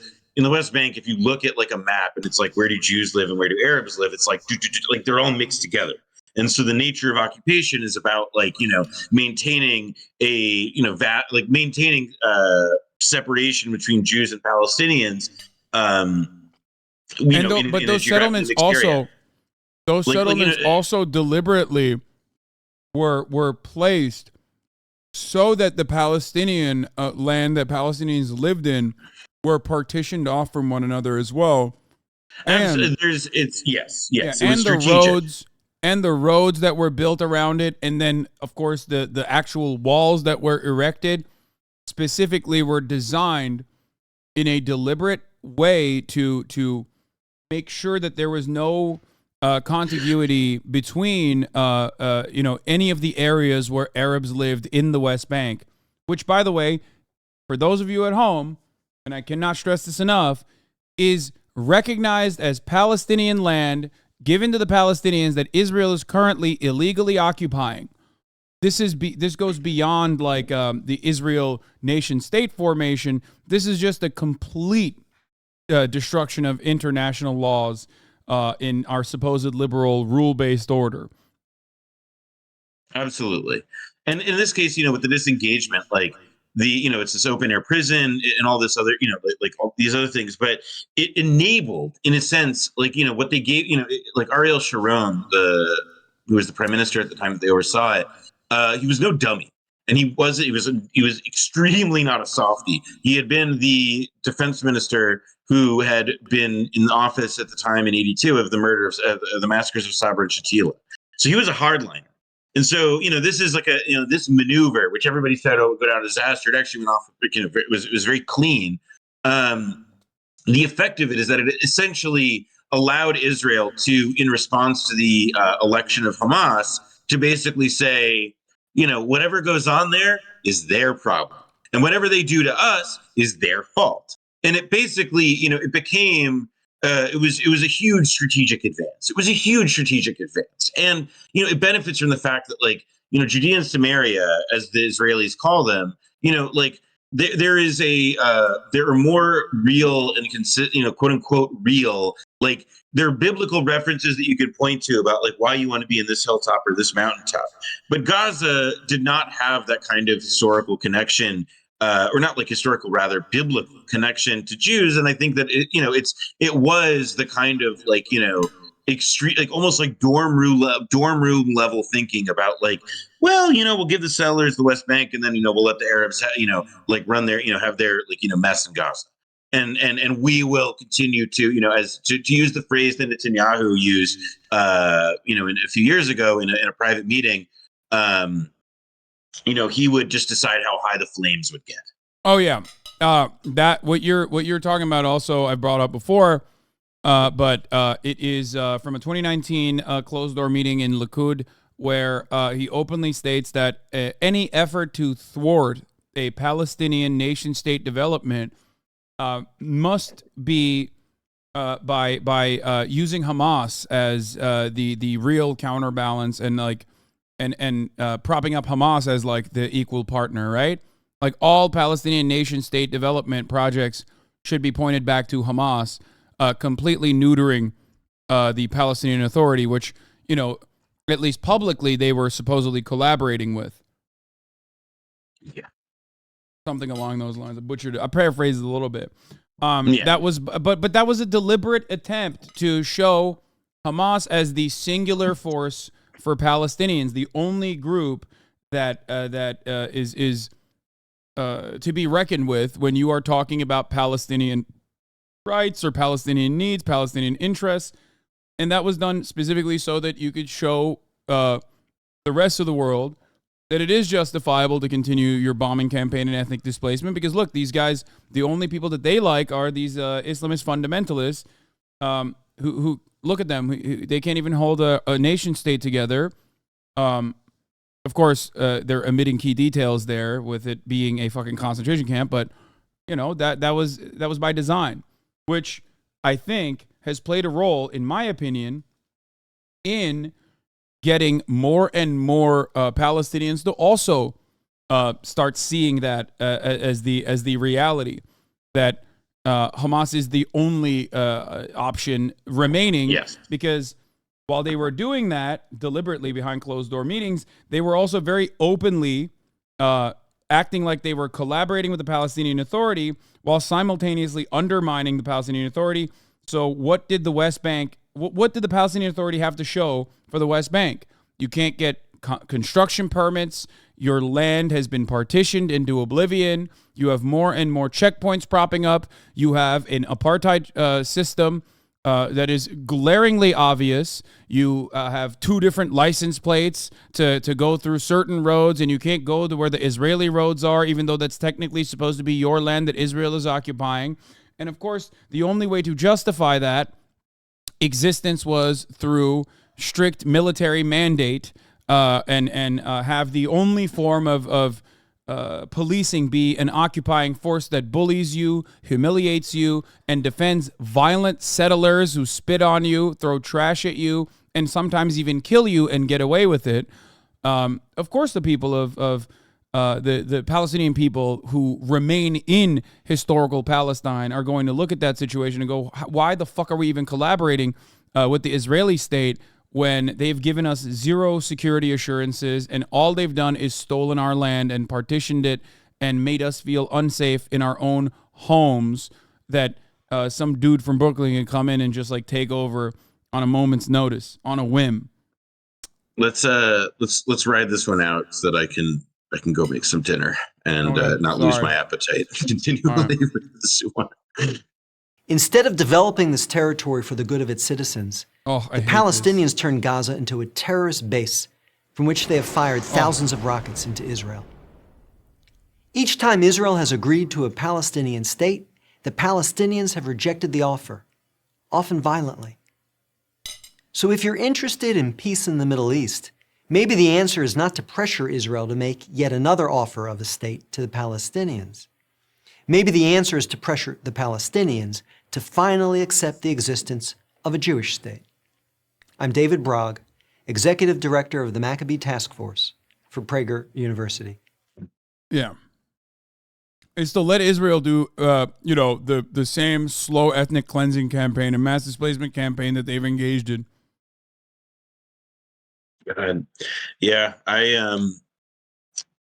David Blogg, you are officially disinvited from the Jewish cookout.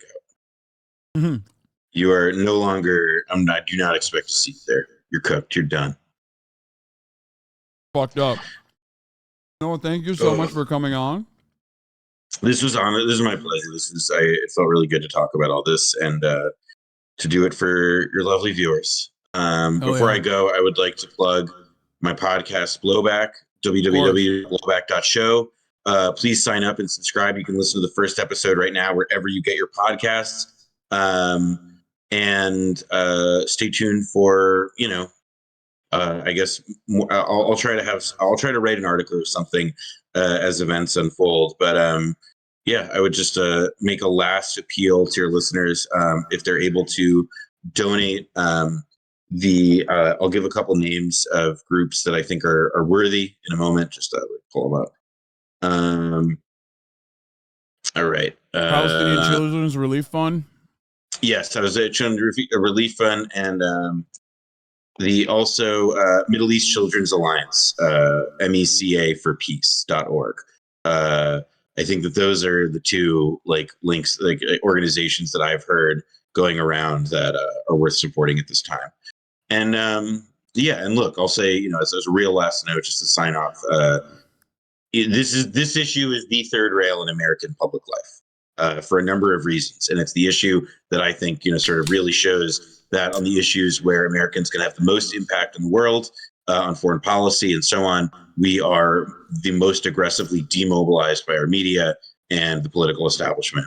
And it's kind of incumbent on people as individuals to figure out how can I position myself against that and people in my life against that. And do I have answers on how that happens? I have no fucking idea. But how I know can that you it's cut through the noise? through everyone's heads. Yeah. I mean, I think, it's be educated, be intelligent, and if you're going to be annoying online, try not to have that reflect an off-putting mode of engagement with the people in your life. Not much more you can ask for, I think. And oh yeah, and I guess #force the vote. I don't know. I'm kidding. Oh no, those people have gone nuts. Obviously. All right. Well, thanks so much for coming on, Noam. My pleasure. I'll see you. We'll talk soon. All right. Bye. All right, everybody. That was Noah Kulwin. We are going to move on with the coverage.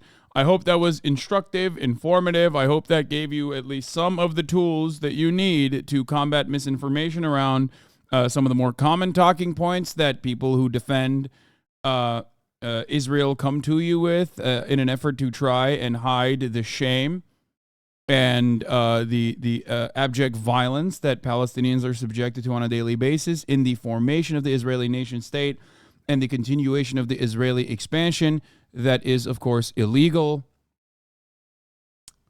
David Barak is the cousin of former Israeli Prime Minister Ehud Barak. Wait, really? That's crazy. Let's get into what's the context for Israel-Hamas war. Decades of conflict come to a head from Good Morning America. Obviously, we're going to go down the very much the bullshit Western media. The bullshit Western media narratives. Okay, we're going to be covering that.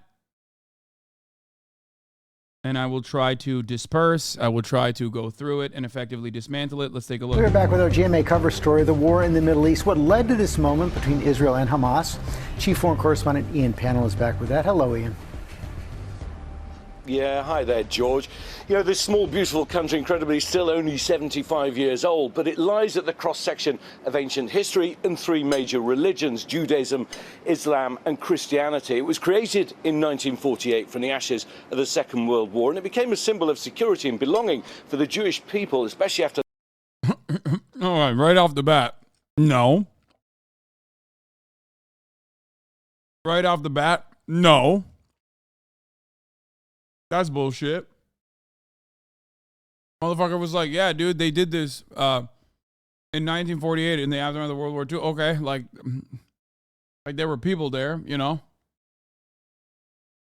There were people there beforehand. What the fuck are we doing? To the horrors of the Second World War, but 1948 is remembered as the Nakba, or catastrophe, for the Palestinian people. Hundreds of thousands of them forced or fled their homeland. Its birth was shrouded in war, and despite periods of peace, today the fighting goes on.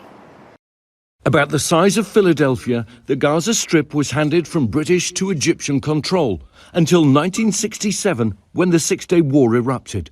Israel seizing controls of the Palestinian territories of Gaza, the West Bank and Golan Heights. By the 1980s, as Palestinian anger over Israeli occupation of their land grew, Hamas emerged as an offshoot of the Egyptian-based Muslim Brotherhood. One key goal of the militant Islamic group, the eradication of Israel. Yeah. They were marginal and inconsequential at the time when their ultimate goal was to continue Islamic jihad and eradicate all Jews or whatever the fuck. Okay? Of course, obviously they're not going to mention that they were also funded by Mossad in general and propped up by Mossad in general. So, you know, that part is ridiculous. Yeah, you just saw a dude with a Galil versus rocks. Israel and Hamas. Weird. Not IDF and Hamas. Not Israel and Palestine. What odd framing. No military on one side. No civilians on the other. Yeah.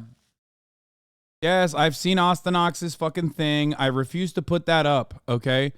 I am not going to capitulate to stupid fucking hogs and put up another killing civilians is bad circling breaking news thing, because I feel like it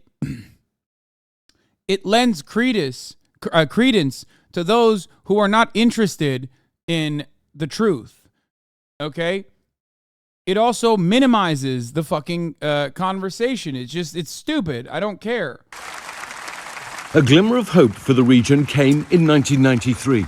The historic Oslo Accords, signed between Israel's Prime Minister Yitzhak Rabin and the Palestinian Liberation Organization's Yasser Arafat, giving you know, who he was assassinated for. Palestinians in parts of the West Bank and Gaza some self-government under the Palestinian Authority. But Hamas never recognized the deal, continuing to assail Israel.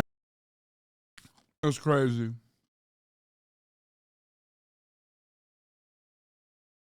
Bro, they're literally... Okay. Excuse me. You're talking about Yasser Arafat while simultaneously saying Hamas never recognized the deal. The guy that you are showing, shaking motherfucking hands, is not Hamas. What the fuck? What is happening here? Like, what do you mean? Oh, Hamas never recognized the deal. Oh, really? That's crazy. I wonder why they didn't recognize the deal. The fuck were they doing? They were nothing. The fuck do you mean? Israel with suicide bombers and other deadly attacks. By 1997, the United States designated the group a terrorist organization. Israel pulled out of Gaza in 2005, but then, in a stunning development, Hamas won parliament. It's pretty wild to look at this circumstance without mentioning consistent settler expansion, which is unjustifiable, immoral, and illegal. Okay? Making it seem like Hamas has had any control of the Palestinian population or any outsized influence in the actions of the Palestinian population, okay? While all of this was happening. Ridiculous. Absolutely fucking ridiculous. They just jumped through, like, Prager, you brought up meant more deals, okay, in the process. Obviously, a lot gets lost, but you can't skip from the Oslo Accords in 97. You can't just like fucking, you can't just like greatly emphasize their influence when no such influence existed. The correct assessment here is talking about the endless expansionist policies and the endless shame, humiliation, subjugation that Palestinian people were subjected to non-fucking stop in this entire process that led them to go from a secular formation to one that voted in Hamas in Gaza, okay? And then never again did they ever have like a real fucking election. Okay? How did that happen? Yeah, skipped over an entire intifada. How did that happen? What happened in that process? Are you not even a little bit intellectually curious? It blows my mind that this is like the highest level of information you get. At least it comes with the soft recognition of the Nakba, okay? And then literally just like glances over a shit ton of issues, completely refuses to acknowledge the endless colonial actions, settler terrorism specifically. And then they're like, and Hamas won the parliamentary election, shockingly. Like, it's crazy. Parliamentary elections in 2006, taking control violently the following year. In turn, Israel and Egypt imposed a blockade that partially sealed off the territory from the outside world. Today, with over 2 million residents, the Gaza Strip is one of the most densely populated areas. That's on Earth. Also just incorrect. Israel didn't engage in blocking off Gaza before. Israel had already engaged in blocking off Gaza. Israel literally blew up the fucking... When did they blow up the airport?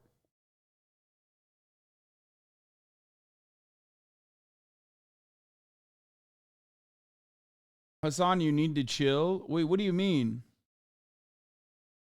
Yeah, it's like Israel literally never allowed the fucking airport to be rebuilt since 2001. The fuck are you talking about? The notion that you do not mention any of those things and that like Hamas somehow materialized out of thin air, even though they always had power, apparently, according to these fucking guys, and then continue on with Israel only shut off the Gaza Strip to the rest of the fucking world in 2007 is just wrong.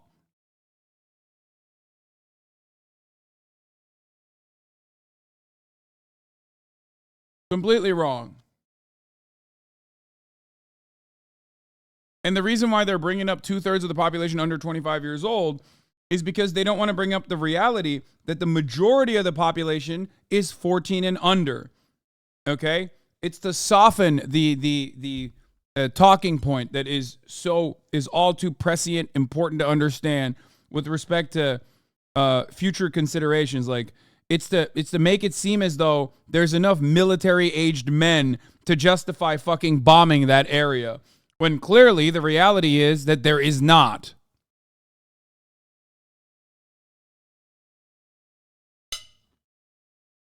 Two-thirds of the population is under 25 years old, and 80% are living in poverty. With support from Iran. You're an expert of distorting reality. Bravo. I really enjoy being a part of your community. Go ahead. What have I distorted?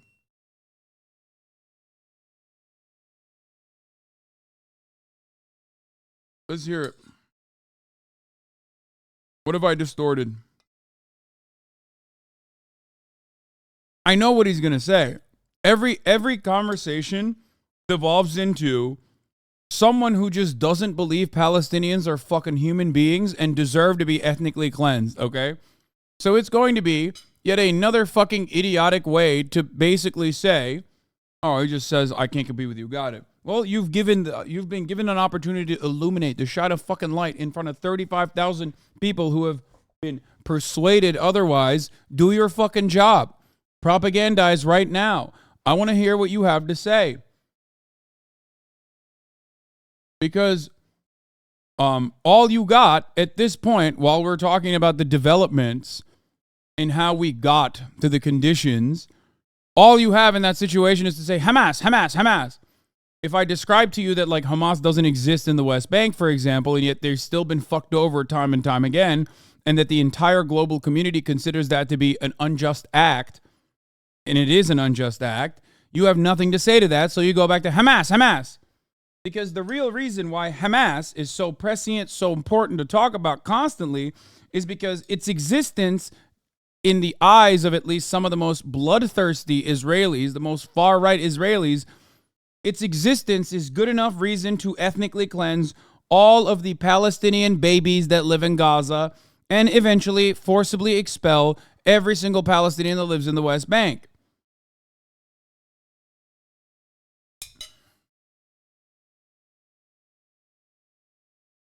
So go ahead.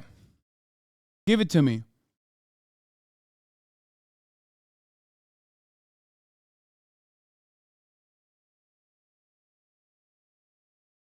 I know the hostage release happened. We'll talk about it. Hamas began launching periodic rocket attacks into Israel. Israel responding in turn with airstrikes and even ground troops at times. Recent tensions fueled by an increasingly right-wing Israeli government, expansion of Jewish settlements on Palestinian land in the West Bank, deadly raids against militants in Palestinian towns, and in particular at the Al-Aqsa Mosque in Jerusalem. One child killed there. These acts are not new. They are not recent. You have to mention that this has been happening for 75 fucking years, dog. And that is the whole point.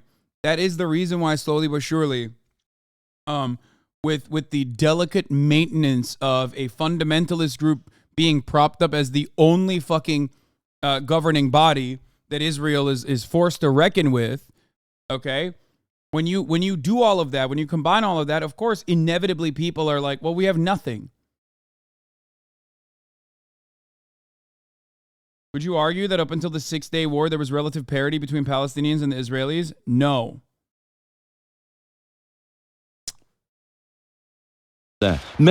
And regardless, no, of course not. But comparatively, it was better all the way up until the 90s. But there was no parity. There was never any parity. Just like Nelson Mandela said, you cannot negotiate with someone who you have chained. You cannot negotiate with the colonizing power that is supposedly offering you peaceful terms of surrender. Okay? You can't do that. How can you do that? How can there be any kind of fucking parity?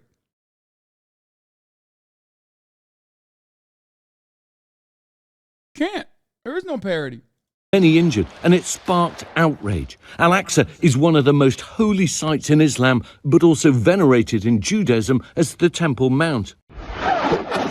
Last Saturday's bloody attack in Israel, named the Al-Aqsa Flood, bringing decades of conflict to a head, and what could prove to be a critical tipping point for an entire region. Well, there have been protests across the Middle East and beyond, even there in the United States, about what's happened this last week. It's a country and a region that touches... You came back.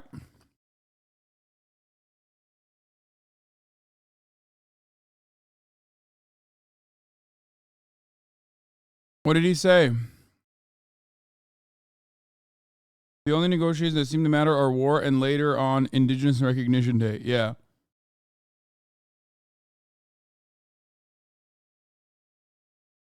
You said Israeli extremists want to ethnically cleanse because of Hamas, but actually they want to despite or before Hamas. Otherwise, they wouldn't have actively sidelined all the other Palestinian views other than Hamas. Yeah. Sorry, I meant in contemporary Israeli society, they use Hamas as the main justification for ethnically cleansing Palestinians, specifically in the Gaza Strip, but also continue their apartheid regime in the West Bank. But of course, it totally predates Hamas. The settler expansion predates Hamas by many years, multiple decades. As a matter of fact, I would say that Hamas and its formation, or at least its rise to power, is a much shorter period in Palestinian history. Okay, I'm against anything that involves killing. That's all I can say. Let's say terrorism. I'm against terrorism. Okay, got it. Me too, man. Thanks. Okay, so I assume you are saying that, like, Israel's state-sponsored terrorism is completely and utterly unjustifiable, right? That's what you're saying.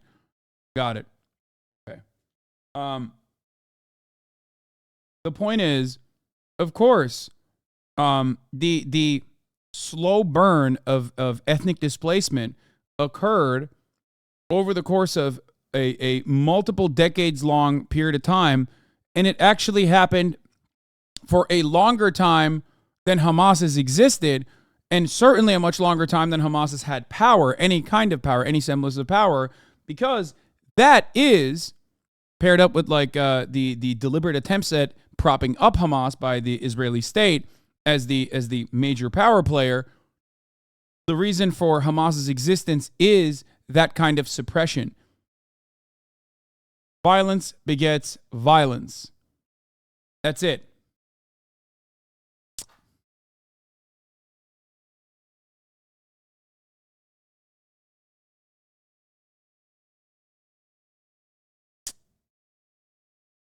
Could you further elaborate on Hamas not being in the West Bank? Hamas is the governing body with a also standing military, kind of, not really, in Gaza. It has nothing to do with the West Bank. The West Bank is controlled by the Palestinian Authority. The Palestinian Authority is supposed to be a collaborative project between Palestinian representatives and the Israeli government. There is no Hamas in the West Bank. There are just Palestinians in the West Bank. It is a secular organization.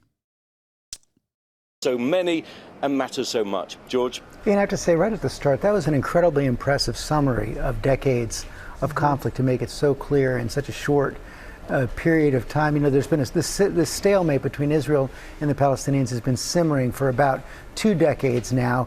It feels like we're heading to a brand new world.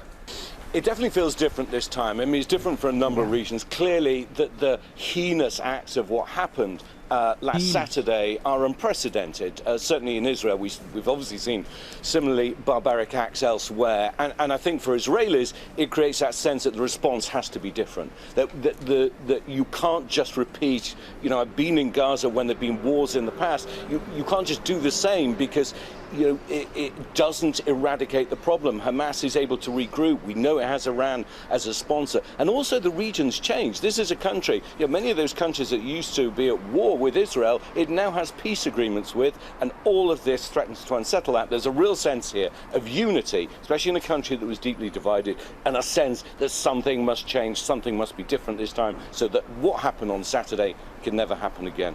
That is the hope. But you were inside Gaza during the last major Israeli incursion. And so what is it like on the ground? What's your sense of what people are feeling right now, Ian, this time? Yeah, I think it's an important question because, you know, the danger is that you cast a light on an entire population through the actions of a fringe minority. Even though Hamas are elected, there's a political wing and a military wing. You know, I've met Israelis this week who talk about Palestinians as friends, and Palestinians will talk about Israelis as friends. Not across the board, certainly, but that doesn't mean that people will condone the heinous acts. You know, we talk about it as a densely populated area, one of the most densely populated areas in the world, and it certainly feels like that when you're on the ground. But there's also a strong sense of community and belonging, even though there's frustrations and poverty. But it also means that when these attacks happen, it touches so many people. And I think there's a real danger here that in Israel's need and desire and right to respond to what happened there, the danger is that it creates more divisions, that it separates people who have formed relationships and bonds, and it makes the chances of any kind of lasting peace almost impossible to think of now. We're all talking about war. No one is any longer talking about peace. And that might have been, sadly, part of the Hamas strategy as well. Ian, panel, thanks very much.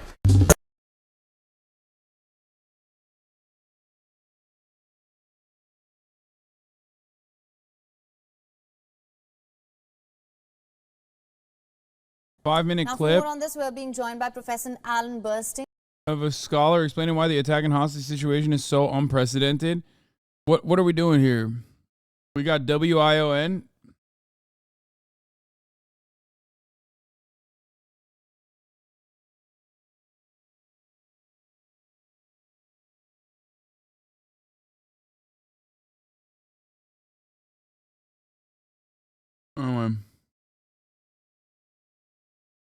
What is this? Who name drop me? What the fuck? What?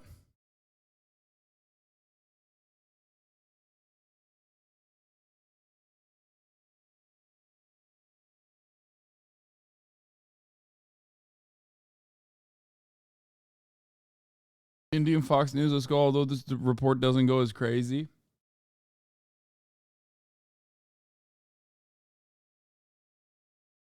Are there any new outlets we could watch that aren't just Hamas bad? First of all, of course everyone is going to say Hamas bad. You're not going to find an outlet that says Hamas good. unless you, I guess, go to like the Hamas website or something. But here, let's watch this. Gaza attack Israel.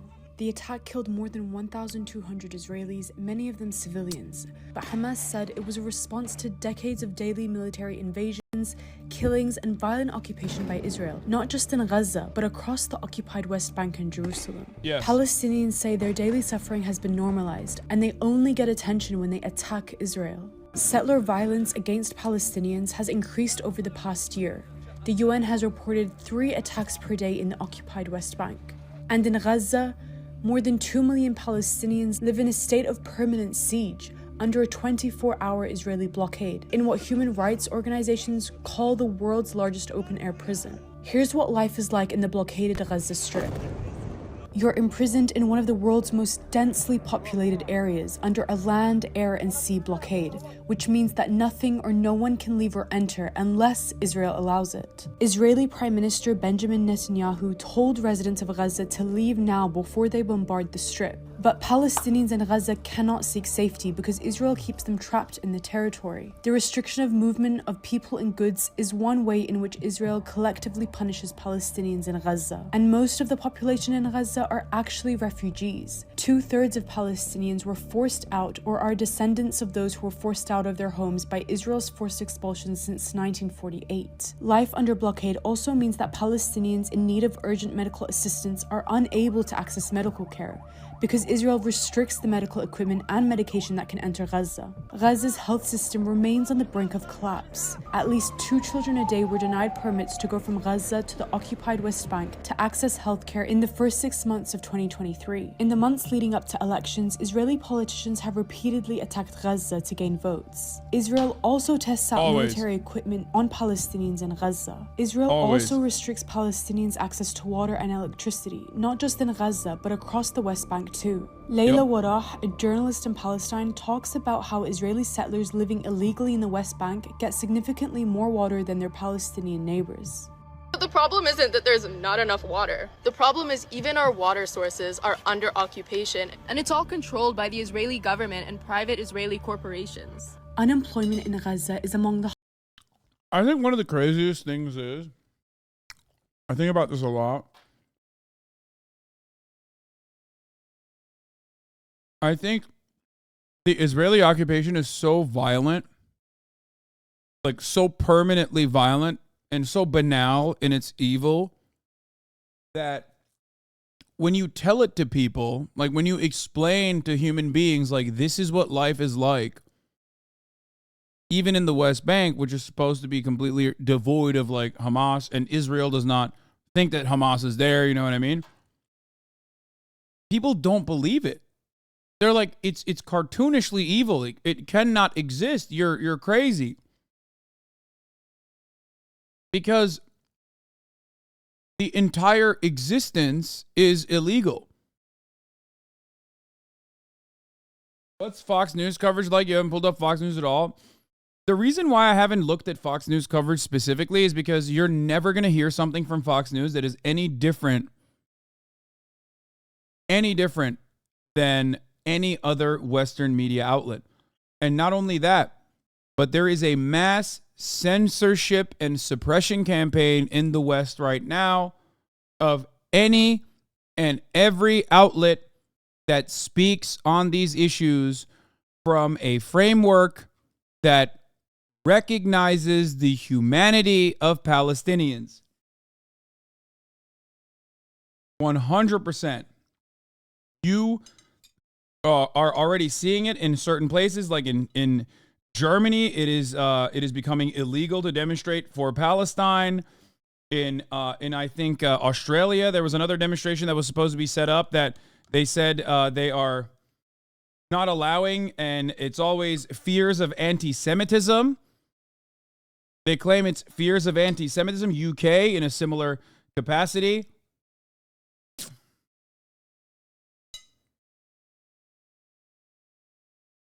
They say from the river to the sea, Palestine should be free is the rallying cry of those who want to ethnically cleanse Israel and rid it of Jews.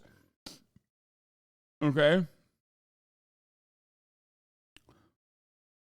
in so many places right now as we speak, it is becoming more and more impermissible to defend Palestinian rights.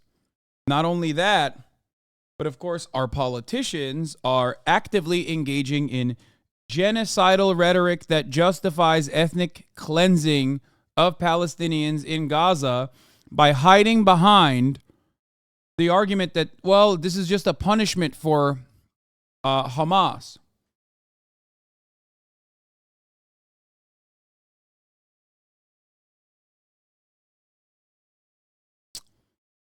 A man has been arrested in Manchester for simply displaying a Palestinian flag. Welcome to Tory Britain, governed by the supposed party of free speech. Are you actually pointing in the back?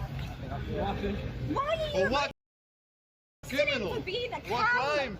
He was there with us chatting the whole. Yeah. Waving Palestinian flag may be criminal offense, Braverman tells police.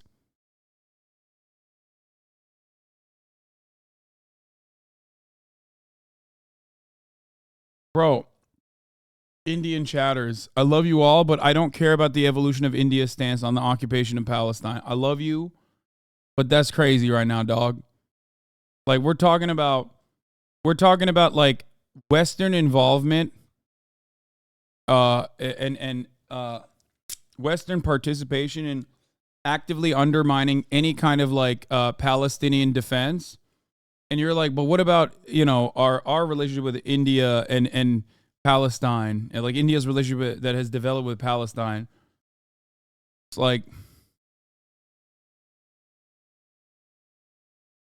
I know it's a unique one and it's really interesting. It's just that, like, that was not the time, I think.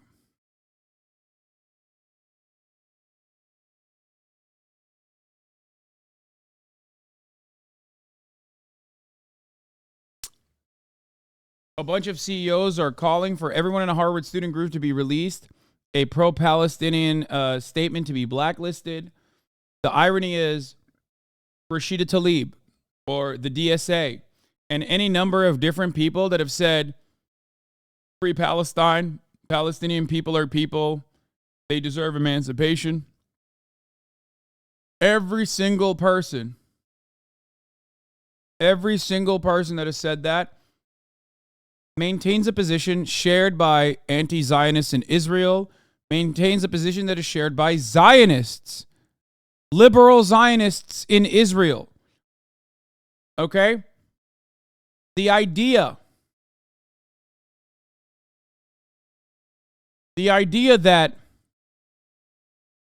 these people, Twitter is completely down. Oh, great. The idea that these people are saying something completely out of pocket, completely unimaginable, is ridiculous. It's like demanding that Haaretz get fucking censored in Western media.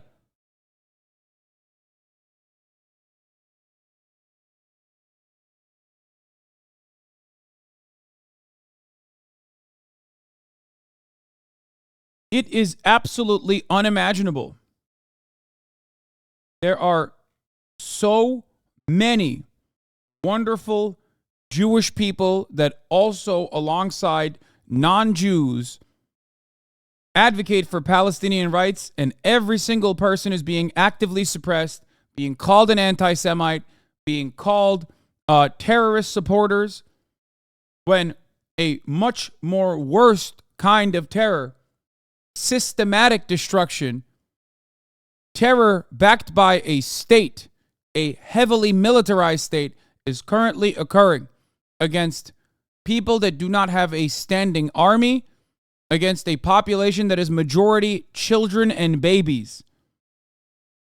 And to say that this is unjustifiable is akin to supporting terrorism in the eyes of many.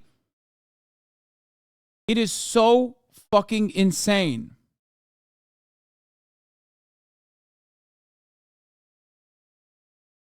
Isn't it really a problem that the Western media is going to turn off regime? I don't think they will. I cannot push the needle beyond what I have in my immediate circles. I have no capacity to combat mainstream media narratives. I have no capacity to get people on board with Palestinian emancipation. Whereas when the damn near entirety of media and outlets are, again, demanding blood, doing blood and soil propaganda against Palestinians, there is no, I have nothing. And I am shielded by my lack of power. That is pretty much the only reason, because I am not perceived as a genuine threat.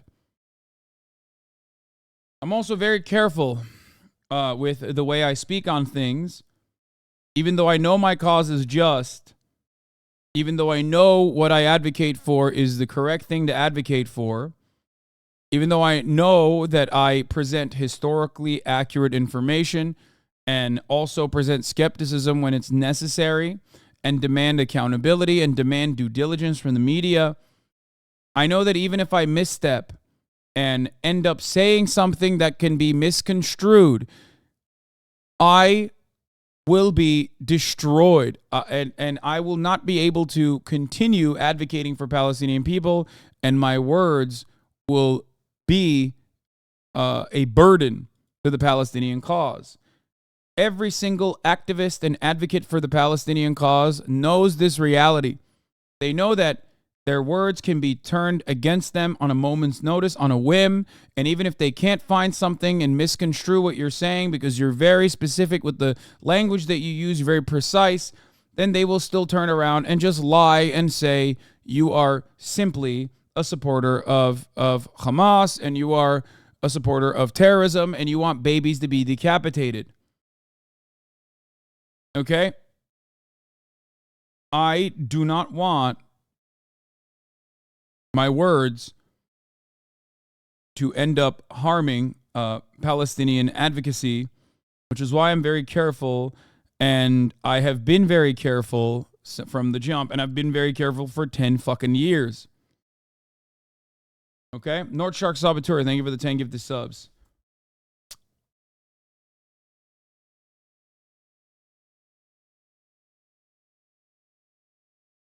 Anyway.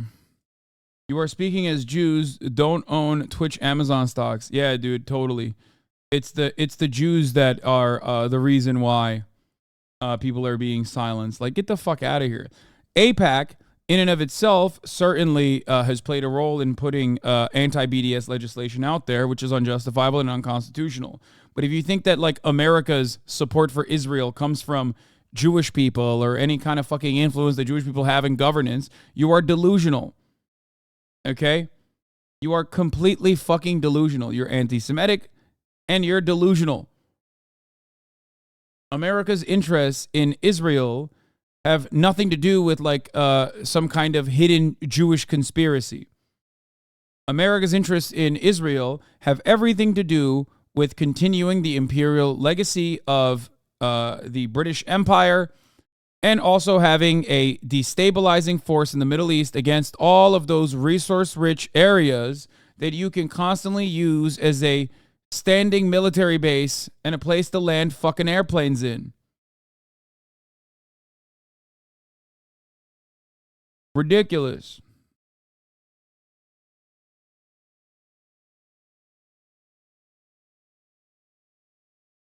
Anyway.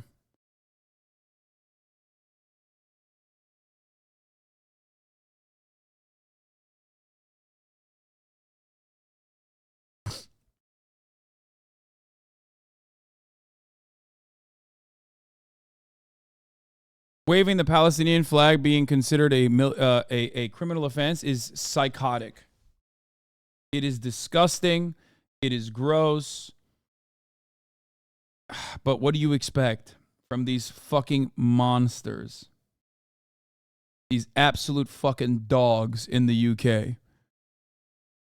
Here is another bullshit moment. From the river to the sea prompts Vienna to ban pro-Palestinian protests. Because protesters said from the river to the sea, Palestine will be free, they consider that a call of violence. That is fucking ridiculous. We have let people get away with this insanity for far too long. I remember when Mark Lamont Hill was fired from CNN for saying the same phrase. It was absurd then, and it's absurd now. Fundamentally, it is this: from the river to the sea, Palestine will be free, a PLO, Palestine Liberation Organization slogan that has been adopted by Hamas, Peartzel said when asked to explain what he meant by codes that had been included in online invitations of the protests. The river is the Jordan, and the sea is the Mediterranean, between which Israel and Palestine lie. The phrase is often chanted at pro-Palestinian demonstrations.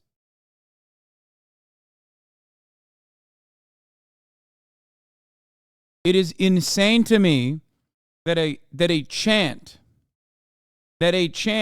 for emancipation for people, a marginalized people, a displaced people, can be so easily considered a call to violence. It is fucking disgusting. And also, make no mistake, these countries allow AFD protests to continue. In the UK, you have a long history of the police defending fascists from anti-fascist counter-protesters. The EDL was allowed to demonstrate in this country, but for some reason, a Palestinian flag is too far. You have shown your asses once again, you Angloid dogs.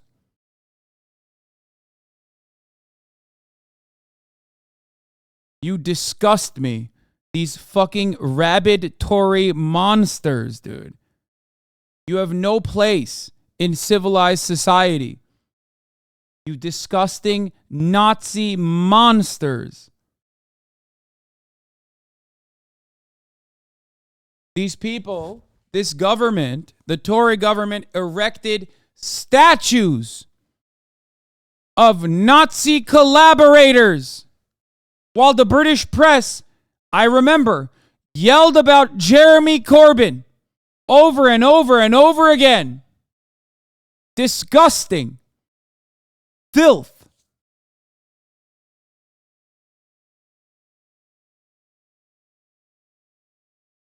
You have a blind spot on the UK. Braverman is the MTG of the UK. Fuck you mean, dog? First of all, Starmer is also a fucking piece of shit. Starmer is a conservative Labour leader. Starmer is the death of the Labour Party as you know it, the historical Labour Party. It's gone. It's done. It is not a blind spot when I freak out about fucking Tories.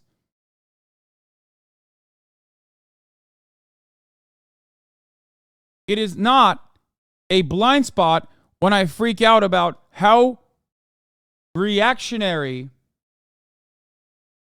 the British Labour Party has become and how reactionary England is. When has Hasan actually been accurate? What the fuck? What the fuck? Why?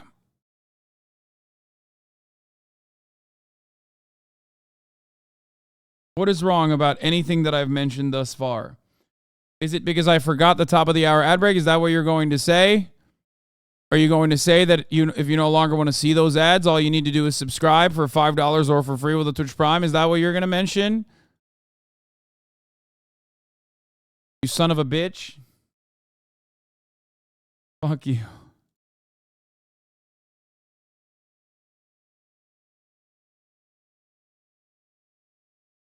Oh.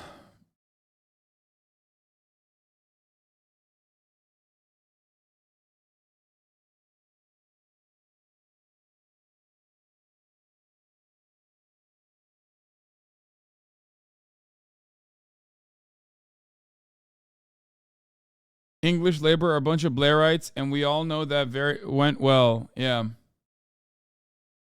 There's a 3-minute ad break now. Situation is not good, folks. Clear. Israel does have that right to defend herself, and Hamas bears responsibility. A siege is appropriate? Cutting off power, cutting off water? Well, I think that Israel does have that right. It is an ongoing situation. Obviously, everything should be done within international law, but I don't want to.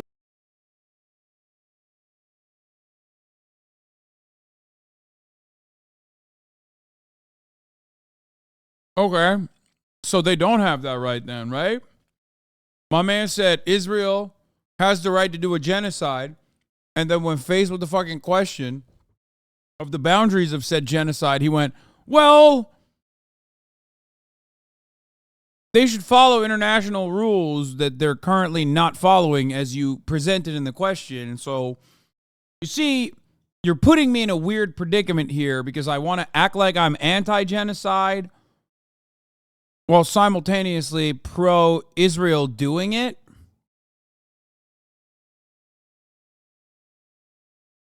Kind of hurting my argument here, sir. To step away from the sort of core principles that Israel has a right to defend herself and Hamas bears responsibility for these terrorist acts. And I would call on all responsible states, particularly Middle East responsible states, to call this out for what it is. And to stand with the world in condemning, utterly condemning, these actions by Hamas. I'm very clear. Israel must have that, does have that right to defend herself. Oh. Nice.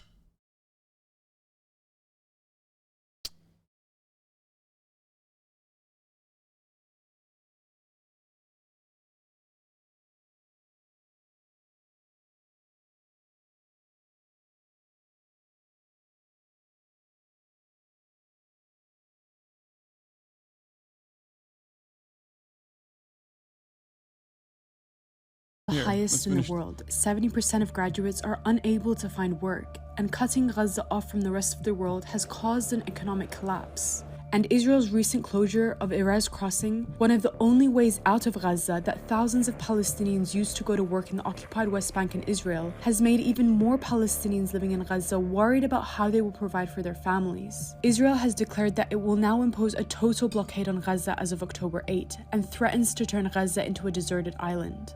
I'm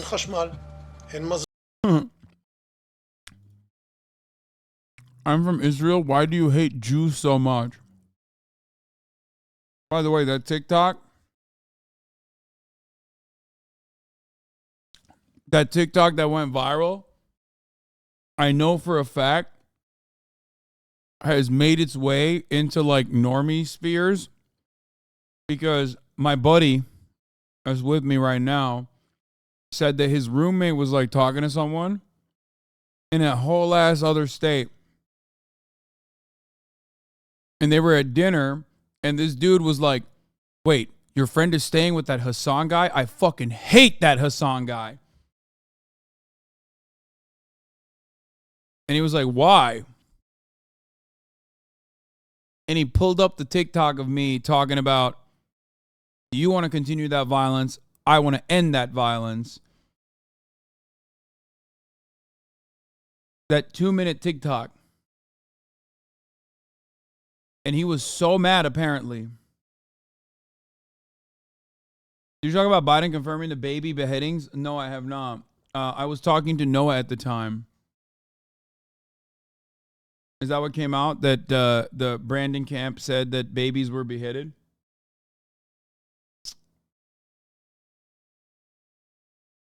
Does anyone have an article on it? I thought you entered the normie sphere in a negative way a while ago. No. No, I did not. For the most part, the normie sphere has only seen me as... For the most part, the normie sphere only knows me as like that libtard. You know what I mean? As like the liberal guy. No one knows me as fucking 9/11 Andy. Shut the fuck up. The Spectator Index says, breaking, Biden says he never thought that I would see and confirm the pictures of terrorists beheading children. What?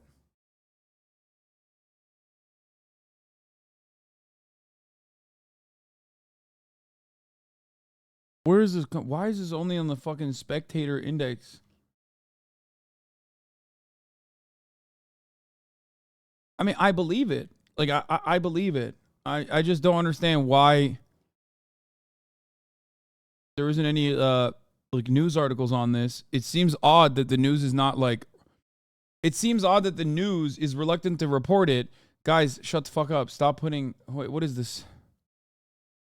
I never really thought that I would see and have confirmed pictures of terrorists beheading children.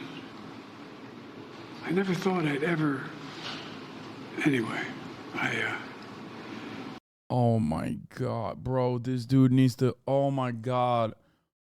Oh my God. Homie needs a nap so fucking bad, brother. WMD 2.0? No, I don't. Guys, stop. Stop. Stop. Stop saying WMD 2.0. It doesn't matter whether the fucking children were beheaded or killed by other normal circumstances, more conventional methods. Okay? It doesn't matter.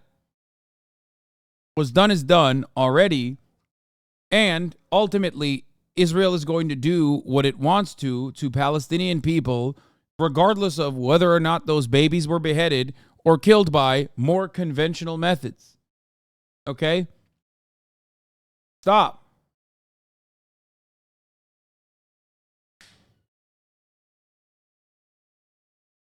He is awake. No other way to describe this. Biden is furious. I took my kids, everyone when they turned 14 years old, one at a time, put them on a plane and took them Biden refused to be silent about the threat of anti-Semitism. to Dachau. I wanted them to see that you could not know what was going on. They're presenting this.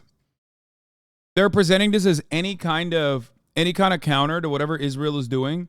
If you fucking, I think it matters a bit. I imagine decapitation is worse than a bullet. Brother, the point is, it's fucking gross. Regardless, it's still a baby. I'm not talking to you. I'm talking to others who are parsing through these methods. Okay? You know what else is also gross?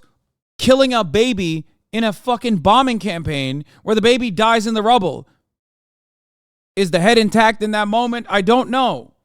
It's still killing babies. It's the worst thing you can do. It's a slaughter no matter which way you cut it. I think people do not understand my perspective on this. Okay? The only ethical baby killing happens at Planned Parenthood, which I support for that reason.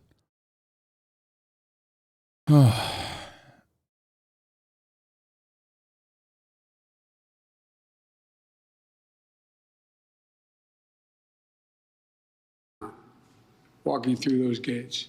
You could not fail to understand as a country what was going on. And that's a fact. It had a profound impact on my children and my grandchildren.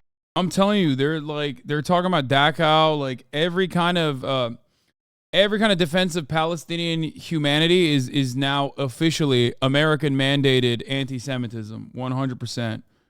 This is like if you took the ADL charter, cranked it up a couple dials, and basically said, like, if you make any criticisms whatsoever, you're done. Which is ironic because this would literally end up banning, or at least like causing significant reputational harm to organizations like the Jewish Voice for Peace, if not now, and many others. It directly goes against free speech. Obviously, that doesn't really matter. There's no such thing as free speech in America. It has never really existed. I mean, look at the Red Scare period. Look at the McCarthy era.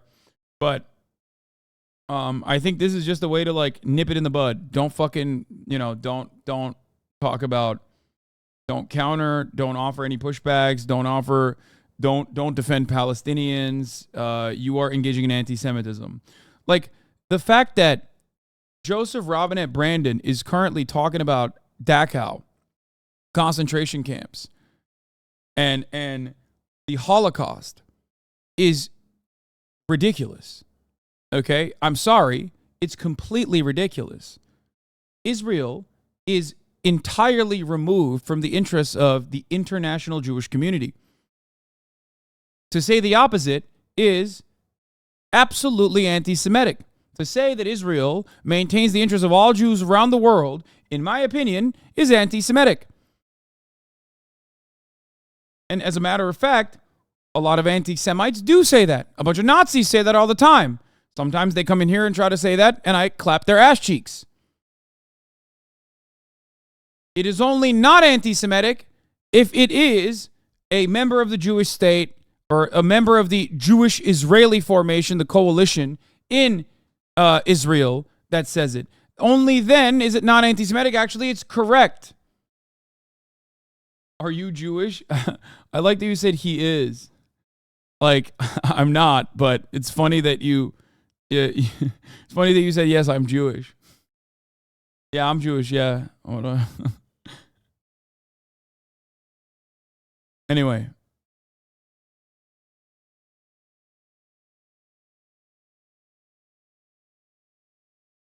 Ex-top advisor to Israel Prime Minister blows up on BBC reporter who's downplaying the assault on Gaza.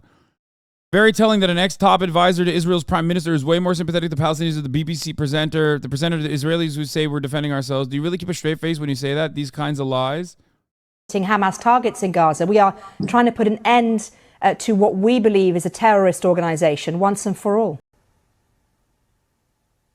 Do you really keep a straight face when you say that? Do you think terrorist organizations embedded in populations who are denied their most basic rights are ended once and for all in a military campaign? Does that happen in history? Can someone credibly tell me that when the leadership of a country says we are cutting off food, electricity, water, all supplies to an entire civilian population, that they're targeting militants? I'm sorry, these kind of lies can't be allowed to pass. Yeah. By the way, the current order of business shows that, like I said, the liberal paper Haaretz, which is still a Zionist paper for the most part, is officially to the left of Western media in its entirety, as its like collective understanding of how these violent acts came to be.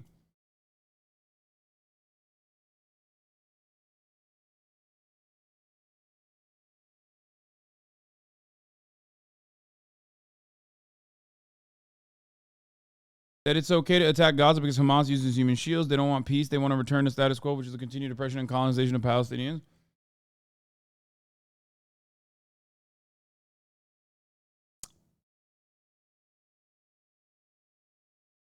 It's crazy. You research on American Jews regarding Israel. American Jews have differing opinions. Caring about Israel is essential to being what Jewish is, what 45% of U.S. adults and additional 37 say it's important but not essential. Caring about Israel is essential to being Jewish means to 45% of U.S. Jewish adults. Most American Jews identify as Democrat, lean towards Democratic Party. But Orthodox Jews, 75% of whom are Republican, lean Republican, and generally rated both Netanyahu and Trump positively. Of course. 60% of adults say they have something or a lot in common with Jews in Israel. 58% say they feel very / somewhat attached to Israel. Say caring about Israel is essential to what being Jewish means to them. 45%. Rate Netanyahu's leadership as excellent good. 40%. Rate Trump's handling of the nation's policy towards Israel as excellent good. 40%. Strongly oppose boycott, divestment, sanctions movement. 34%. Say the Israeli government is making sincere effort towards progress. 33%. Believe God gave the land that is now Israel to the Jewish people. 32%. What deluded people? What do you mean? If anything, this entirely shows you that the conceptual, like, American Jewish identity is a monolith towards Israel is so fucking idiotic. It is literally the minority. It is the minority. You are crazy. It's crazy to say, if you looked at these numbers amongst the evangelical Christian population, I am willing to bet that it would be higher. Okay? I promise you it would be higher. I'm wondering if there is one. The share of America siding with the Israelis over the Palestinians has increased since March. Wow, that's crazy. At its highest point, 13% sided with the Palestinians and 27% classic American centrism, said about equal. But of course, 31% was siding with the Israelis. That was the lowest point for them since 2018. When, remember, in 2018, this polling came after the march, the right for return, the peaceful march of the Palestinian border, where on the one hand, Donald Trump gave the entirety of Jerusalem to Israel in violation of like every other former peace accord, while Israel was sniping Palestinians walking up to the fucking border by the hundreds. And only then was there a dent in the perspective, where 29% were siding with the Israelis at its lowest point, and 12% were siding with the Palestinians. And then, of course, last year was the highest point, and still at 13%. This is manufacturing consent.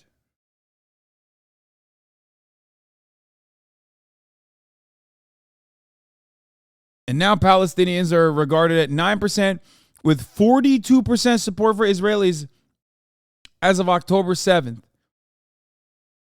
How can you sit there and justify beheading kids? Brother, are you beheaded? Have you lost your fucking mind? There has never been a moment where I have sat here and justified this. Are you schizophrenic, or did your head get cut off? Because you sure sound brainless when you come in here and shadowbox. What the fuck is wrong with you? I have never said that, you fucking piece of shit.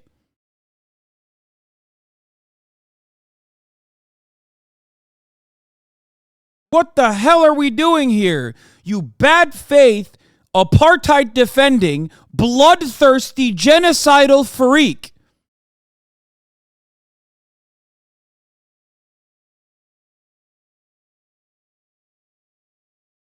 Do you guys say these things specifically so you can just like have it exist in the fucking chat to be like, I did my part, to go back to your own Discord servers to be like, listen, I fucking owned him. I said he defends beheading children.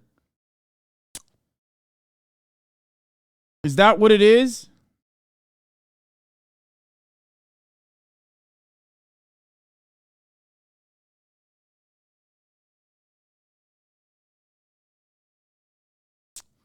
I spoke truth to power in the HasanAbi broadcast and then got fucking banned.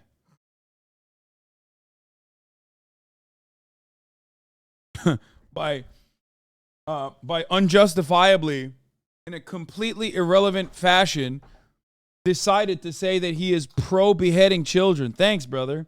You and Ben Shapiro are aligned with this. I guess your allegiance to some semblance of empathy-backed leftism was entirely conditional. Matter of fact, it didn't exist at all, right?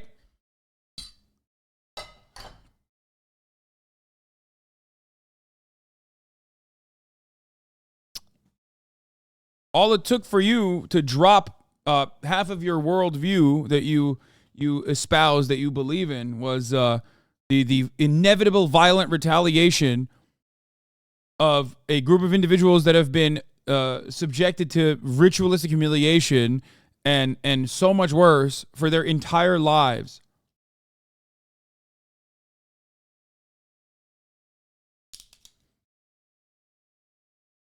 It is quite odd.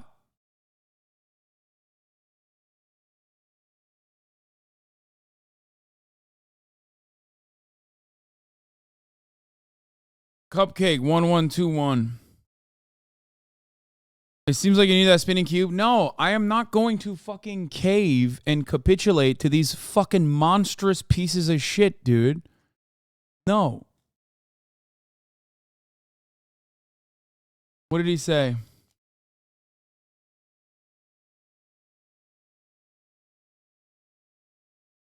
Yeah, this is probably an older Gallup poll. Yeah, March 24th.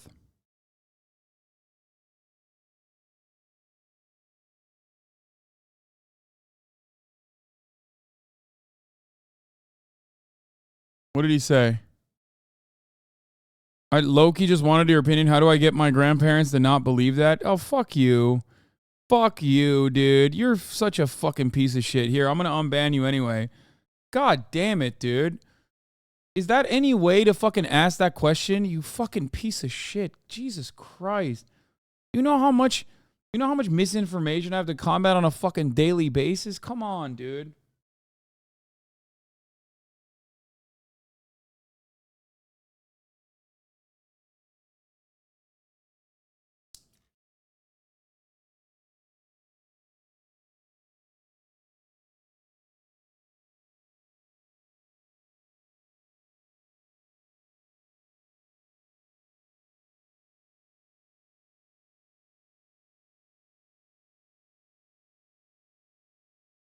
Anyway.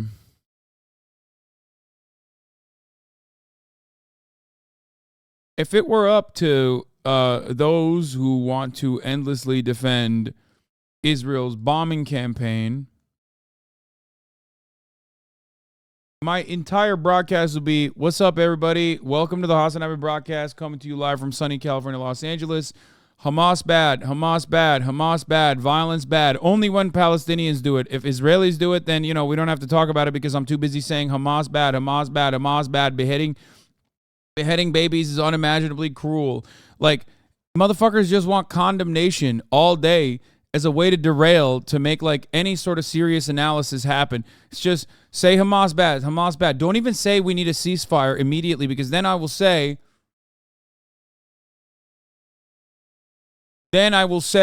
desperately, then I will try to make it seem like you are pro-Hamas. You must be pro-Hamas. I've noticed that I think you're pro-Hamas. You haven't said Hamas bad for the past, for the past 15 seconds. So I can't really hear you. Are you saying Hamas bad?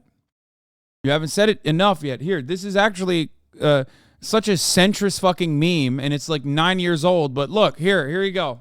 In fact, we'll start tonight in the Middle East, where Israel... What? Israel isn't supposed to defend itself? Oh, yeah, if Mexico bombed Texas, will we exercise... What other countries held to the same standard as Israel? People that want to destroy our terrorists? 4,000-year plan. Who's the only democracy in the Middle East, you self-hating Jew?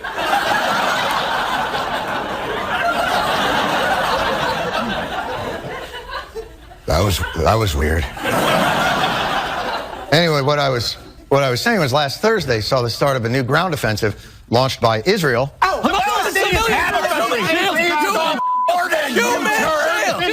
Tradition!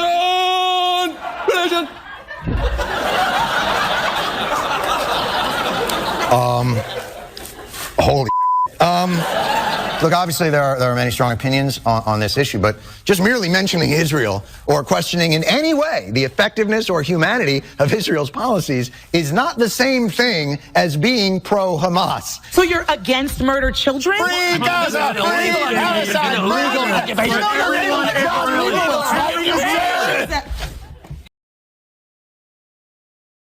This is why I don't like it, because it's so fucking, it's like... The Zionist pig! I mean, that happens to a certain degree, too, but it's like, it's such a centrist take. You know what? Why don't we just talk about something lighter, like, Ukraine? Yeah, I'm good with that. This is 9 years old. It's pretty funny. Speaking of colonialism... I like that segue. I'm Segue King. Segue God right over here.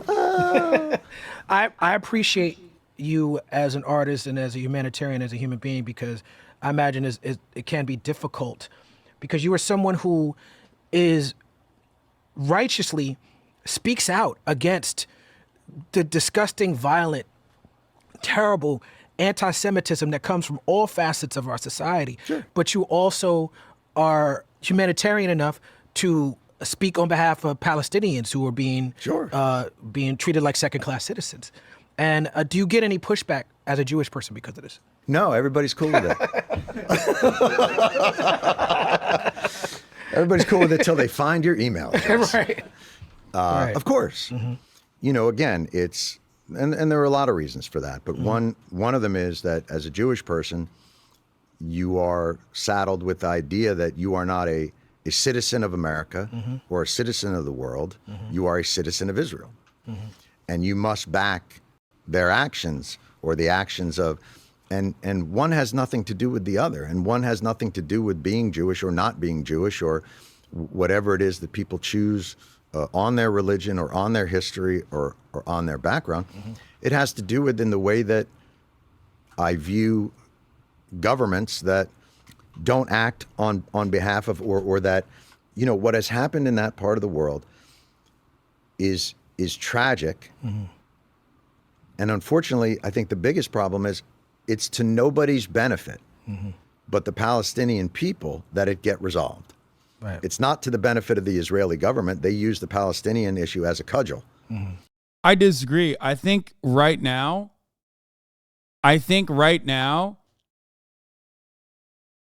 and this has been a permanent staple as well, I think it's to the benefit of the Israeli people as well. And it's a reality that some Israelis are starting to reckon with too. You cannot maintain an apartheid state without it inevitably hurting you. You just can't do it. It's just the same principle behind it is the, well, he's right, by the way. It is the government. It is to the government's interest. That is true. And that is correct. And that is precisely what has happened. It is not in the people's interest, however. It is the same principle behind white supremacy harming white people as well. These kinds of ideals end up propping up incredibly violent systems for its maintenance, and that violence inevitably turns back both through blowback, but also through direct violence, and also through the spiritual changes that occur within the population, where you become like this delusional, paranoid person, where you think that there is an enemy in every corner because, again, you see so much violence. So much violence is just out there. Even if you do not recognize it, it's out there. It's a part of your everyday existence. That changes you. Same thing happened in America and has been happening in America. It is this ever-consuming feeling that you have.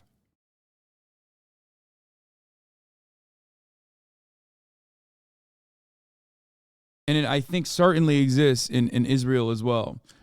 But that's secondary. I'm talking about fascism being this suicidal, self-defeating concept, this ideology. And Israel's fascism is certainly harming the people of Israel. So it is in Israel's self-interest to end the apartheid, to end the occupation. And they continue to build settlements and whatever it is they want to do. And no one's suggesting that like terror attacks are okay and that's a good thing. But if you're held to that standard that you don't get your state until nobody tries to kill anybody else, well, then you're never going to get your state. It's not to the benefit of the other Arab leaders in the region because their people can be mistreated in the same way by their autocracies. So why do they want to fix the Palestinian situation when they can use Israel as an easy code to get their people in line? This is why I don't like. No, I don't agree with this. Like, yeah, Hamas uses the Israeli colonial occupation to make its power permanent, but Hamas is not the power player in this circumstance. They have no power. If you recognize that, then it is completely in the hands of Israel to rid Hamas of its influence. You know? You said the same thing about the Russian-Ukrainian conflict. Ceasefire is mutually conclusive to peace. 100%. Thank you. I'm glad you get it. I'm glad there's someone out there who recognizes the consistency in my conversations surrounding Ukraine and Russia, which is identical to what I say about Palestine as well. Palestinian people deserve emancipation. It is unjustifiable what Israel is doing. Its permanent occupation is hurting not only Palestinians, but Israelis themselves. Identical circumstance to fucking Ukraine. And what I have said about how when Russia invades its neighboring state with 44 million people in it, they are inevitably going to push that population towards the most reactionary components. Those reactionary forces will be seen as the liberators. You will embolden them. And that is exactly what has happened with Hamas. Exactly what has happened. So thank you for at least recognizing it. Teacher's pet? No, man. People don't want to think about it at all from that perspective. I think that was John talking about other governments, not Palestinian in that part. Mm-hmm. Oh. Don't look at us. Look at Israel. Right. We're fucking with you. Look how they fuck with the Palestinians. It's not to the United States' benefit because we have an ally in the region that's a lot more complicated for us than in other ways because they rely on our military aid and all kinds of. Do you think Israel is a democratic state? If yes, so the actions their government represents them? What do you mean, dude? First of all, no, it's not. It's an apartheid state where almost half the population, well, not the half the population, well, I guess half the population if you consider the 5 million that was displaced already, but at least 2 million in Gaza, 3 million or 2 million in the fucking West Bank, 4 million people. Israel proper is 9 million people, not including which includes, Muslim Israelis, the 1948ers that got citizenship, which comprise of 20% of the Israeli population as well. The idea is that those 4 million people do not have any representation whatsoever and literally live under an apartheid state. Get the fuck out of here. How is that a democracy? That is no democracy at all. Every other part of the world, you laugh at that. You look at that and you say, get the fuck out of here. Let me tell you something. There are different checkpoints for Palestinians to go through in their own fucking land. Okay? If you were an Israeli citizen and you were traveling to the United States of America right now, and there was a separate area that said Jews only, okay, and then the rest of the world could go through a separate checkpoint, you'd know exactly what the fuck that is. Okay? You'd know exactly what that is. Shut the fuck up, man. There is no comparison in any other circumstance.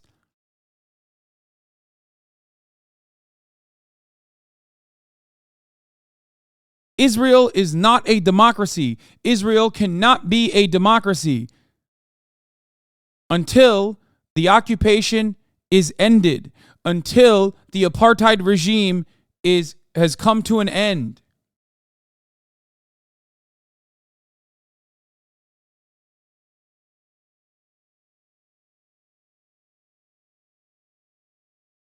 Crazy. Of other things. Yes, indeed. So if it's not in anybody's interest in the powers of status quo, what chance do they have? It's a very efficient way of looking at it. That's exactly what it is. But what chance? Yeah. And it's not really to Hamas's benefit, and it's not to Fatah's benefit, because then they lose their grip on power. So the only people who always lose are the day in, day out Palestinian people. Yeah. Because it's to no one's benefit to help them but them. Yes, indeed. And so not recognizing that is to be blind to any dynamic. But that doesn't negate how I feel about anti-Semitism. Of course. And anti-Semitism is not the same as Zionism. That's right. It's not the same as any of it. But boy, don't have that conversation with people.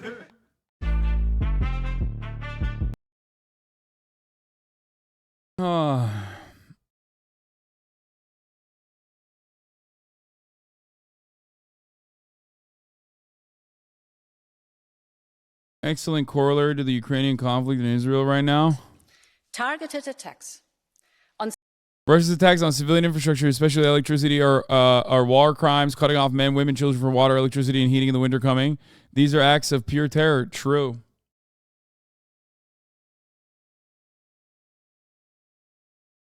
And it's interesting because, remember, when Ukraine attacked the land bridge or attacked the bridge in Crimea, I said that was an act of terror, and everyone yelled at me. And they said, how dare you say that? But I also maintained the position that it was Russia's responsibility because they had invaded Ukraine. Another point for consistency, not that it fucking matters.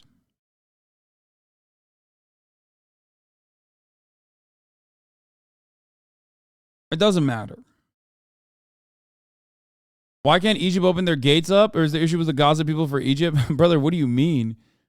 Dude, Israel controls everything, including that checkpoint as well. Like, it's technically controlled by Egypt, but even when Egypt said that they would, there's two different reasons. One, Egypt said they wanted to send in aid through that checkpoint. And as far as I understand, Israel said, fuck no.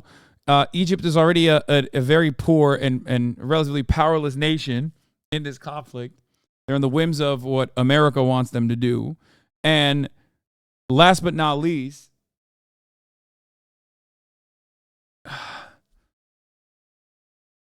getting Palestinians in Gaza to escape through the Egyptian corridor is being presented as a safe option. And yet there is another option that exists, which is stop bombing Gaza. Okay? That's just expulsion. I can't believe the humanitarian corridor option is being presented when it's just simply a justification for ethnic displacement by the millions. That is crazy. Oh, wow. I'm so glad that there is some safe ethnic cleansing happening right now.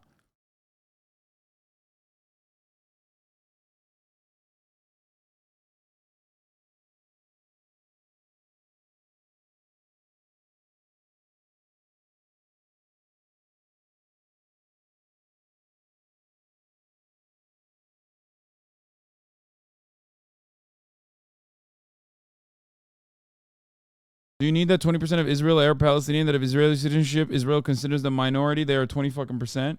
Yes, they're 20%.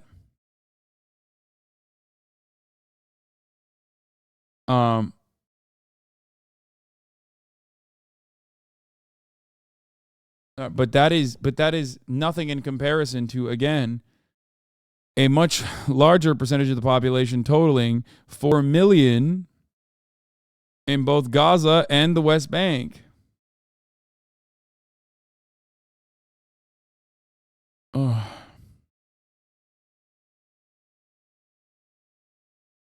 Anyway. Oh, here, last part. אין מים, אין דלק. הכל סגור. אנחנו נלחמים בחיות אדם ואנחנו נוהגים בהתאם. All while Israel continues to heavily bombard the Strip. Israel's bombs have killed at least 1,100 people in Gaza since October 7 and displaced more than 100,000 Palestinians. There's some TOS here that's coming up.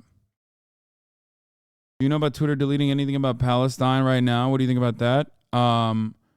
I don't know anything about that, but I do know that, like I said, it's like it is actively being suppressed in a lot of Western nations.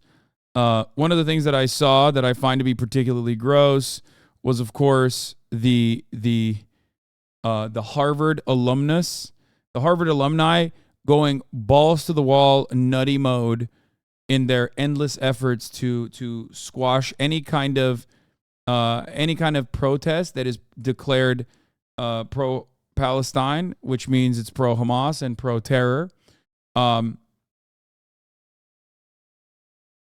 Fake news is running rampant on Twitter, but this is a huge deal. So Harvard students group issued an anti-Israel statement. Okay. The CEOs want the students blacklisted. Billionaire hedge fund CEO Bill Ackman and several other business leaders are demanding Harvard University release the names of the students whose organizations signed on a letter to blame solely Israel for the deadly attacks by Hamas. I'll say it one more time. It is solely in the hands of Israel. I'll say it with my fucking chest all day, every goddamn day. Okay? Get the fuck out of here. And it's not simply just the perspective of a bunch of Harvard students or this dumbass fucking Twitch streamer.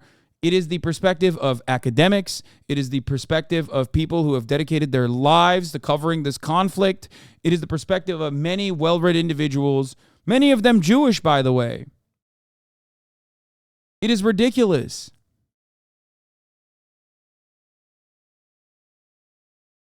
It is utterly and entirely ahistorical to be like, oh, Hamas is built in a fucking vacuum. Yes, Holocaust survivors. I mean, this was on the Chomsky subreddit that I saw. It's like the abbreviated version of the Gabor Mate cake. Where the fuck is it? Oh, here it is. Okay, it's abbreviated because it took filthy ass Russell Brand out of the equation, I'm pretty sure. Yeah. Here.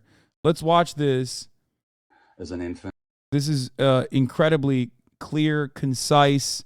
Go ahead. Harvard be like, yo, dude, Holocaust survivor, fuck you. You fucking anti-Semite.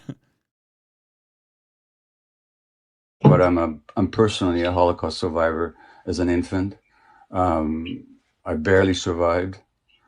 My grandparents were killed in Auschwitz, and most of my extended family was killed. I became a Zionist. This dream of the Jewish people resurrected in their historical homeland, and the barbed wire of Auschwitz being replaced by the boundaries of a Jewish state with a powerful army. And then I found out that it wasn't exactly like that.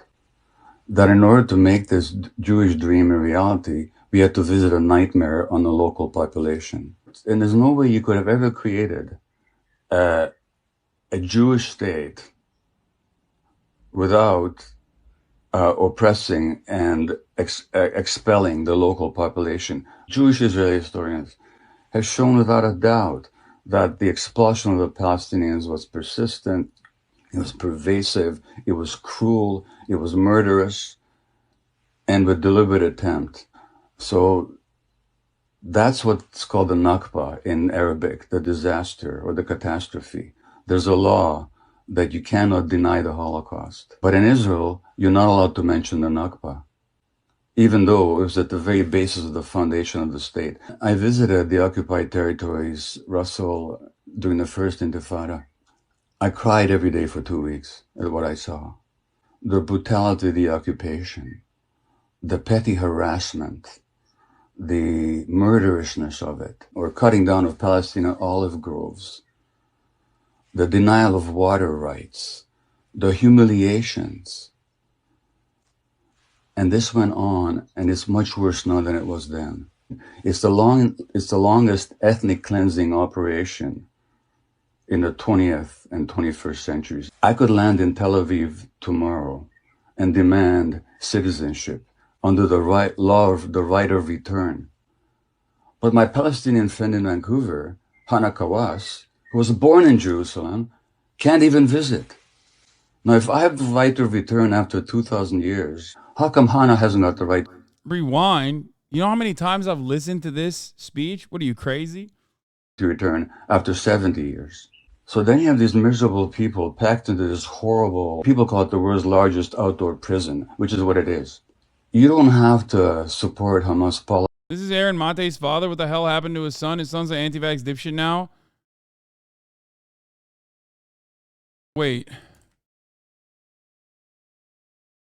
no, you're wrong. What? No, you're mistaking Aaron. Literally left Max Blumenthal's Operation Gray Zone specifically due to Blumenthal becoming a fucking right-wing freak with Aaron Mate, who now lives in China.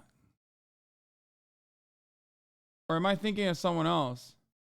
Oh, fuck. I'm thinking of Ben Norton. You're right. I'm thinking of Ben Norton. But also, shit. But Aaron Mate himself is also not... I mean, he stayed, I think, right? Did he stay with... Did he stay with Gray Zone still? Fuck. That's Ben Norton. Aaron Mate still does very good coverage on a lot of things. He does have some wild takes though. Yeah. Okay. Yeah. Oh, I'm mistaken. Yeah, you're right. I did think of I was mistaking it with Ben Norton. Yeah, I'm not the biggest. I'm not a big fan of obviously the Gray Zone. I think they do have some wild takes. I think Aaron usually does decent journalism, but I'm not entirely familiar with all of his entire body of work. Sorry, I thought you were mistaking him with it's my mistake.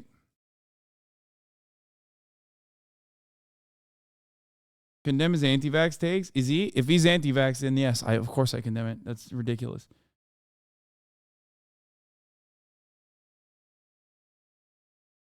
TikTok is deleting anything about Palestine, lol? No shot.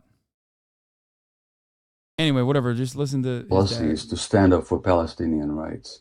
That's a complete falsity. If you take the worst thing you can say about Hamas, multiplied by 1,000 times, and it still will not meet the Israeli repression and killing and dispossession of Palestinians. Anybody who criticizes Israel is an anti-Semite is simply an egregious attempt to intimidate good non-Jews who are willing to stand up for what is true. If you look at the Western press, when Hong Kong demonstrators throw stones at the police in Hong Kong, that's considered to be heroism. When in Myanmar, the demonstrators throw slingshots at the army, at the oppressive army, they're considered to be heroes in the Western press. When Palestinian kids throw stones at the Israeli soldiers, they're called terrorists.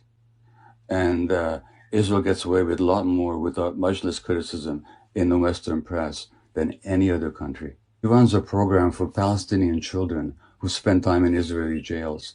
14, 15, 16-year-olds are jailed for months or years. Sometimes they can't see their families for months. She says, we don't have post-traumatic stress disorder here because the trauma is never post. The trauma is daily, she said. If he's got any ounce of humanity left, he would cry like I did for 2 weeks when I was there. Anybody can go on YouTube and listen to Ilan Pappé, an Israeli historian. Anybody can listen to Norman Finkelstein, a Jewish professor, world expert on Gaza, who was denied tenure at his university because of his public speaking. Ironic, because the guy who made it his life mission to bully and humiliate and blacklist Norm Finkelstein is, of course, the world's most eminent, world's most famous pedophilia defender, Alan fucking Dershowitz. So just remember that too. Like, who these institutions side with against who has the bravery to explain the situation on the ground. That's right. Now, if you were to say, oh, well, have you seen Hasan? Have you seen what Norm's latest takes are? Have you seen what his latest takes are? Yeah, he's old, man. I don't care, okay? Yeah, I don't agree with everything, but it doesn't matter because he's absolutely, unimaginably, 100% correct on everything he has written, and he has written extensively on Israel. This was his life's work, okay? Can't believe that at Harvard, the Dersh is a well-respected professor for all of his incredible work on, talking about lowering the age of consent from a constitutional perspective, of course. Or successfully defending Jeffrey Epstein and being his friend. Oh, piece of shit.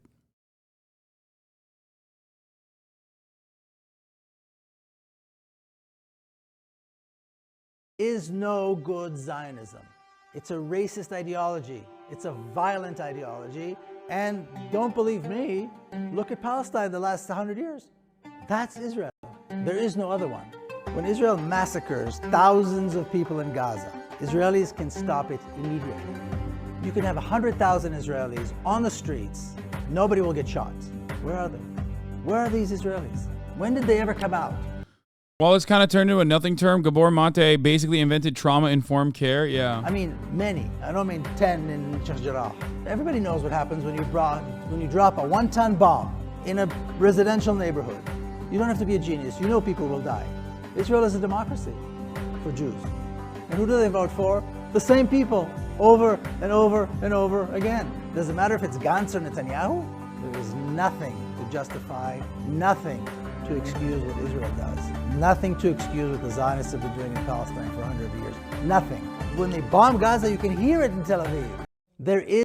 I mean, people watch it from the rooftops and hillsides in Sderot, so... Against Israeli policy. You can listen to any number of Israeli Defense Forces soldiers who talk about the brutality that they now regret having committed. You can listen to Israeli pilots who talk about why they refuse to fly over Gaza because of the atrocities they're made to commit. You can get all the information you want. So if anybody these days doesn't know, it's not because the information is not available. And none of that excuses not knowing truth and this deliberate attempt to silence anybody who speaks, Jewish or non-Jewish. And I really wish that non-Jews of goodwill would stand up against the calumny and not be intimidated by this charge of anti-Semitism. I really wish that. It's not a question of being pro-Palestinian. It's a question of are you in favor of justice and liberty and freedom and truth, or are you not? It's so crazy, dude.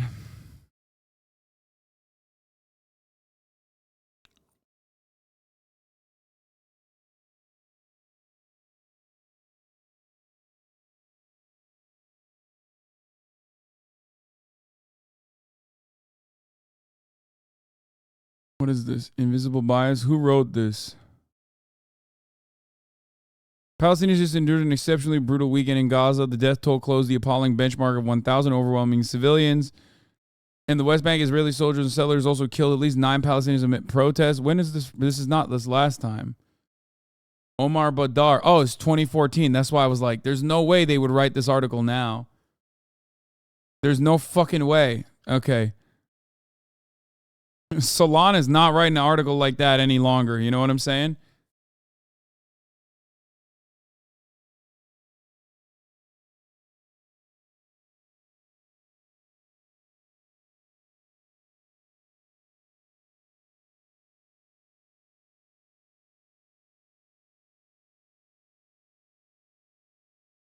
What's your opinion on regards to Lebanon's place in this? I'm in Lebanon right now. I don't know what's going to happen.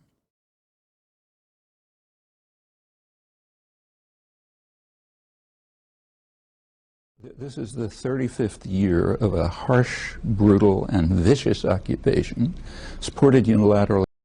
In 2002, chat.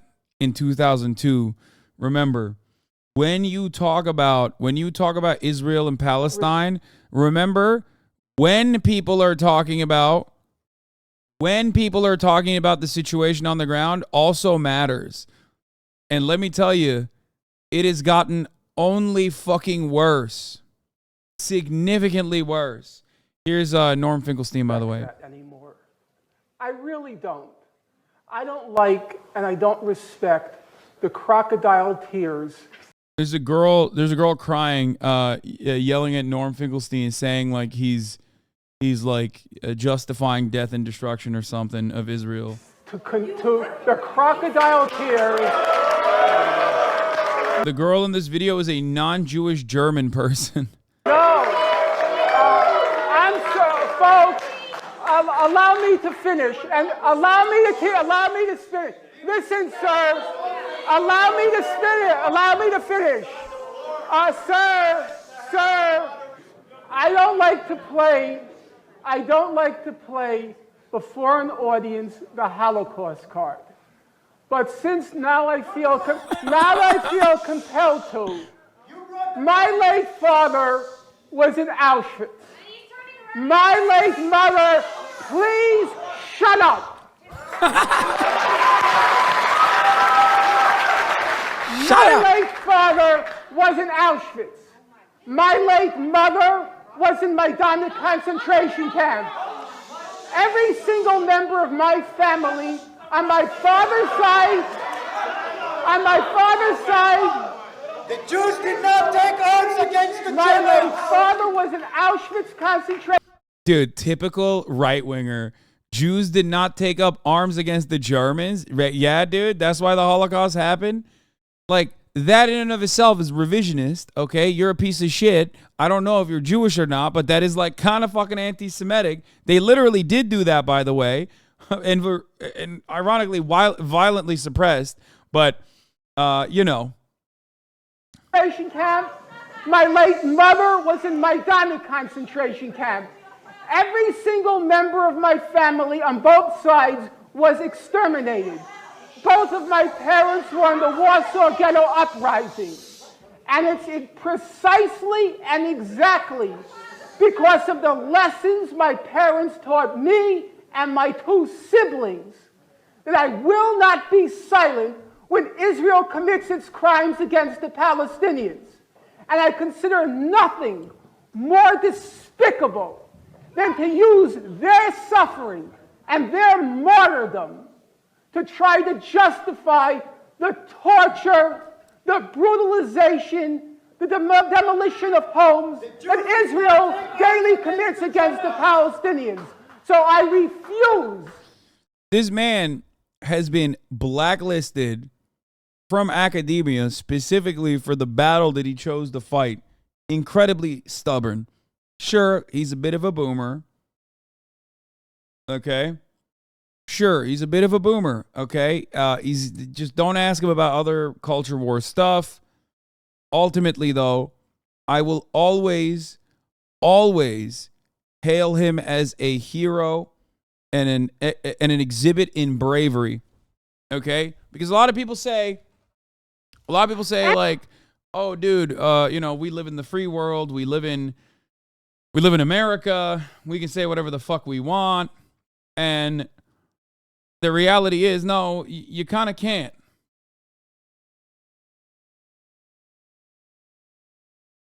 He is anti-BDS, yes. He believes that, I disagree with him on that as well. He believes that BDS is designed, I think he's, again, a bit of a boomer, and he thinks that BDS is designed specifically to like eviscerate the Israeli state, which will never happen, and it's counterproductive, and I think that's what he says. Oh my God, people always say, what is BDS? That's crazy. Every day I cover it. Every day, you know what? This is my job. I got to repeat myself sometimes, especially because people are asking in good faith. BDS is boycott, divest, and sanction the state of Israel for its colonial occupation and its apartheid regime. It was tailored around the successful BDS movement in apartheid South Africa.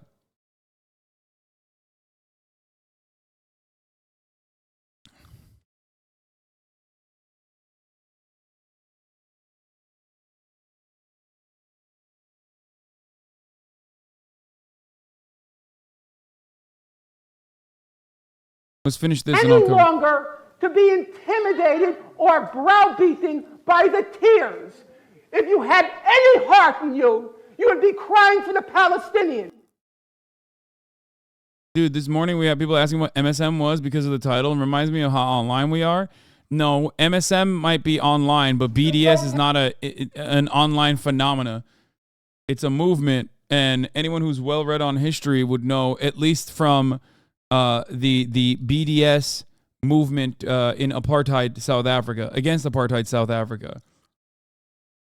Protests have been overwhelmingly nonviolent. If they were violent, how can it be that after 6 weeks, the first injury, a scratch, occurred on May 14th?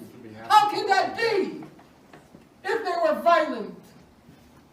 But even if they were violent, I would say to the people of Gaza, God bless you. I hope you break through that fence.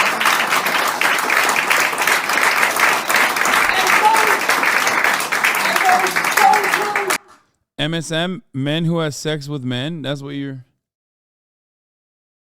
It would be super interesting to analyze what Western media coverage was like about South African apartheid when it was happening. I think we'll do that research on my own, but it would be interesting to see your comments. I have done it. I have looked into it. I think the original, when it first began, it was South Africa was a anti-communist safe haven that collaborated with Israel and collaborated with America, which is why South Africa had to exist in the way that it did. If you want to know, here, I mean, we can look at this. This is a town hall interview with Nelson Mandela, who is just fresh out of prison at this point, okay? After being asked 2 times while he's in prison, where the South African government says to Nelson Mandela, if you denounce violence and the violent acts that your supporters are engaging in, and if you say you're going to put an end to it, and you denounce communism, Marxism, socialism, then we'll let you out of prison. 2 times. He said no, twice, until they had to release him. He was in prison for what, since 67 at this point, or 65? Yeah, a little bit. Give me the time codes. The police are still killing our people, as they've done over the years. Vigilante groups are openly arming themselves for the specific purpose of attacking progressive groups and progressive leaders. If Israel's sanctioning gets less money from the military, wouldn't the Arab nations move in to flatten it? I feel like South Africa didn't have that problem, no? Asking in good faith. Yeah, dude, totally. All of those surrounding nations would just go in and flatten Israel. No, this is a paranoid delusion that you can only maintain if you are completely oblivious to the relationship with neighboring nations, okay, that the United States of America has. It's fear-mongering. They already tried it at a time when Israel wasn't as strong, and they fucking failed. Israel also has nukes. It's ridiculous to think that a nuclear-armed state that has gotten $264 billion in aid from the United States of America since like 1967, okay, that and much of that aid is actually in the last like couple of decades, for the record, where the biggest Israel hater American president of all time, Barack Obama, gave on his way out $38 billion in aid to Israel for 10 years. If you think that country is going to get flattened by, what, Jordan, you're out of your fucking mind. The amount of influence that Israel has over the surrounding regions should be proven to you simply by looking at the situation on the Gaza-Egypt checkpoint. Ridiculous. Right wing is also arming itself openly. And before you say, imagine if they had someone like Nelson Mandela speaking for the Palestinians. Yeah, Israel saw a successful anti-apartheid movement and effectively neutered the Nelson Mandelas of Palestine. Okay? Instead of imprisoning them foolishly, they just killed them.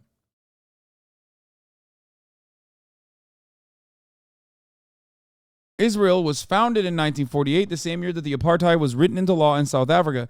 It's as if South African apartheid is still in effect in terms of timeline. I hope that gives people some context. And they say they are doing so for the purpose of destroying the ANC. I agree with you on almost every single point, although I believe there's a fine line between fighting against the oppressor and justifying the violence that I can't get over. Maybe you can explain this a bit. You do not need to justify violence, okay? Violence is a constant regardless. If your goal is to stop violence, you have to look at the root cause of said violence. And you have to starve that out. You have to end it.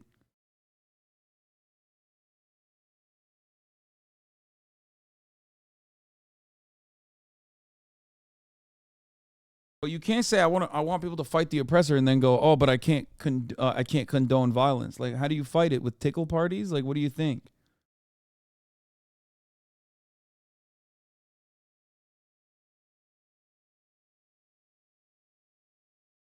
Calling for some of us to behead.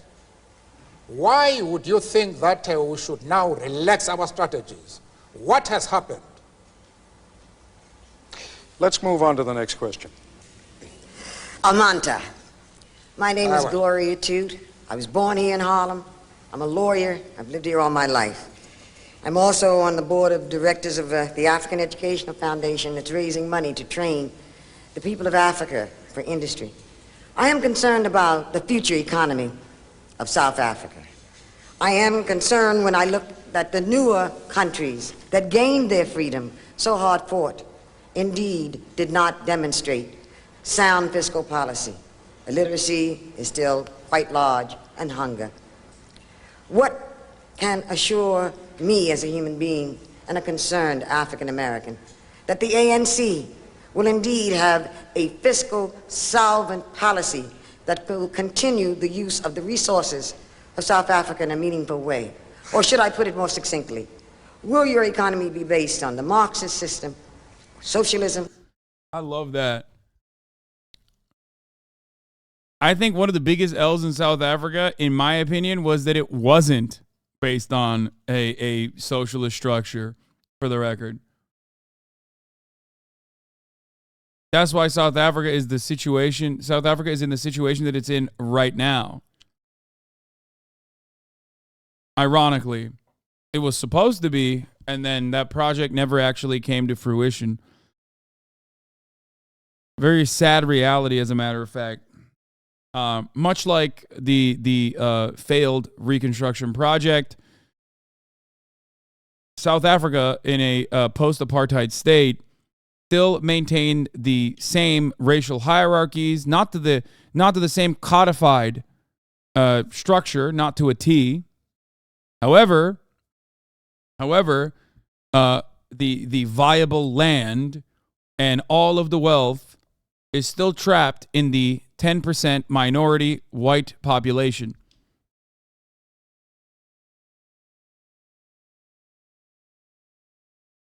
It went from a situation where there was obviously unjustifiable and untold amounts of colonial apartheid state violence to no apartheid state that is legal, at least, but yet still a nation in economic disarray.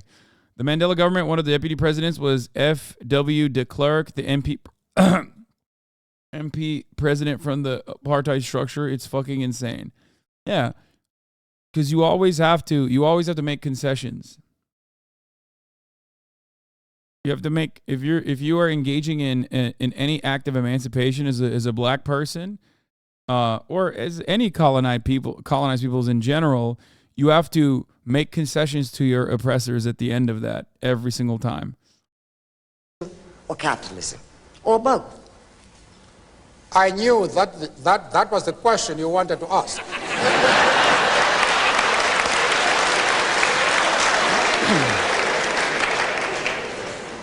I am happy that you have had the courage to put it directly.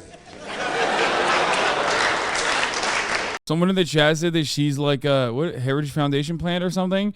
Gloria Toot is a property developer who started an offshoot of the Heritage Foundation. For context on who they're asking. Yeah, of course. We are not concerned with models. We are not concerned with labels. We are practical men and women whose solutions are dictated by the actual conditions existing in our country. As somebody has said, we do not care whether the cat is black or white, as long as it can catch mice.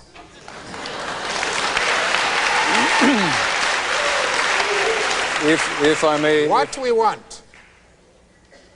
want to achieve is a healthy and vibrant economy which can ensure full employment, Little Bear is correct. Current South Africa is what happens when you transition from a fascist government to a capitalist one, because apartheid divided races into classes and capitalism keeps the class division.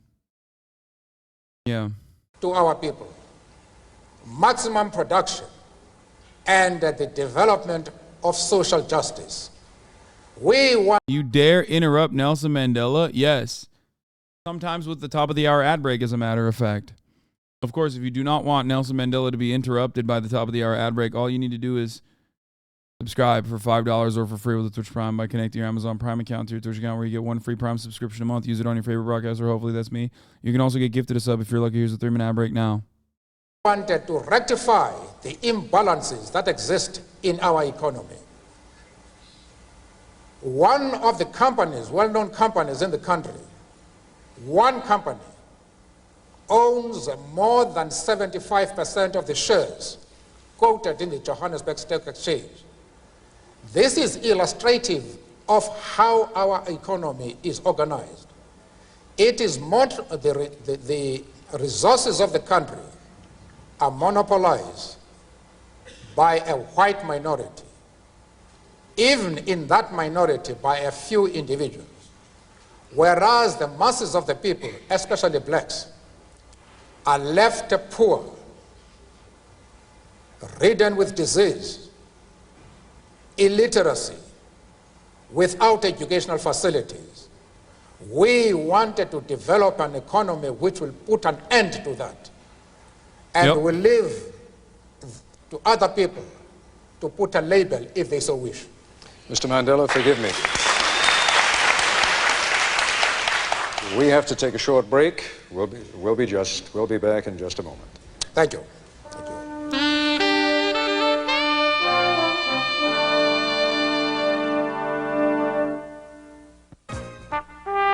The Couple Report, a town meeting with Nelson Mandela from City College in New York, continues.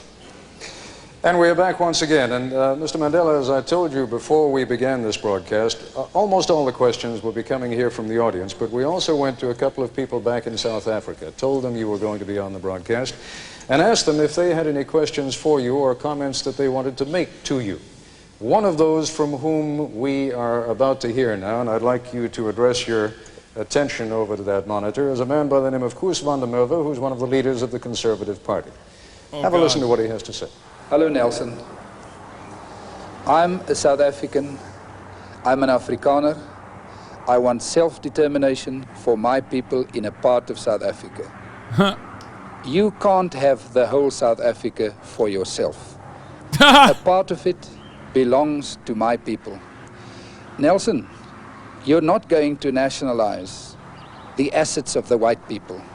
I have worked for my banks, my mines, my businesses, and my farms. You are not going to take it. Stop your violence. Stop your sanction campaign.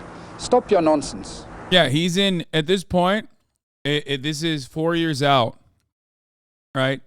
He's out of prison. He is asking the United States of America to still continue its sanctioned BDS movement, okay, in an effort to put pressure.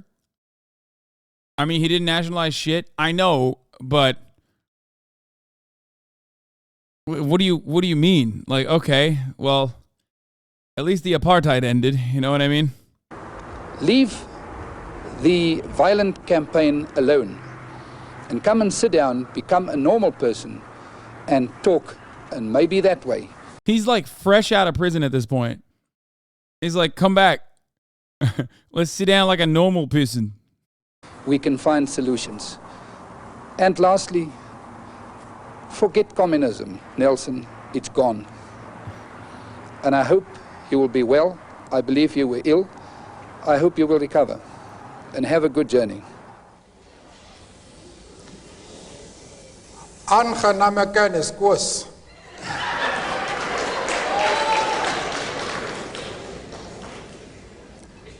Ek hoop van harte dat een dag ek die geleentheid sal kry om met u te gesels.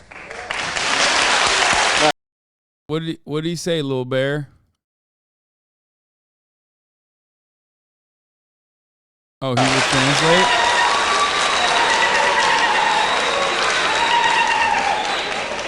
Well, just to interpret Please. what I said, I just wanted to demonstrate that I am bilingual.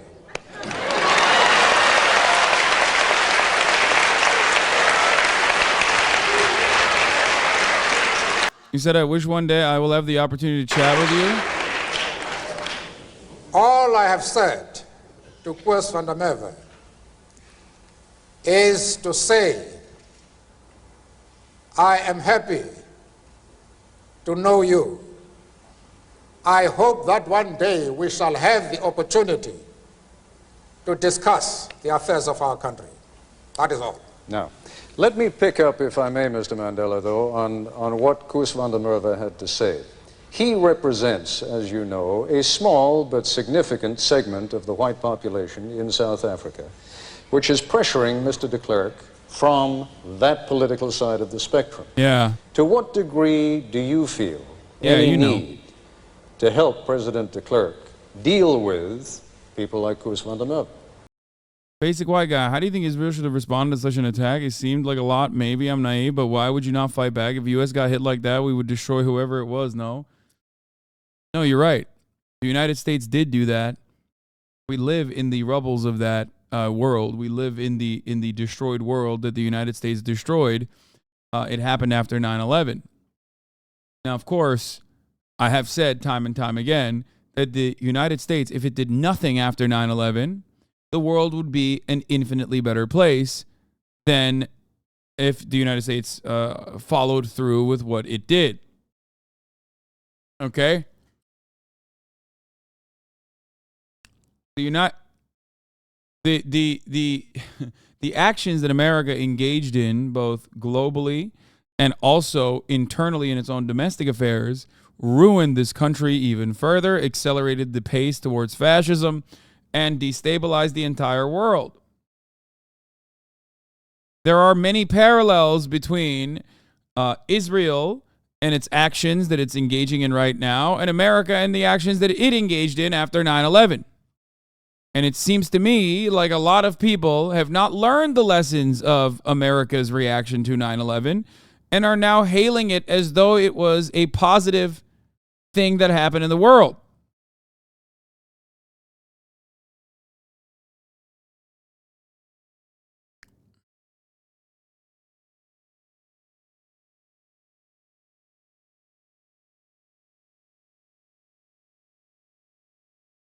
Ridiculous.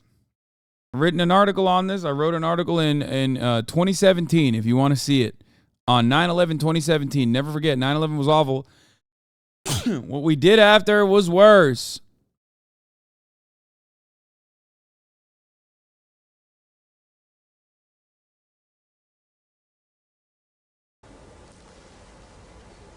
Mr. de Klerk is an independent, resourceful, and flexible leader. He is able on his own to deal with the right wing. The outside world will be making a grave mistake. Asma Khalid, White House correspondent at NPR, says it was not immediately clear whether Biden had seen the pictures of the atrocities. A national security official told NPR that in his remarks, Biden was referring to the media reports from Israel. So remember when Brandon said, I never thought I would see decapitated babies in my life? I saw the pictures and you guys sent that as proof to me that he had seen the pictures. Yeah, no. And I tried to tell you like he's just old. I'm telling you, okay, while the likelihood of said pictures existing is it could be real. There is a probability. No verification has occurred thus far. I do not know why there has been zero verifications thus far. I also do not know why unsubstantiated reports are being pushed time and time again, while simultaneously everyone around the people that are speaking these bringing more or repeating and channeling these unsubstantiated reports as though they are fact and breathing light into this are slowly just turning around and dialing it back later after just pumping it out there. It is very odd. But the effects of it are already impossible to change. Pro-Mac is correct. It is real in the court of public opinion because he acknowledged it, so it doesn't matter if it's real or not.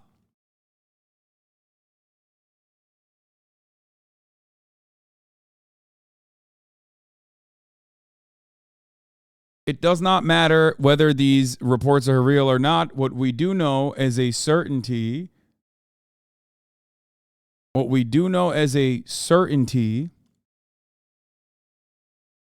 is the ongoing brutal campaign in Gaza.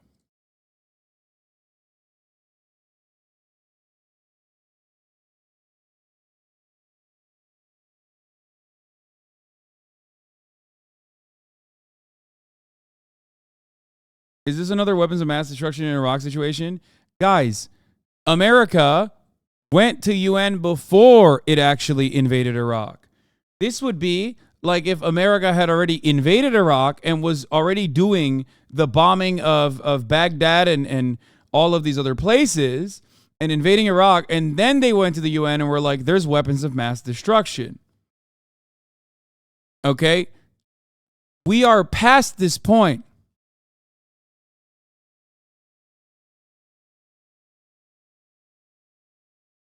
Even the incubator baby situation doesn't fully compare because the incubator baby situation in Kuwait was, in my opinion, not as formative in shaping or was more formative in shaping the public opinion than the situation at hand with Israel's actions in Gaza. Okay? And there is nothing you or I can do about it, and there's nothing, and there's even less that the people of Gaza can do about it, okay? Like, people's opinions of Palestinians and their humanity was already polling at its highest in America at 12%.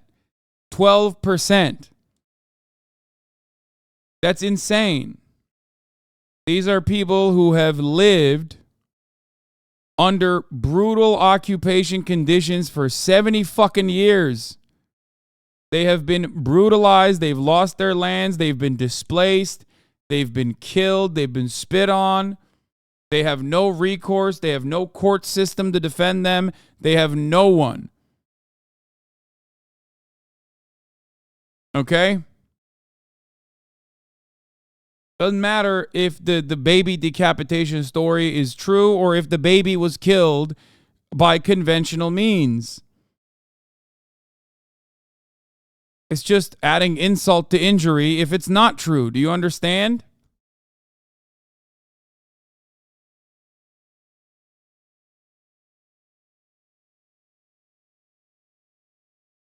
Anyway.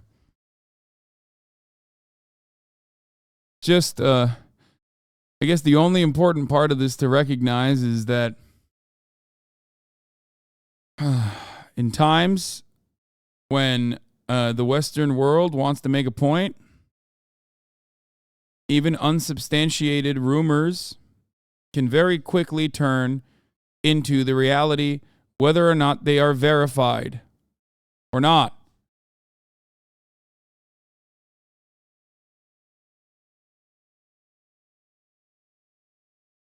It is so odd that there is this back and forth still when more than 300 babies have been ruthlessly executed in Gaza over the course of the past 3 days in Israel's relentless bombing campaign.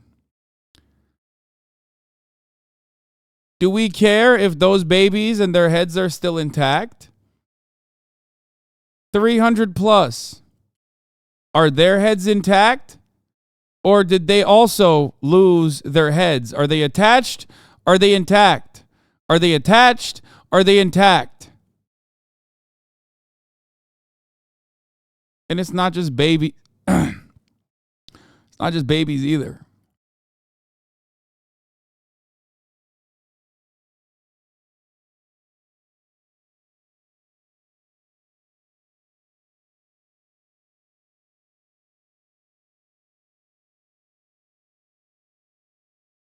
Look. This is an old video of Palestinian children talking about their dreams.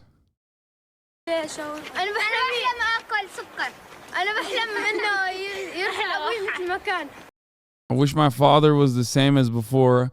I dream of eating a shawarma. I dream of eating sugar. Remember, Benjamin Netanyahu has said these are telegenically dead children. As in, when they die telegenically to make Israel look bad. You know, one way to make them not look like telegenically dead children is by not killing them. But of course,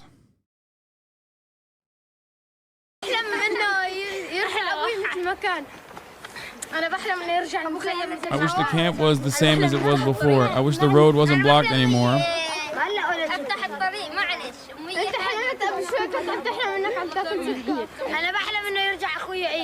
Because I wish my brother would come back to life. Of course, I wish my brother would come back to life. I miss him so much.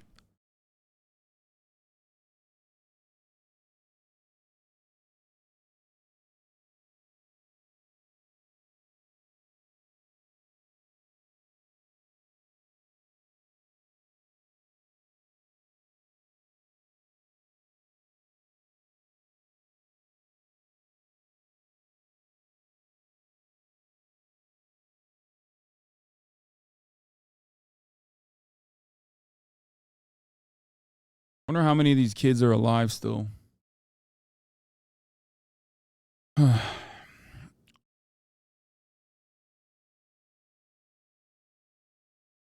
brave of the entire world to look to these children and justify the endless bombing campaign. Listen, if there is a heaven, and I do wish there is one on this day at least, none of us are seeing those pearly gates, okay? We are all complicit in unimaginable violence and bloodshed. All of us. Disgusting.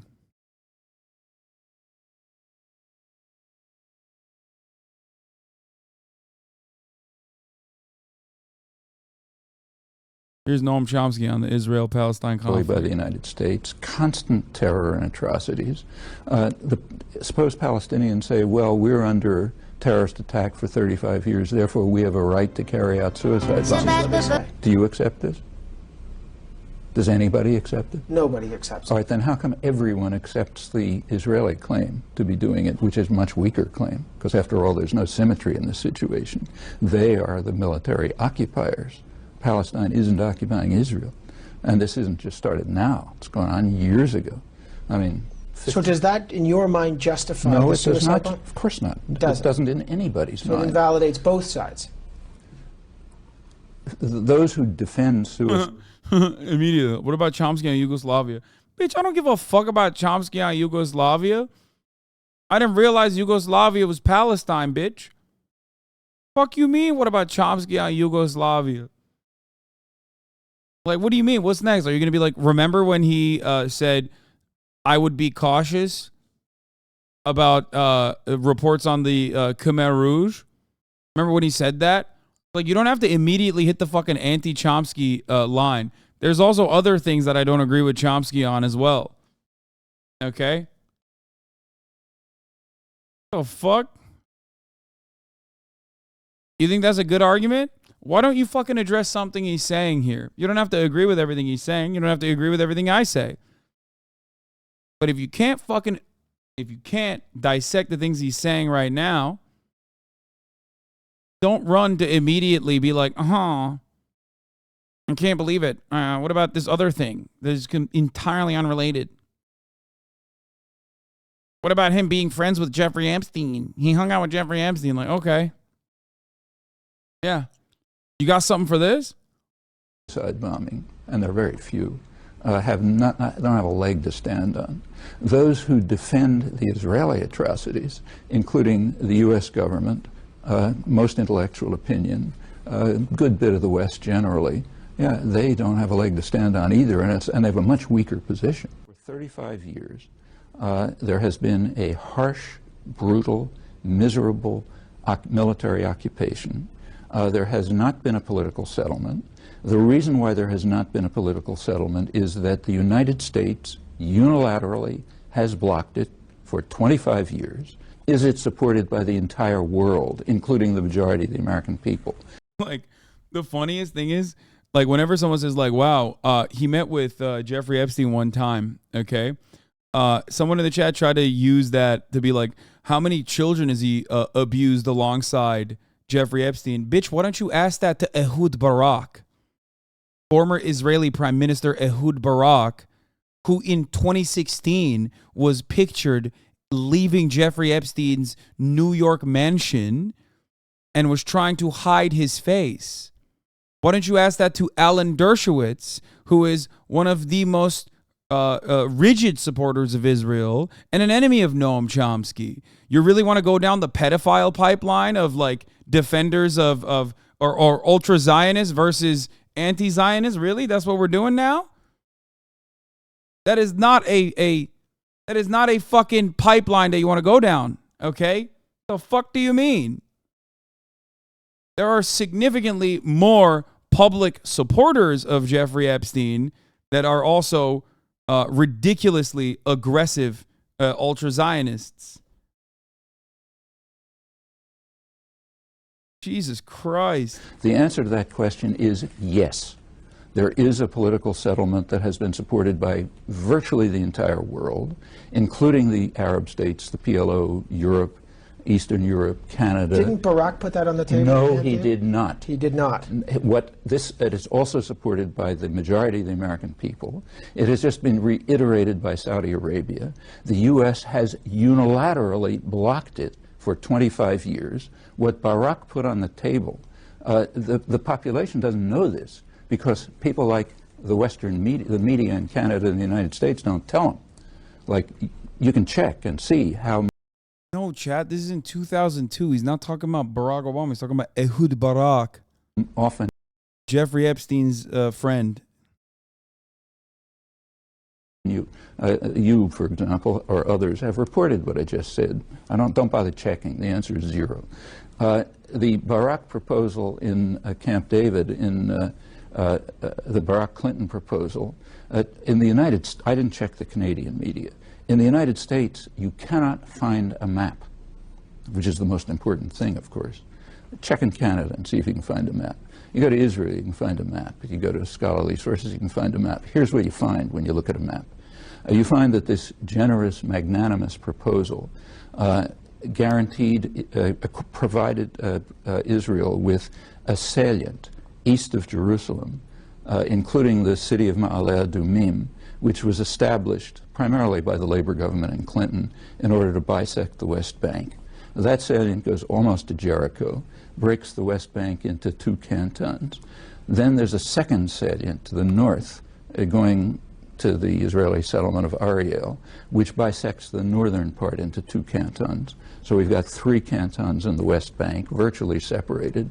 All 3 of them are separated from a small area of East Jerusalem, which is the center of Palestinian commercial and cultural life and of communication. So you got 4 cantons, all separated from the west, from Gaza, so that's 5 cantons, all surrounded by Israeli settlements, infrastructure development, and so on, which also incidentally guarantee Israel control over the water resources, the reason. Last comment. This does not rise. You're just repeating those initial claim back. Why did Hamas build strategic military locations purposely near civilian structures? The answer to that is very simple. Even if I were to believe what you're saying, okay, even if I were to believe what the IDF has said, even though the IDF has lied time and time again about the Hamas military positions being under these like very secret areas that they have to bomb, like the Associated Press building. You know, these journalists have simply no idea that Hamas is right next to them. Okay. Even if I were to believe that, the answer is, which I don't, for the record, I don't believe the idea of when they say we're bombing strategic points, we're bombing hospitals, we're bombing mosques, and they're all secretly Hamas mosques and Hamas hospitals and Hamas schools. Okay. I don't believe that, but even if it was real, there's an answer for it. It is how densely packed Gaza is, and Israel knows that. The way to starve out Hamas is not by starving the entirety of the Gaza Strip. The way to starve out Hamas is by doing the exact opposite of what Netanyahu has done. Okay?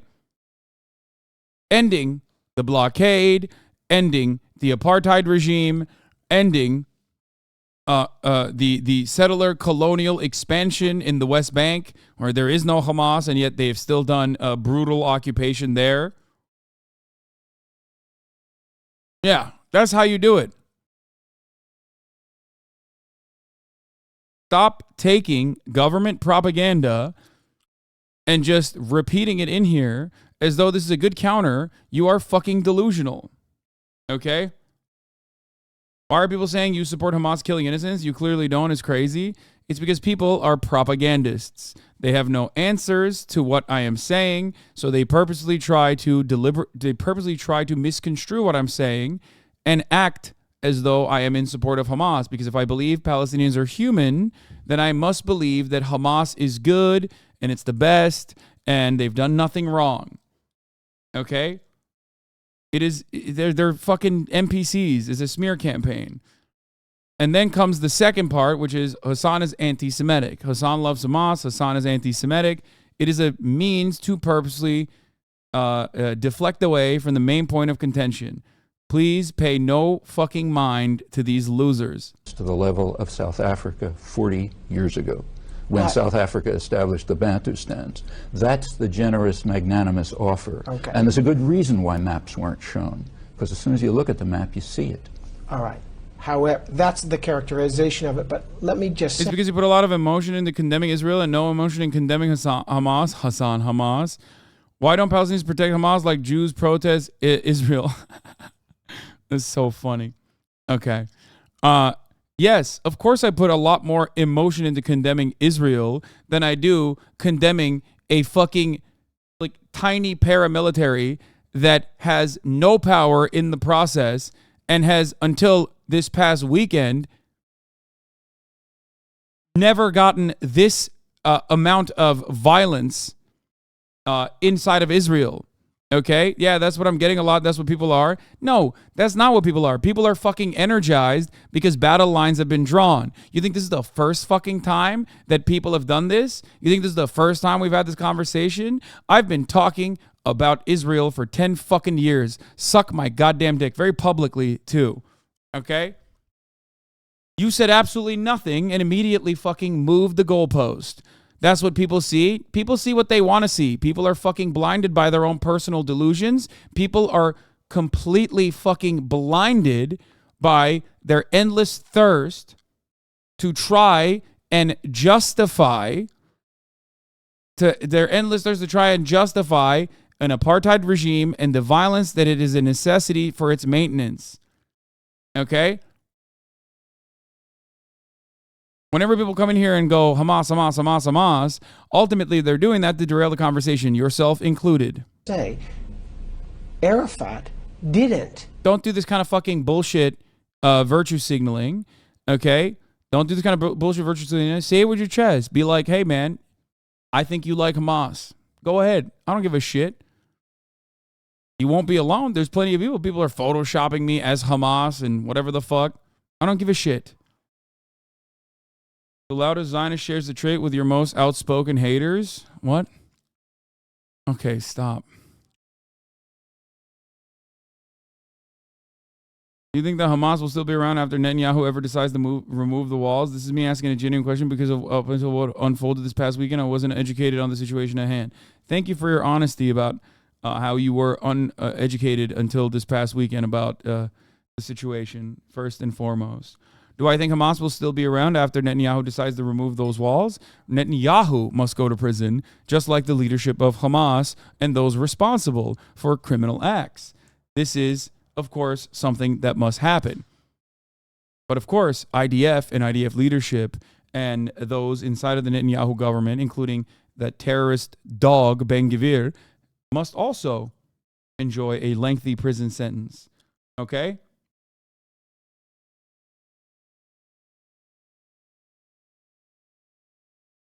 You talk about how Brandon said he saw confirmed photos of beheaded Israeli children and the White House admitted that's not the case. Yes, I saw that. Yeah, I know. Even bother putting a counter proposal on the table. No, that's not true. They negotiated at totally Taba false. afterwards. That's not true. But I guess my question is, That's if not they true. don't continue to negotiate, that's totally false. And, that's false. Not only is it false, but not a single participant in the meetings says it. That's a media fabrication. That Arafat didn't put a counter proposal on the table? They had a proposal. They proposed the international consensus, which has been accepted by the entire world, the Arab states, the PLO, the majority of the American... Sorry. They proposed a settlement which is in accord with an overwhelming international consensus. My question is, if and you is don't blocked by the talk, United States. The problem that people look at now, the Middle East, is they say it's spun out of control. How do you get back to... First way we get back is by trying the experiment of minimal honesty. Okay, let's try that experiment. If we try the experiment of minimal honesty, we look at our own position, and we discover what I just described, that for 25 years, the United States has blocked the political settlement, which is supported by the majority of the American population and by the entire world, except for Israel, virtually. I mean, there's some marginal exceptions. So first thing we do is accept the honesty to look at that. We take a look at Camp David, and we see, yeah, it was the same. The United States was still demanding a Bantustan-style settlement and rejecting the overwhelming international consensus and the position of the American people. We then discover that the United States immediately moved to enhance terror in the region. So let's continue. On September 29th, Ehud Barak put a massive military presence outside the Al-Aqsa Mosque, very provocative. When people came out of the mosque, young people started throwing stones. So cool seeing 20 years later the exact same shit, by the way. The Israeli army started shooting. Half a dozen people were killed, and it escalated. The next couple of days, there was no Palestinian fire at this time, and this is all in occupied territories. In the next couple of days, Israel used U.S. helicopters. Israel produces. It's crazy that let Biden post about the baby without fact-checking it all. Brother, are you crazy? Biden literally said that he would unconditionally defend Taiwan with military if need be. Do you know how gigantic of a fuck-up that is for American-Chinese relations? That is perhaps, I would say, around 150 times worse to say as the head of the state than repeating unverified information about an already brutal situation, okay? That is in defense of Israel, too. My man, his brain is tapioca pudding, dog. Are you fucking kidding me? Can you imagine? Like, personally eviscerating strategic ambiguity in maintaining relations with another incredibly powerful nation that is our most important trade partner by saying some shit like that?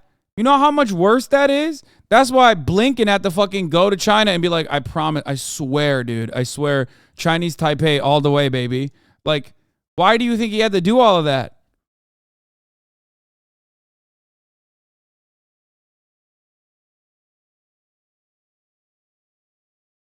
Stop sucking up the China pussy. I know, yeah. You said to Anthony Blinken, I think, and the American State Department in general. There's no helicopters, uses U.S. helicopters to attack civilian complexes. And no, just imagine how much worse it'd be with Trump or another right-winger in office. No, you're wrong. You're wrong. You're wrong. Nothing would be different. If Donald Trump was president right now, nothing would be different. It would not be worse. It would not be worse. It can't be worse. Every single politician is bipartisan on this issue, on the issue of Israel, on the issue of American military dominance, on the issue of American foreign policy. You are crazy if you think that both parties and their leadership do not do identical things. Dude, come on. Trump's fail son-in-law Abraham Accords bullshit is partially what escalated this conflict further. And the Brandon administration followed through on that agenda of normalizing relations between Gulf states and Israel. That literally was happening until this past weekend. Nothing would be different if Donald Trump was president than Brandon being president. Trump will be riling up people more. He'll be all over the news calling Palestinians animals. Yeah? You think Brandon isn't basically doing that? The difference between what Brandon has said and done, which is more important, okay?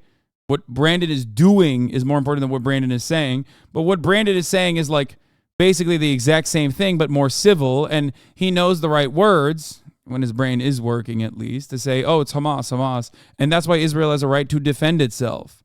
What do you think it means when people say Hamas needs to be purged, excised violently? Israel has a right to defend itself unconditionally. What do you think that means?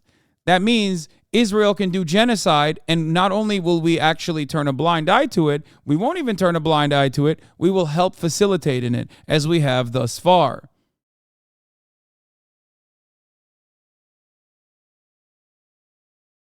You are crazy.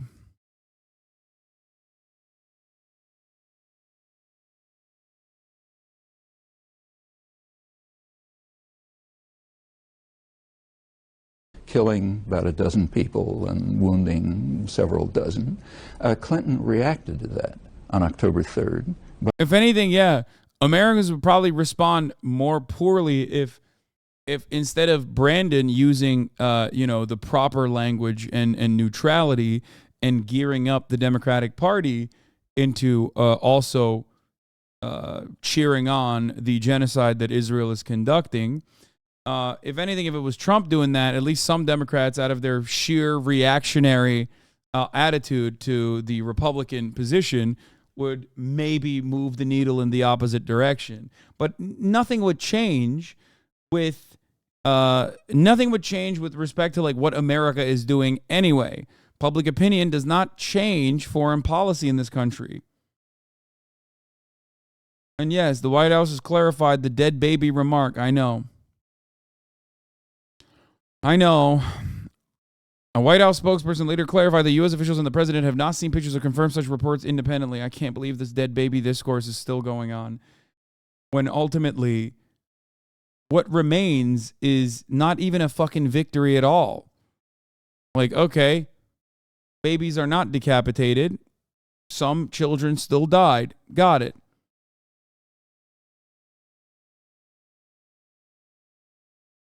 Is that better? Does that put our hearts at ease? Is that a victory? No. It's important to analyze that in the framework of how propaganda works and how quickly lies spread. Right?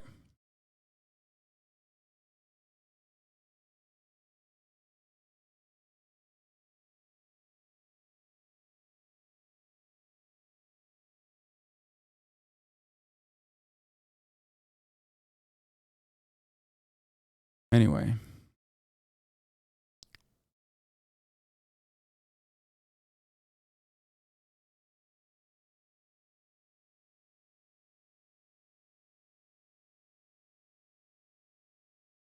Important only for a media literacy lesson. Nothing else changes. Exactly.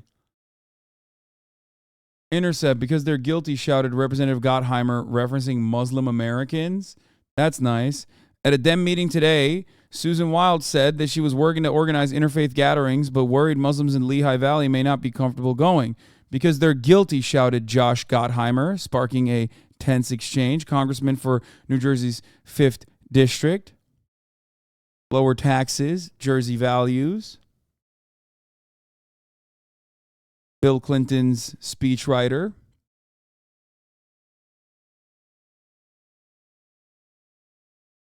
Yeah. America was slated for a good old 9/11 moment, you know what I mean?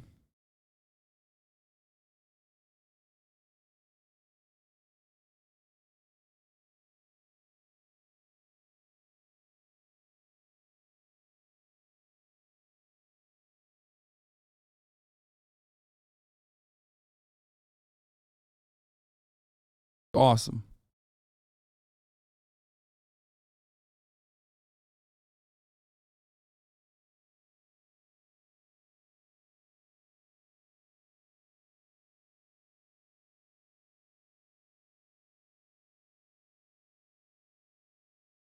They targeted UN buildings. Is the UN in cahoots with Hamas? Gaza. The UN just told me 9 UN staffers have been killed in Gaza. 19 UN buildings have sustained damage. Their schools are already over at capacity with the displaced. They are running out of supplies. Gaza's power plant has run out of fuel. This is a catastrophe in the making. This was this morning. This was at this point 12 hours ago.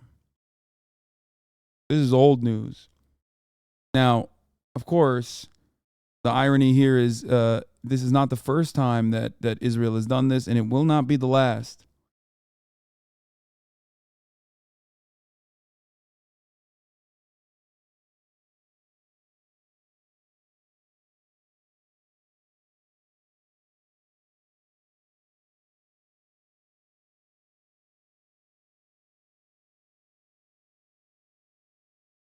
A White House, yeah, I know. We already looked at this. A White House spokesperson later clarified the U.S. officials and the president have not seen pictures or confirmed such reports independently. The president based his comments about alleged atrocities on the claims from Netanyahu's spokesman and media reports from Israel, according to the White House. In response to the questions from the Post, the Israel Defense Forces spokesperson declined to comment on the state of victims' bodies.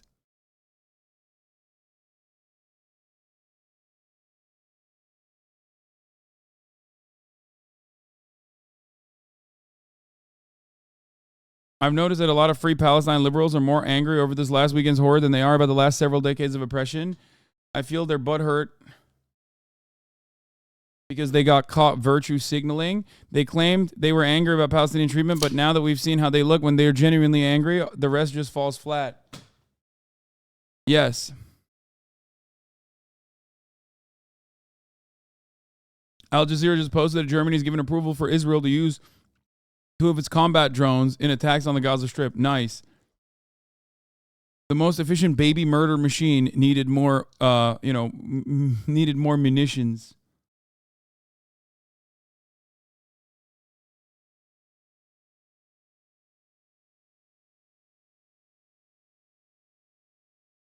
Yeah, problem solver, caucus member.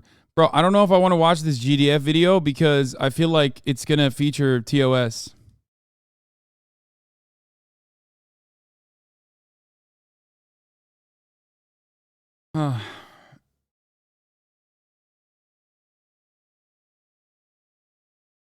You know, it's getting crazy akin to post 9/11 when people feel compelled to make public statements like this purely on their religious identity. FYI, there is no generalized world war between any religious groups. This is where the 9/11 analogy is apt. The rapid pace at which Anglo anti-Arab racism and Islamophobia has publicly reared its head. Things went. He seems he's doing it out of conscience instead of fear. Yeah, dude. Thank you, white guy. Let me tell you something. Things are accelerating back to post 9/11 America so quickly. I fear that in the upcoming days, I hope that there isn't Islamophobic violence and people start, murking people that they consider to be Muslim, because they're doing the right thing for Israel.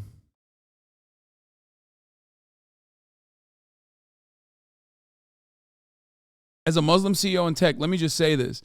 Hamas is an evil terrorist organization that needs to be wiped off the face of the earth. murdering innocent civilians, children, babies, families, goes against every single teaching in the Quran. May they all rot in hell. I pray for peace and innocent lives to be spared as Israel completes this task. But completed, I hope they do. Yeah, is that in the Quran, dog? He said, may Allah wipe out Israel's enemies, he said.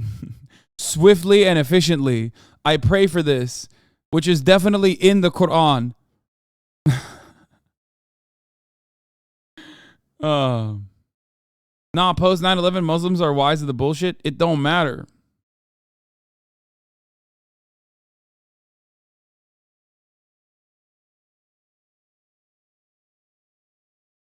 Lots of comments saying, how can you be a Muslim, ignore the suffering by Palestinians? My response, how can you call yourself a Muslim and not even have the basic decency and courage to call a vile terrorism a terrorist? It's not my Islam you should be attacking. It's your own that you should be introspecting. Wait, what? He literally, wait, we decreed upon the children of Israel that whoever kills a soul, unless a soul, or for corruption done in the land, it is as if he had slain mankind entirely, and whoever saves one, it is as if he had saved mankind entirely. Wait, what?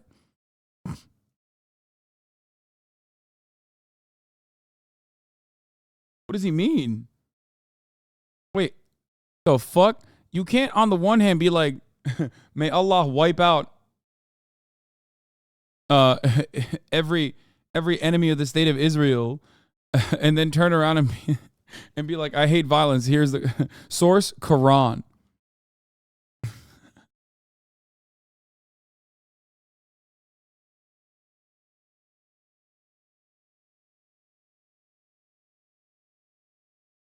It's funny. He's a musician and a CEO. Yeah, my boy is rectangular. Again, what compels someone to come out and say stuff like that? You were wrong about regressing back to 2014. We are actually regressing back to 2001. Yes, I was right that we regressed back to 2014. And now, since history is cyclical, we have very quickly regressed back to... we very quickly regressed back to 2001. Let's see what else we regress back to.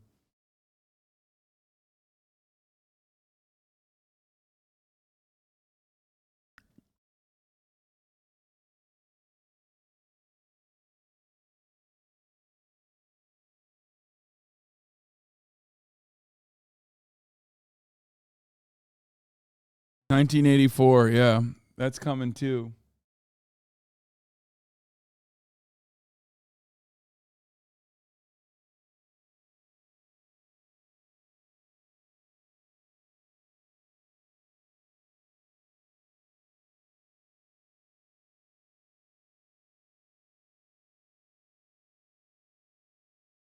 Ay, ay,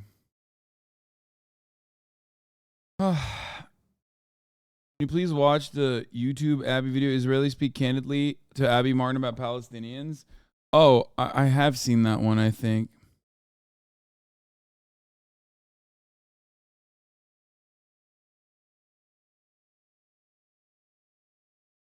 There's a truck going around Harvard Square with pictures of students who are publicly pro-Palestine. What the fuck? Dude. Are you fucking serious? Dude, I'm sorry. This is classic. This is actually fucking classic. Dude, this is the Canary Mission. Many of you who are just now finding out about the history of Palestinian oppression, Palestinian struggle, are going to, for the first time in your lives, start seeing how in the Western world, how, you know, the Israeli state-backed operations like Canary Mission and others behave. This is fucking depraved, dude. Law students are getting contracted by their employers to be fired going on all of these websites. Are you surprised that you're not listed on Canary Mission? The fuck are they going to do? Get me... What is the Canary Mission going to do to someone like myself? What are they going to do? Be like, hey, guys, stop subscribing to Hasan at the top of the hour so you see a 3-minute ad break? I am fully funded by you, okay? I don't take many sponsors. I do not have any loyalties to corporations that you can abuse. What are they going to do? Call up March? No.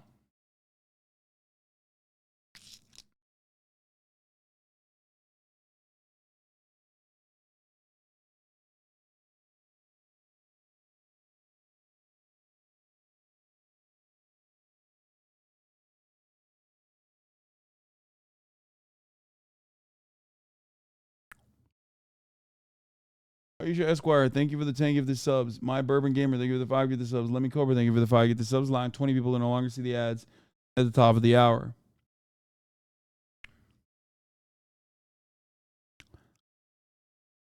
It's funny because most people have no fucking idea.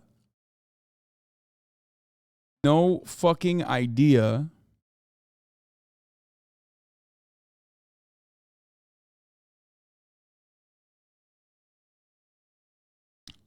How many advertisers I say no to? This surely has got to be fucking illegal. Bro, hold on. I'm so angry about this. People saying like, "Oh man, I can't believe this is real." Hold on.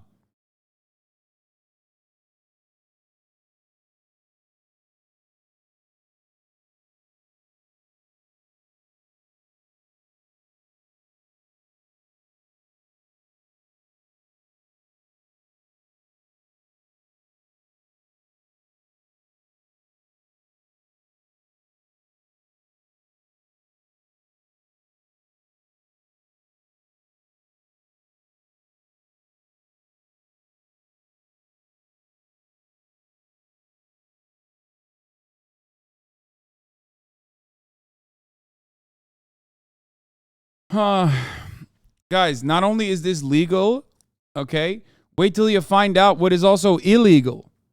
This is something that people are...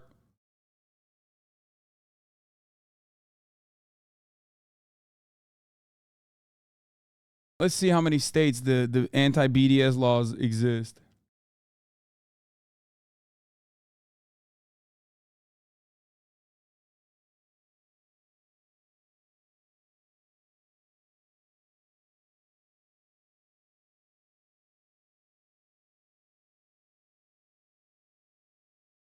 Anti-BDS laws and resolutions oppose boycotts of Israel. The name comes from the BDS movement, which calls for boycott, divestments, and sanctions against Israel to pressure Israel to meet what it describes Israel's obligations under international law.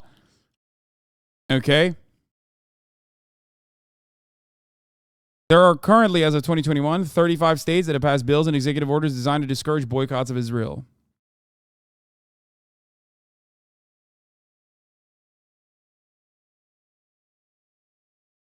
If y'all think this is wild, wait till you find out that AIPAC has written legislation that makes it illegal to support the BDS movement.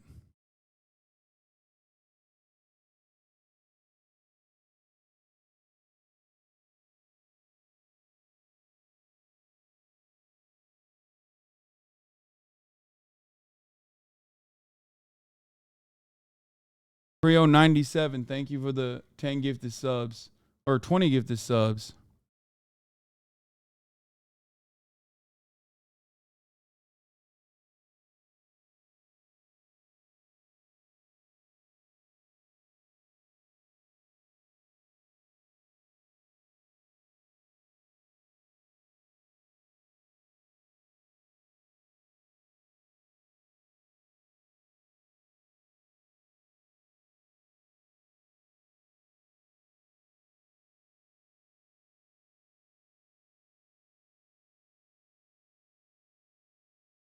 In 35 states.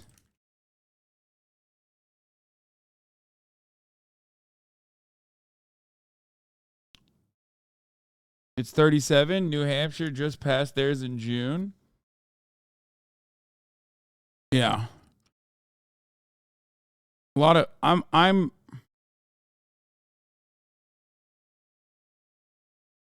Yeah, hold on. Let me tweet this real quick.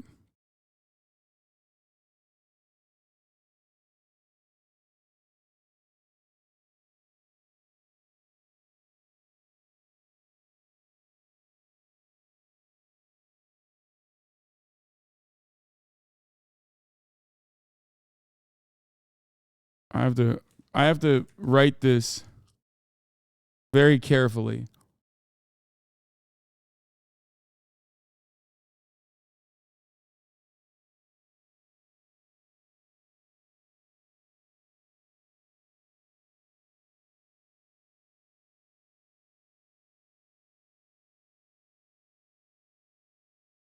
Why are you laughing?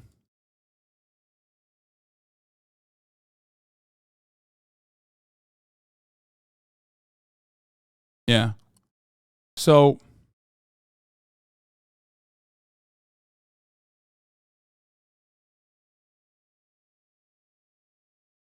how is BDS different from consumer activism boycott that says doesn't work in its effectiveness?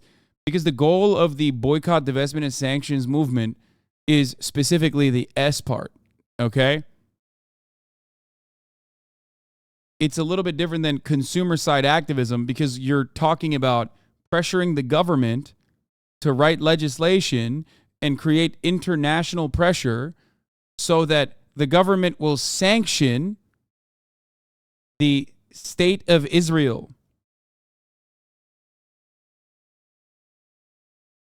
Still ignoring Hamas raping women. I don't know what to say, man. Every day, I think. Every day.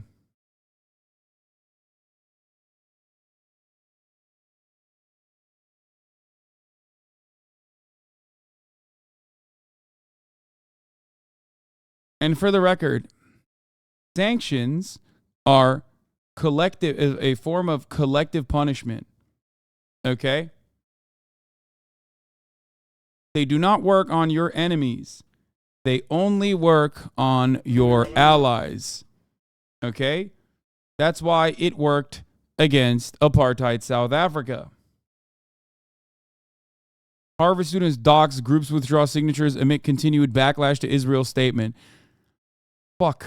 Jesus Christ. At least 5 of the original 34 signatories as of Tuesday night, including Amnesty International, Harvard College Act on Dream, the Harvard Undergraduate Nepali Student Association, the Harvard Islamic Society, Harvard Undergraduate Gungru, had withdrawn their endorsements, though the full list of endorsing groups was taken off the public statement earlier Tuesday. The reversals followed severe condemnation calls by thousands of Harvard affiliates to disavow the statement, which originally penned by Harvard Undergraduate Palestine Solidarity Committee. It did not explicitly condemn violence against Israeli civilians, though a spokesperson for the group later wrote in a statement that the PSC staunchly opposes violence against civilians, Palestinian, Israeli, or other. The statement to the Crimson Tuesday Night Act on Dream said the group signed the statement as a result of miscommunication and a lack of due diligence. Our board members were not made aware of the AOD as an organization that signed on to the PSC statement. As an immigrants' rights organization, we are sensitive to our community's needs for privacy and safety. Everyone is fucking apologizing. What? What is this? AIPAC condemning Harvard? What? What is this?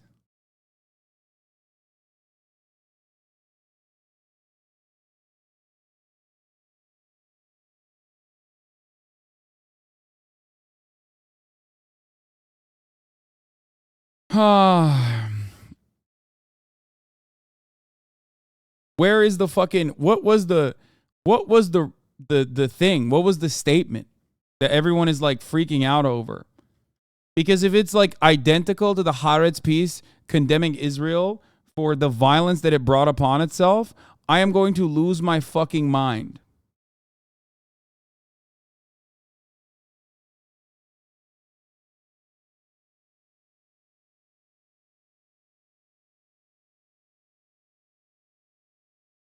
Does anyone actually have the statement? Harvard students groups issued an anti-Israel statement. CEOs want them blacklisted. none of which says what the fucking statement was. Harvard student groups. The controversy comes in response to a joint statement released by the coalition of Harvard students groups following the attacks at Hamas that killed more than 1,000 Israelis and at least 14 American citizens. We, the undersigned student organizations, hold the Israeli regime entirely responsible for all unfolding violence. The statement said millions of Palestinians in Gaza have been forced to live in an open-air prison and called Harvard to take action to stop the ongoing annihilation of Palestinians. A footnote at the bottom of the statement said the names of the original signing organizations. Wait, that's it? That's why these guys are fucking calling for blood?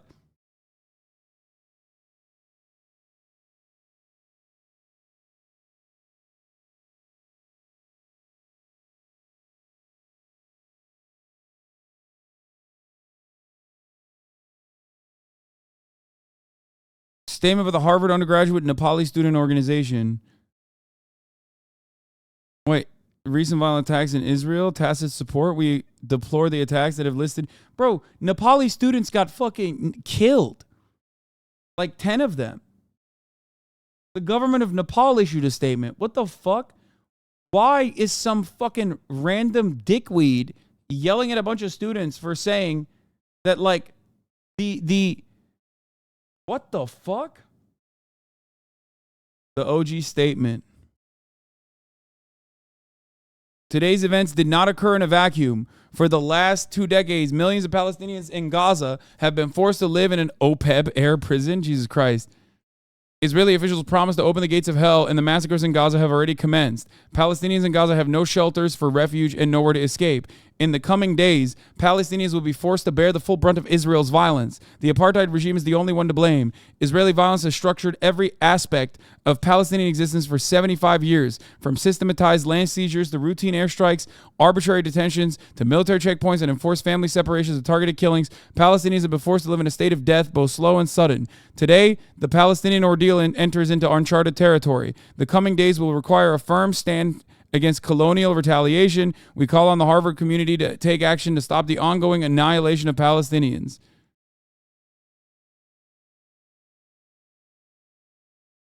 Every single thing that they said is true.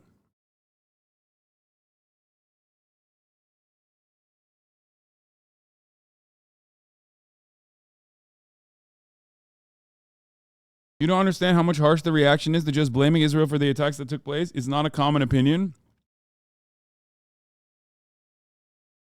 I saw a lot of VC types making a list of people in charge of these clubs and vow not to hire them, probably prompted more than a few retractions that have happened. I hate this.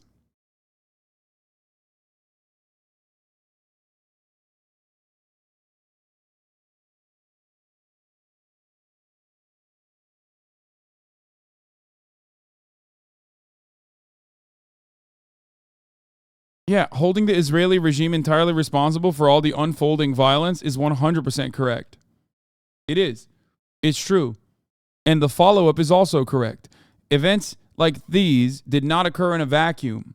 This is literally the Israeli state's design. Not only the fact that they have brutally tried to continue its apartheid regime, which have backed Palestinians into a fucking corner, but also, on top of that, they have propped up Hamas as the singular force of Palestinian emancipation, as though like there's no other opportunity for them. That is crazy for people to turn around and yell at. This is actually, oh my God, this is literally the truth. People are getting doxxed for saying the fucking truth.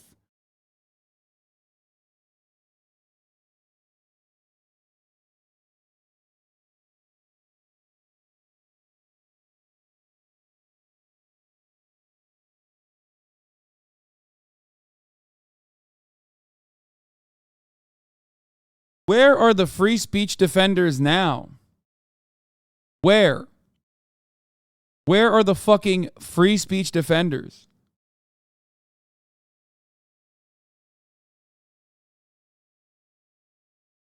This is so disgusting, dude. This is so entirely fucking disgusting. I've asked a number of CEOs of Harvard to release a list of the members of each one of the Harvard organizations that have issued the letter assigning sole responsibility for Hamas' heinous acts to Israel as to ensure none of us inadvertently hire any of their members. Oh, God. I am, of course, we got to read the Haaretz piece again.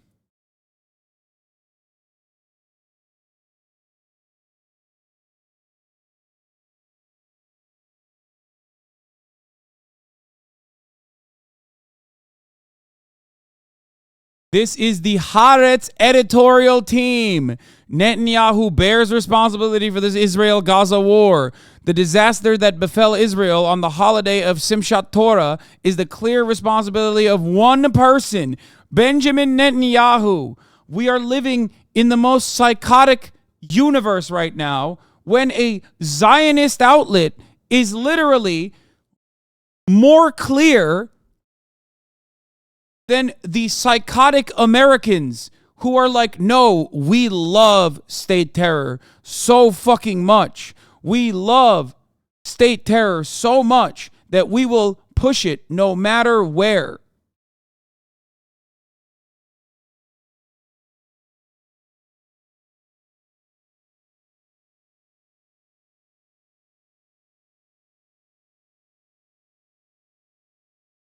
The prime minister, who has prided himself on his vast political experience and irreplaceable wisdom in security matters, completely failed to identify the dangers he was consciously leading Israel into when establishing a government of annexation and dispossession, when appointing Bezalel Smotrich and Itamar Ben-Gvir to key positions, while embracing a foreign policy that openly ignored the existence and rights of Palestinians.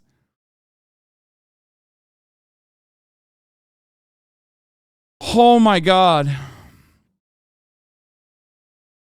That is fucking insane. What is going on in the world? Haaretz.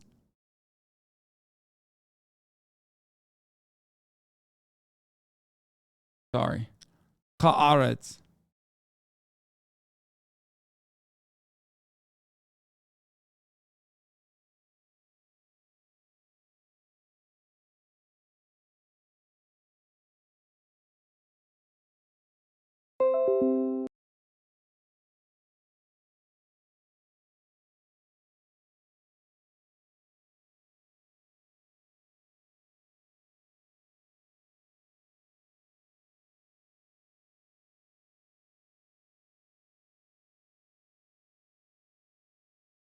I'm losing it.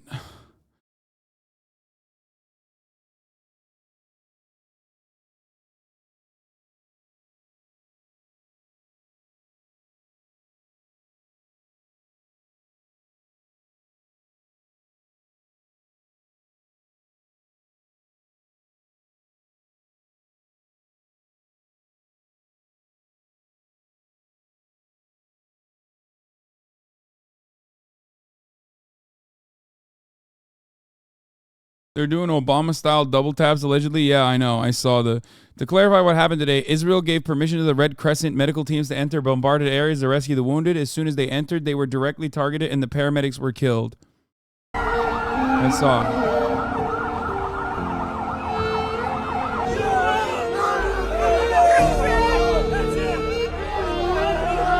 I can't show you this because it's just straight up showing dead paramedics.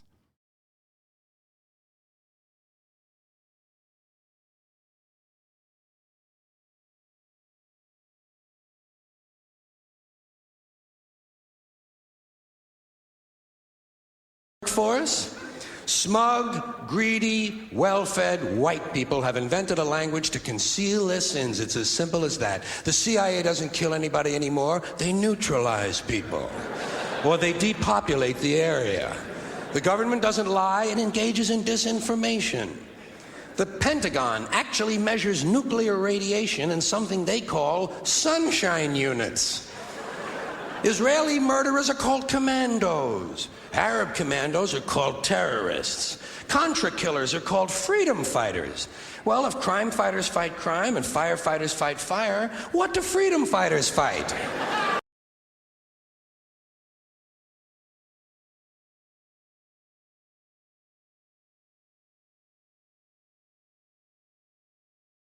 They're canceling a Canadian NDP politician for saying the exact same thing. Ontario NDP leader Marit Stiles says Jamal's statement was not approved by caucus and is asked to remove the post.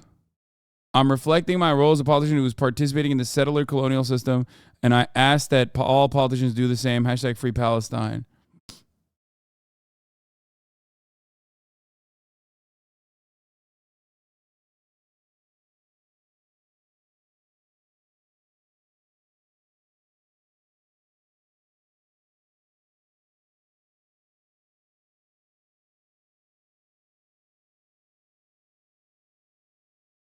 LeBron gave a take. Oh, that's crazy. Please stop. She was already forced to apologize.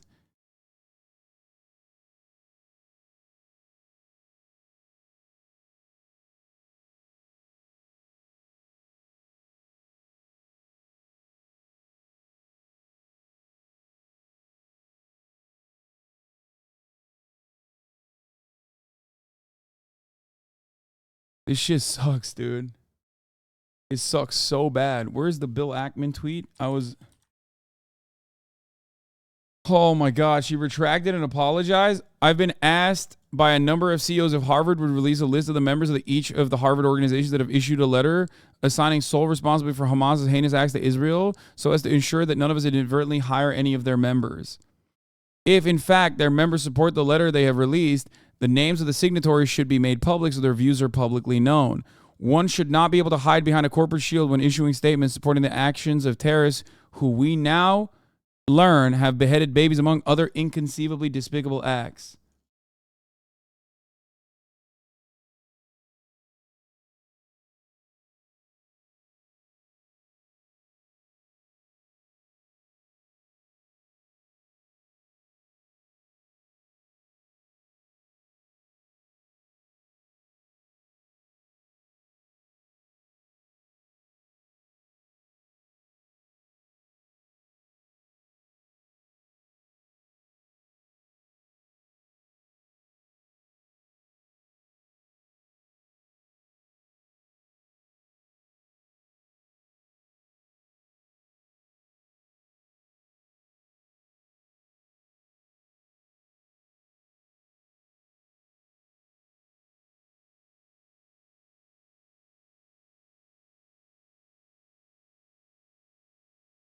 I don't have to link to the editorial team.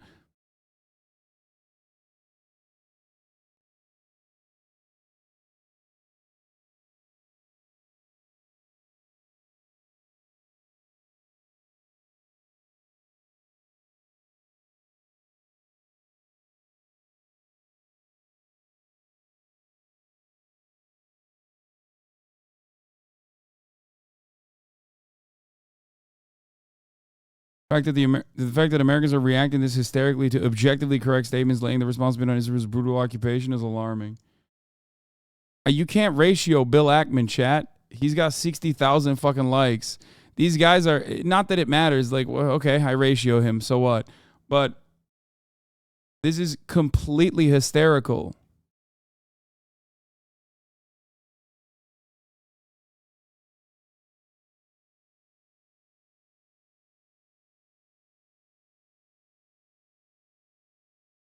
I am showing, not telling. I linked the actual statement. It is short. It is sweet. There it is. The Haaretz editorial team. Netanyahu bears responsibility for this Israel-Gaza war.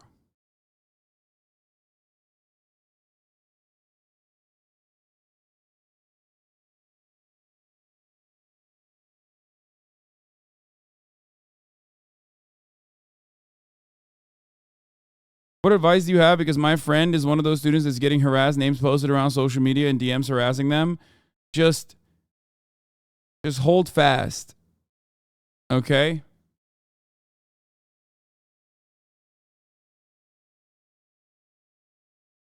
And stay strong. Can you send me the full editorial? Maybe go private for now.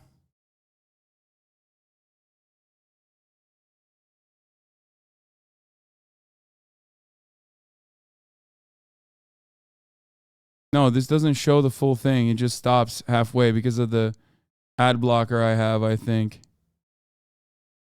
Or is this the whole editorial? No, it is not.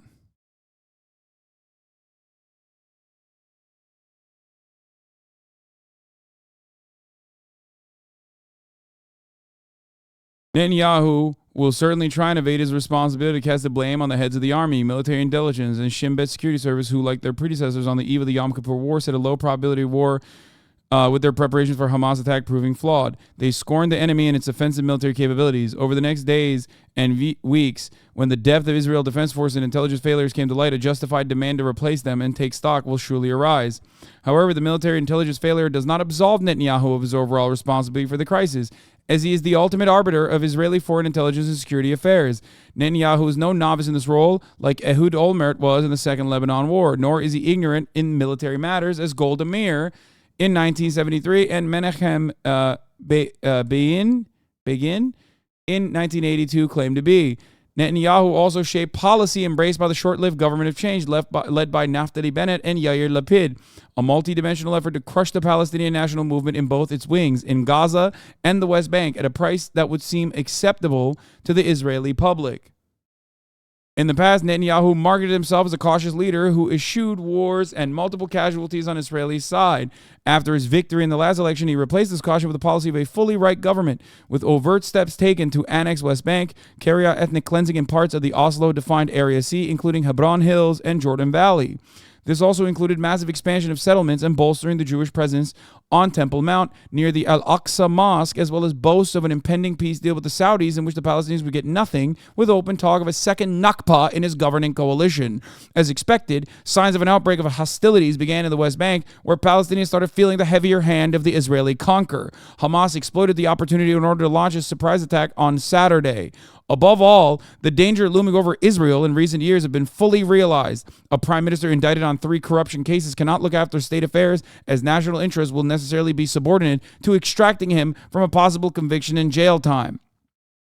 This was the reason for establishing this horrific coalition and the judicial coup advanced by Netanyahu, and for the enfeeblement of top army and intelligence officers who were perceived as political opponents. The price was paid by the victims of the invasion in the western Negev. Can you imagine? Can you imagine? This basically is damn near identical. This is the Israeli paper of record, and Americans are to the fucking right, demanding blood and soil.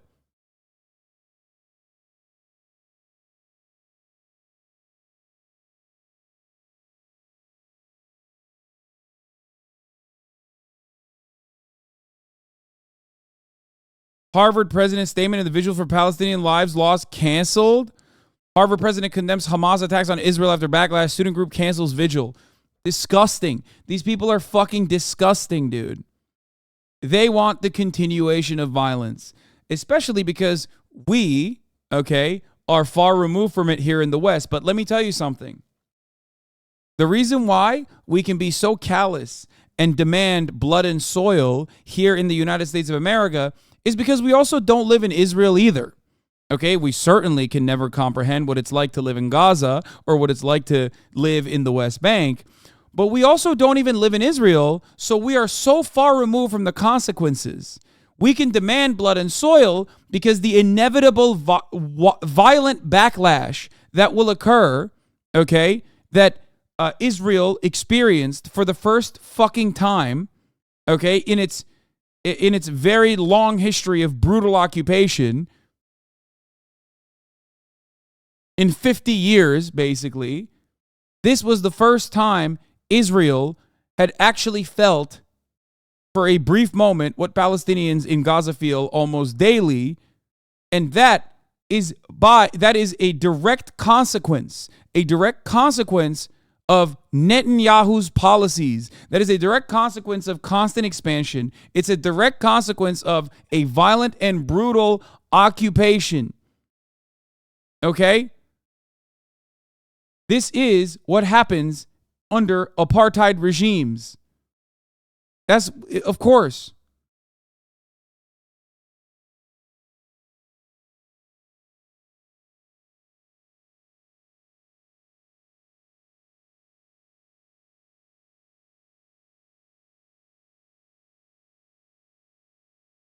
Like, I don't mind. Of course, you're going to hold vigils for the Israelis that died as well, okay? Like, plenty of Israeli civilians, children, elderly, they died. Of course, that is understandable. But it is fucking ridiculous to get this upset this upset about correctly making a fucking assessment.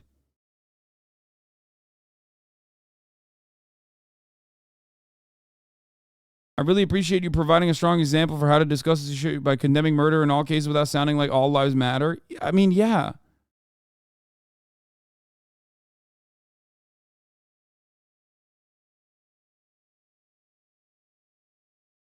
It's so odd. It's so ridiculous, dude.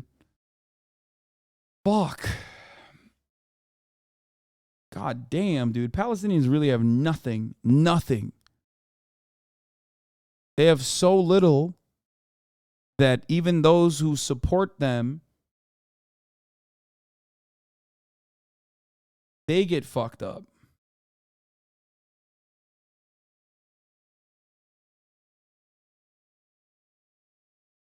What? Turns out the source of the beheaded babies, Canard, is an extremist Israeli settler leader, David Ben Zion, who has a history of calls to genocidal violence and wiping out entire villages. He really wishes to see Palestinians ethnically cleansed, and the media is helping him. I mean, dude, I'm telling you, I don't know, like, I don't care. I don't know where it's coming from. I don't care. I am not worrying myself with what kind of method of destruction occurred in the lives of babies. Stop getting bogged down with this, okay? Inevitably, we will find out if the unverified reports were actually fucking an abject lie. If you want to criticize something right now, criticize the fact that people have run along with it without any independent verification. That is the major issue here. The fact that people just ran along with it without a single fucking piece of verification done. It's crazy. You can't hear yourself think. It's not just the noise of the... I don't know if there's blood in this, so I don't know if I can watch this chat.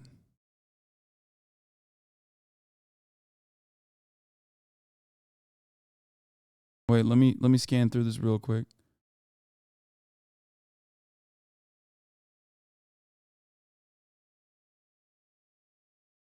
Inside the Gaza siege, an eyewitness report.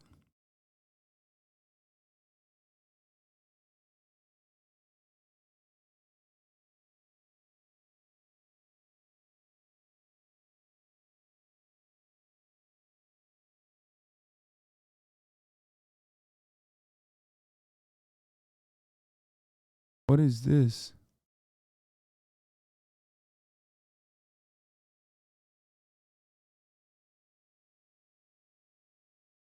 This is a pundit? Oh, nice. This is a power and politics pundit? What is that? What is PNP BC? I don't know enough about fucking... Guess you should go back to Somalia, Sarah. Stop occupying Canada. Thanks.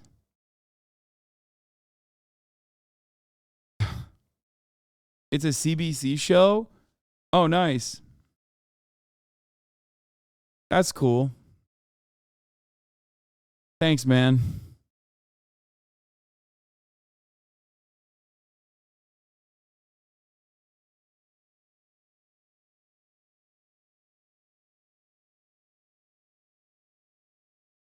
Yeah, least racist Quebecois.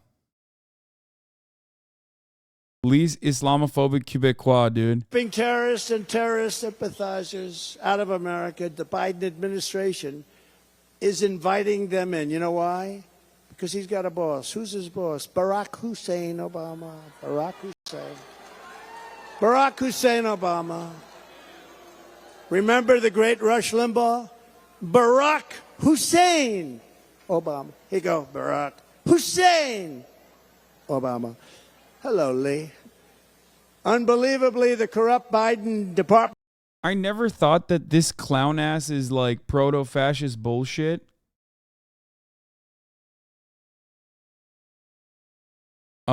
Is like fun, like a fun break. Department of Justice recently invited an Iranian-backed judge from Iraq to visit our nation's capital. Isn't that nice? He couldn't have been too impressed with our capital. It looks like shit. No, have you seen what they've done to it? Instead of keeping terrorists and terrorist sympathizers out of America, the Biden administration is... It's great, man. Yeah, do we got more?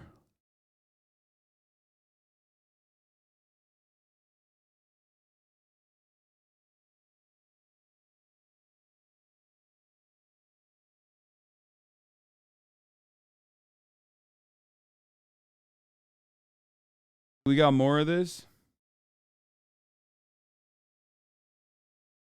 Surprisingly, he's shitting on Bibi. We followed the whole thing, and about 15 seconds later, it was all over, and we did it. But I'll never forget that Bibi Netanyahu let us down. That was a very terrible thing, I will say that. And so when I see sometimes the intelligence... No, it's always funny when people are like... It's always funny when people are like, Barack Obama wasn't actually a friend to Israel or whatever. It's awesome. Like, yeah, dude, you just hate him because he's black, I think. And I guess the Iran denuclearization agreement, which was objectively good.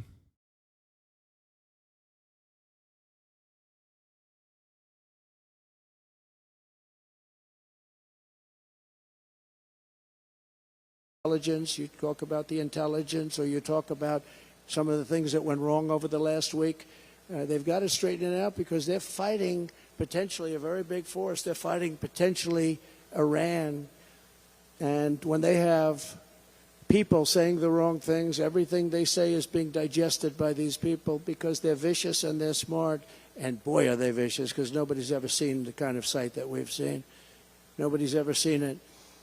But they cannot play games. So we were disappointed by that, very disappointed, but we did the job ourselves, and it was absolute precision, magnificent, beautiful job. And then Bibi tried to take credit for it. That wasn't good. That didn't make me feel too good, but that's all right. So they got to strengthen themselves up.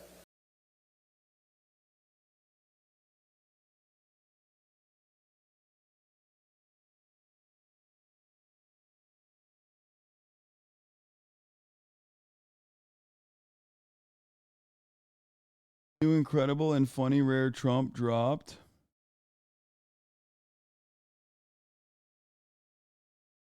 Because that's a vicious thing. I said, that's Silence of the Lamb. You know what that is? Has anybody seen Silence of the Lambs?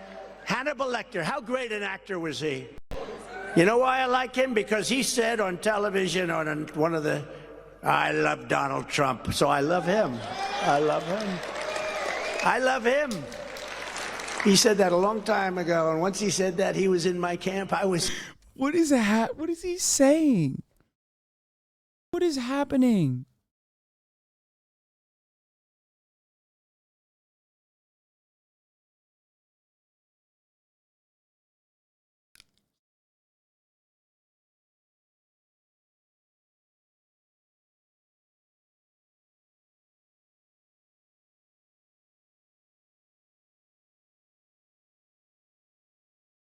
I like the clarification.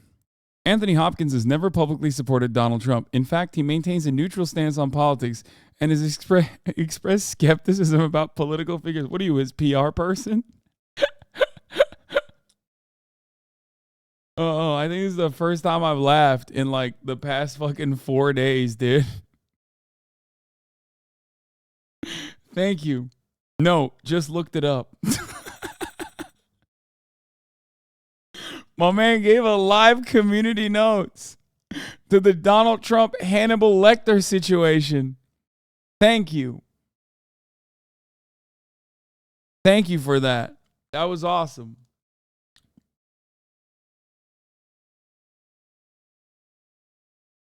Trump ties the attack on Israel to the 2020 election. Oh, how is he going to do that now? And if the election wasn't rigged, there would be nobody even thinking about going into Israel. The election was rigged, very sadly rigged. And if the election wasn't rigged, there would be nobody even thinking about going into Israel. The election. Oh, Jesus Christ. He's right. He's so right, dude. Dude, listen, all the good things and none of the bad, okay?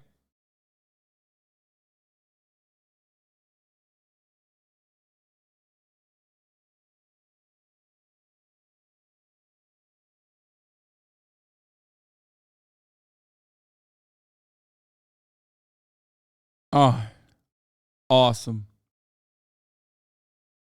Oh.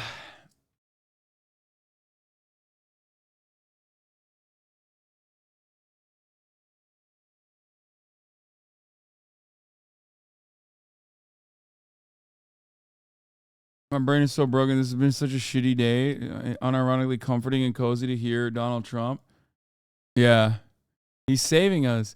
He's saving the fucking country, dude. He's saving the country with raw posting power. He's finally doing it. We missed it. We missed this man. He's delivering to us I said incredible fucking takes. Finally.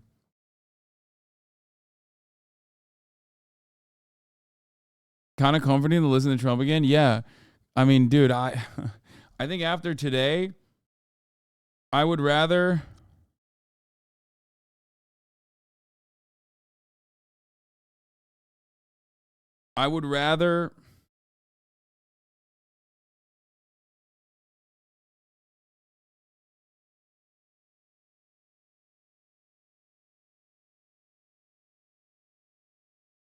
Oh no, I forgot. Fuck. I had something to do tonight. I would listen. I forgot the top of the hour ad break, chat. That's what I forgot. Here it is, okay? My brain is broken.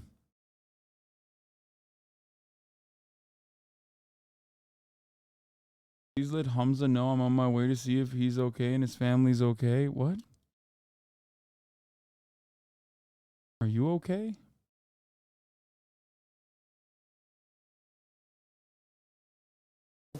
And they said, gee, I hope Hezbollah doesn't attack from the north because that's the most vulnerable spot. I said, wait a minute. You know, Hezbollah is very smart. They're all very smart. The press doesn't like when they say it. You know, I said that President Xi of China, 1.4 billion people, he controls it with an iron fist. I said, he's a very smart man. They killed me the next day. I said he was smart. What am I going to say? But Hezbollah, they're very smart. And they have a national defense minister or somebody saying, I hope Hezbollah doesn't attack us from the north. So the following morning they attacked. And they said, gee, I hope.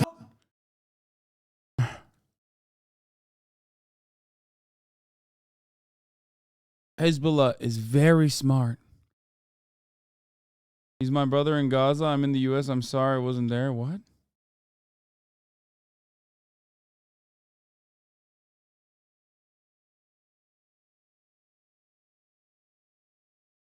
Real life consequence for anti-Israel statement.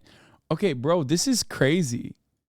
Like, why are they, like, CNN Business is covering this as though it's like perfectly valid to do this. I'm back in it. Separately, there's been a backlash against a statement released by the president of the NYU Student Bar Association saying Israel bears full responsibility for this tremendous loss of life. That statement had immediate consequences with law firm Winston & Strawn promptly pulling a job offer to the NYU student who previously served as a summer associate at the firm.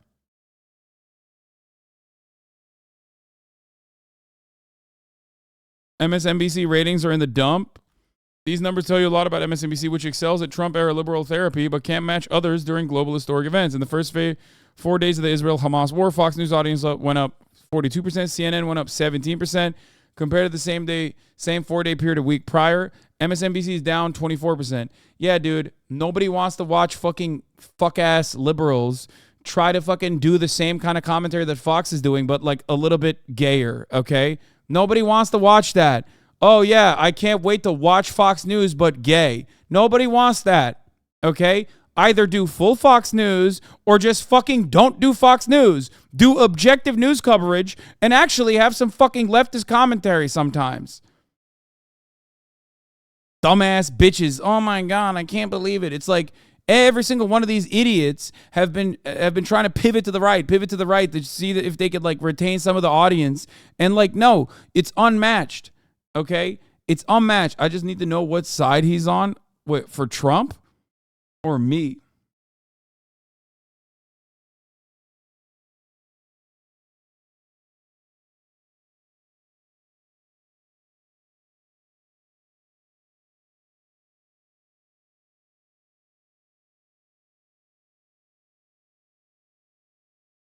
It's just so dumb.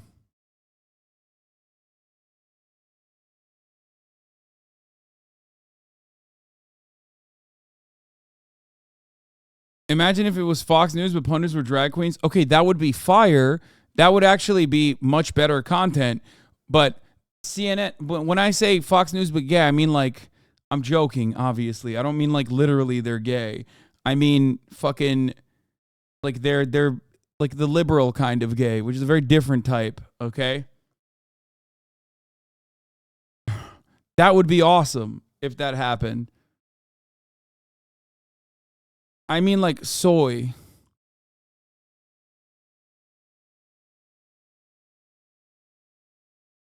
What is it? Take a look at the Spotify statement they released regarding the removal of dummy Palestine. They tried to claim it incites hate towards Israel. Oh my God. My fucking God.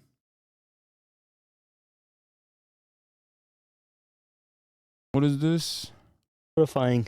Hamas have brutally gunned down hundreds of ordinary Israelis.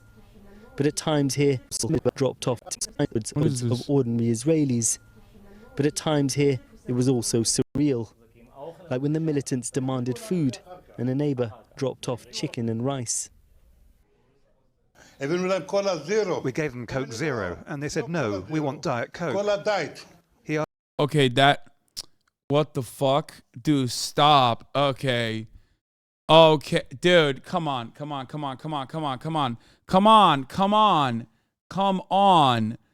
That's too much. Stop using gay as a pejorative. Shut up.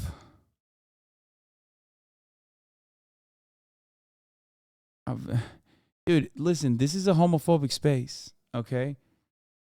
This is a homophobic space. Just, you got to live with it, all right? I'm an enemy to the LGBTQ plus community, okay? I am a foe. I am not an ally. This is an anti-LGBTQIA plus space, dog. How have you not figured this out? You've been here for 20 fucking months, okay? There's too many new people to joke about this.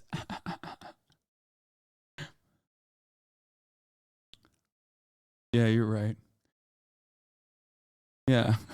I used gay as a pejorative when I topped your dad last night, Chatter. Got him, dude. Me too. Wait, we tag teamed your dad, Chatter. That's right. How does that make you feel? Does that make you reconsider your position? Don't come at me. I'll fuck your uncle too, bitch. I'm constantly in a space where like all my enemies call me gay. Like, as a pejorative. And then we got chatters who still go, wow, dude, I can't believe you did that.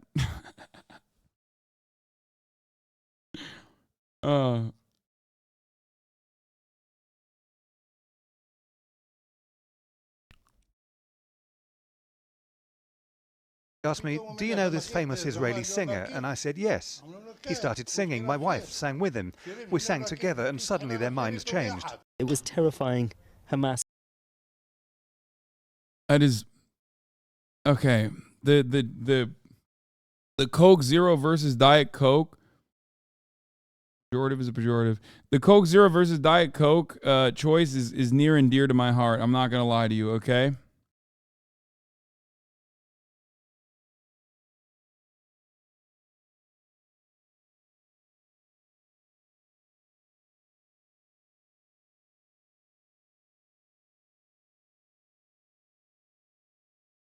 It's just I'm a big. Is this like a satirical skit? No, no. Why would this be a satirical skit?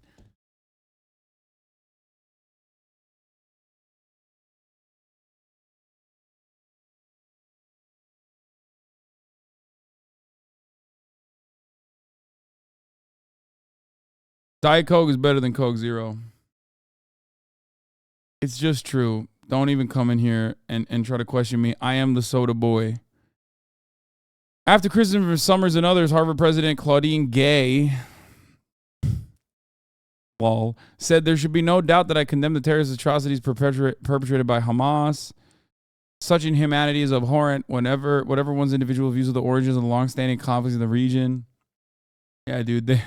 Yeah, I can't believe the Harvard Students Association was like, may Allah rid Israel of its people. That's what they said.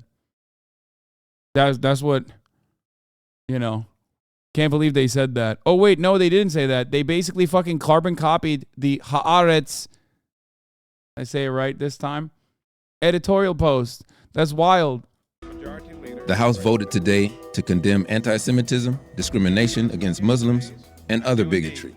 The resolution is agreed to, and without objection, the motion to reconsider is laid on the table. Though it didn't name her, the resolution is a rebuke to freshman Democrat Ilhan Omar. A Somali-American congresswoman from Minnesota, Omar's criticized Israel and its influence, giving voice to long-simmering concerns on the left. But in the process, she stumbled into anti-Semitic tropes, stereotypes of Jews as money-obsessed, manipulative, and disloyal. That's such a bullshit way to cover that, bro. That is, get the fuck out of here, okay?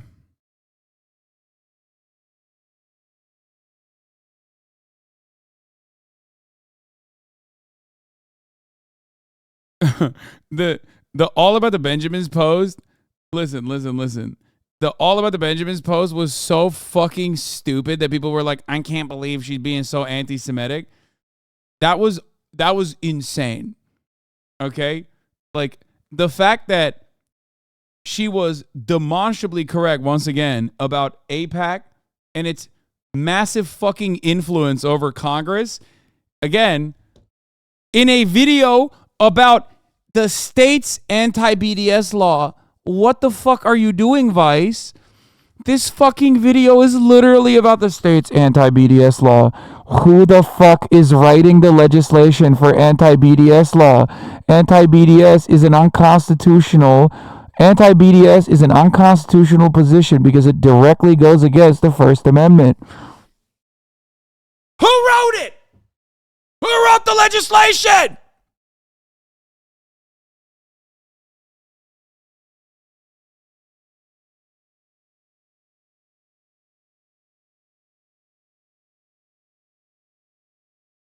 Semitic tropes, stereotypes of Jews as money-obsessed, manipulative, and disloyal.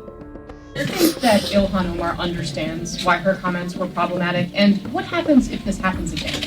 Thank you. Kill! Nancy Pelosi, will you condemn Ilhan Omar saying that AIPAC has an outsized influence or moneyed interest has an outsized influence? Hello. Kaya just woke up. Outsized influence in American Congress, which is objectively correct, but we still want to fucking bully her. Yeah. Will you, Nancy Pelosi, will you kill Ilhan Omar if she does it again? Meanwhile, you got like every Republican congressperson being like, George Soros is the puppet master, and the international jury wants to put black people in America so they can destroy America, or Mexican people in America so they can destroy America deliberately. Like, literally, this is the most manic, psychotic, neurotic shit on the planet. You have literal anti-Semites in fucking Congress genuinely doing like Hitler memes about how like Jews want to change the American and Western demographics to deliberately fucking destroy Western civilization. This is quite literally at the heart of cultural Bolshevism, a Nazi propaganda, an anti-Semitic Nazi propaganda, and then they turn on Ilhan Omar for saying that AIPAC has a lot of influence in Congress, has a lot of sway. What the fuck? Marjorie Taylor Greene said Jewish space lasers caused the California wildfires. Ron DeSantis had a black sun in his campaign ad. Like literally a black sun in his campaign ad. Not like a black child. I mean, like the Sonnenrad. Okay? What the fuck?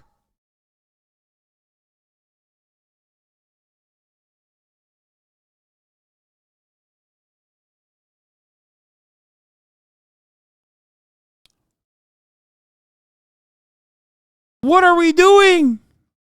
What are we doing?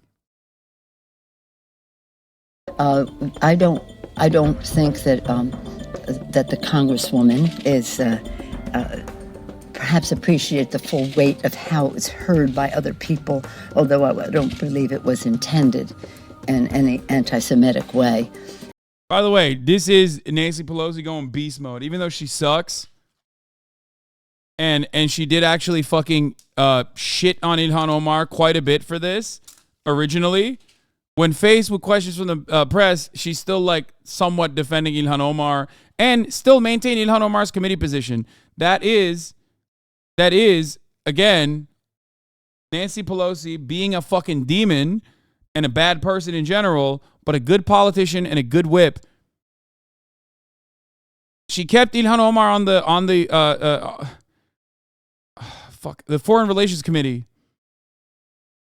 Like, that was surely Hakeem Jeffries will do the same. No, Hakeem Jeffries is going to be worse than Nancy Pelosi. And for the record, that is why she was able to get away with doing whatever the fuck she wanted to get away with. She knew her caucuses very well. She very quickly recognized the progressives in the House of Representatives and put them into decent committee assignments. If you defend any side of this conflict, you dehumanize people's lives. Thanks, man. Thank you. Did it. You came in. Okay. But the fact is, if that's how it was interpreted, we have to remove all doubt. Pelosi and other mainstream Democrats view support for Israel as sacrosanct. But there's a block of progressives who are standing up for Omar. They say a dialogue about Israel's right-wing leadership should not be off limits. Republicans are expected to keep putting Democratic support for Israel on trial. One way they'll do it, by pushing anti-BDS laws. She continues to display anti-Semitic. That's awesome. The guy on screen literally said, I am David Duke without the baggage, okay? He was the House Minority Whip at the time. He got shot in the butt, if you guys recall, and now he's recovering from like butt cancer or whatever the fuck's going on with Steve Scalise currently, and he's running for speaker, and he's about to get fucking absolutely cumstered and dumpstered by a psychotic pedophilia defending wrestling coach by the name of Jim Jordan, because that's what American politics is, okay? That motherfucker literally said, that motherfucker wearing the Joker tie, okay, thank you, Chatter, for that, literally said, I'm David Duke without the baggage, okay? And then try to defend it by being like, no, I meant like his governing philosophy. That's what I meant. But yeah, here he is being like this brown woman with a hijab, you know she's anti-Semitic. Remarks, comments, these are her beliefs. BDS stands for Boycott, Divestment, and Sanction. It's a consumer boycott of Israeli-made products. It's designed to punish the country for its treatment of Palestinians. Free Palestine! Israel called... Wait, what? This happened and I didn't even realize? Wait, he won?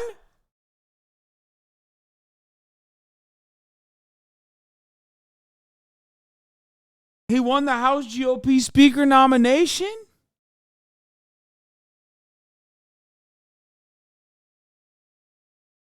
God damn. I mean, it's Jover. If the House Judiciary Committee Chairman Jim Jordan was defeated by Stephen Scalise, like he will.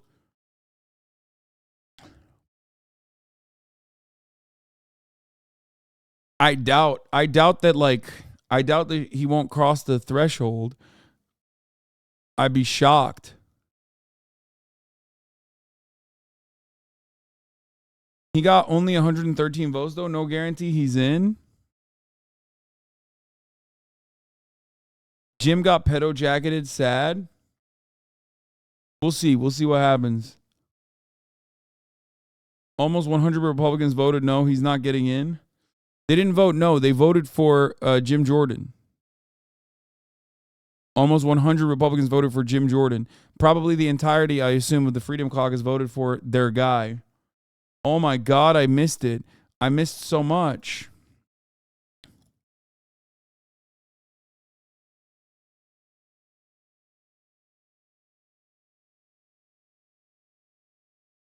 Nancy Mace says she won't vote for him. You endorsed Jim Jordan, so I'm assuming you voted for Jim Jordan today. If the Bro, Nancy Mace knows what she's doing, okay?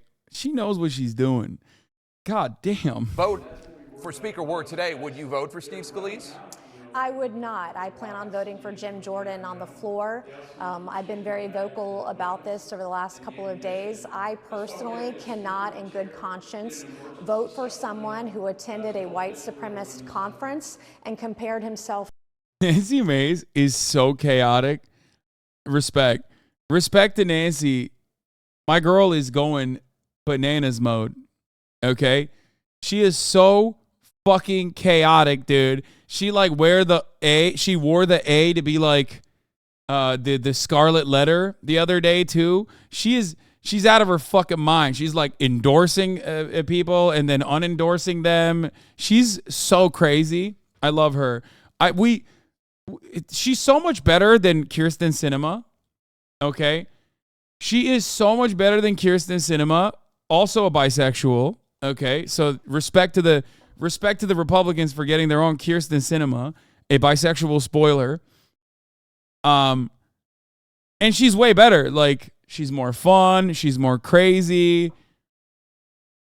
I really, really, really appreciate Nancy Mace's chaotic bisexual energy. To David Duke. I would be doing an enormous disservice to the voters that I represent in South Carolina if I were to do that. You endorsed Jim Jordan, so I'm assuming Tuberville fell down stairs in a really funny manner.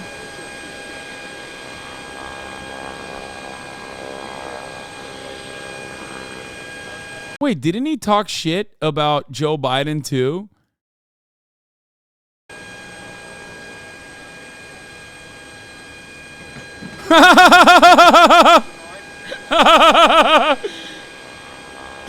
Oh, that's awesome.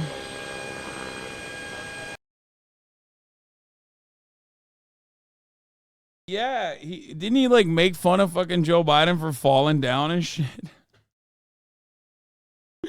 Bro, that's a cartoonish ass fall, dude. His ass hit every fucking stair going down.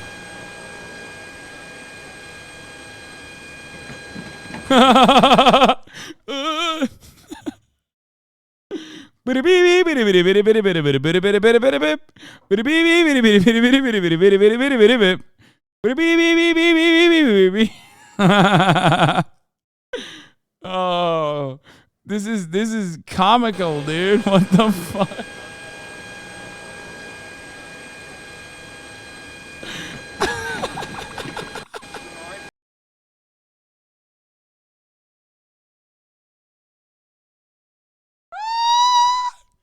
He hit every stair. What is he doing? How can Tommy Tuberville stand for American values if he can't stand up for himself? I'm Hasan Piker, and I endorse this message. Oh, that's so good. It's a disservice and it cuts off.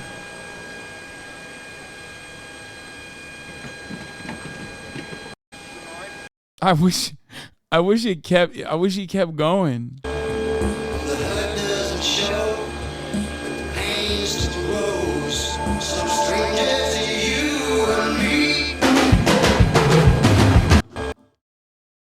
Oh no. I can't believe you're covering this. Well, you could be covering the top of the hour ad break. I should be covering the top of the hour ad break. You're right. Which I am, but it's the last ad break of the day. Wow, there we go. We even did some domestic policy today. Tomorrow is Leftovers Day. Ladies and gentlemen, tomorrow is Leftovers Day. I know a lot of people are probably like, oh my God, will Hasan and Ethan fucking kill each other? Will they finally break up Leftovers? And most likely none of those things are going to happen. So apologies ahead of time for all of you. But of course, the ones who will be eating good will be our orbiters, who basically cover everything that we do more than our stands. I want to welcome all the orbiters into the stand community. Tomorrow they will probably be waking up extra early just to... but you say there's a chance? No, there is no fucking chance. There is no chance.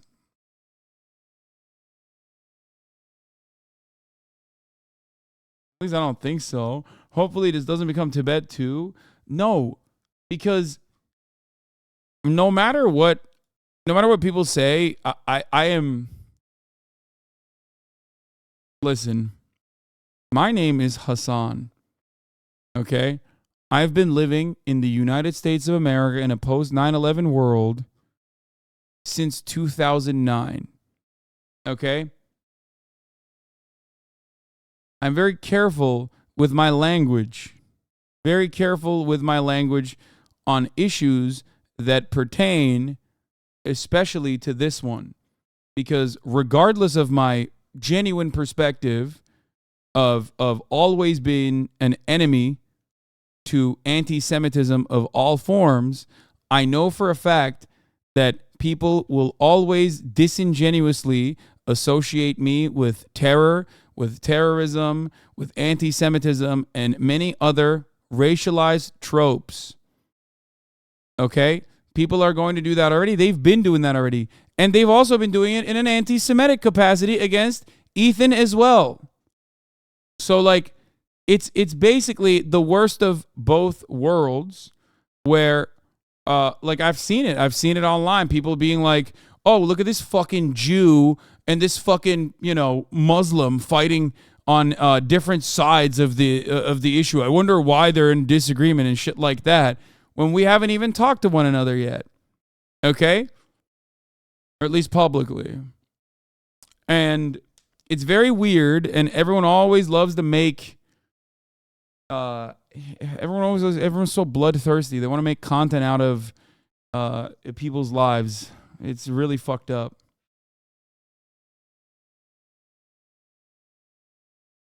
Okay? Yes, I saw the Mark Hamill thing. Yes, dude. What do you mean? This is the American position. What are you talking about? Why didn't you make a public statement denouncing terrorism on September 12, 2001?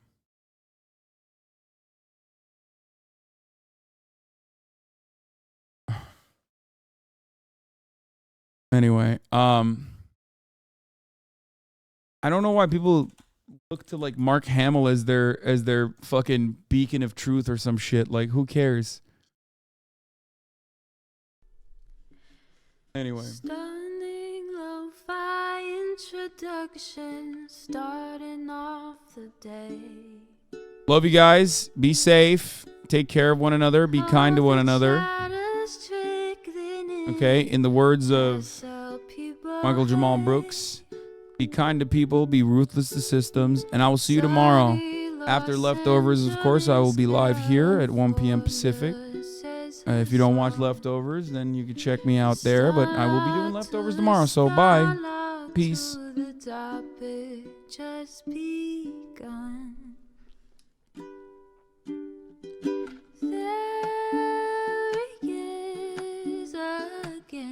Hasan is streaming. Hasan is streaming. There he is again. Hasan is streaming. Hasan is streaming.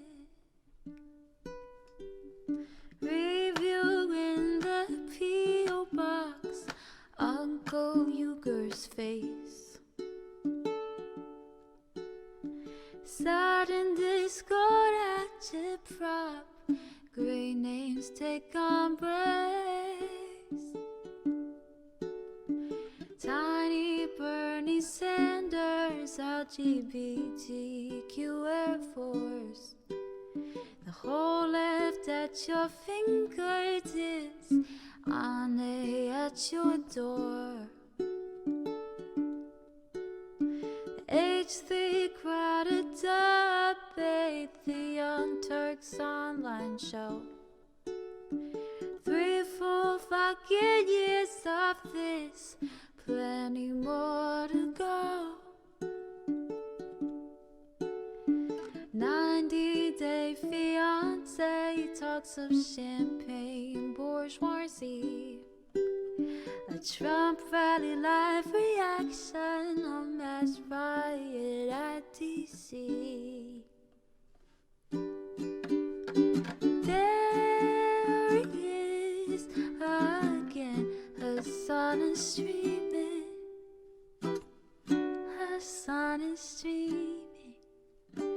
There he is again, Hasan is streaming. Hasan is streaming. Reading a live stream, fair comments, Austin show chat advice. And all the ways the right-wing pipeline can suck you in online. JCS react, Lord frame gets broken, cover blown. A full-blown mass pandemic, monster streaming at your home. Total radicalization coming out to find. The system you were taught to trust in was broken the whole time. All these daily streams, whether big or whether small, have helped me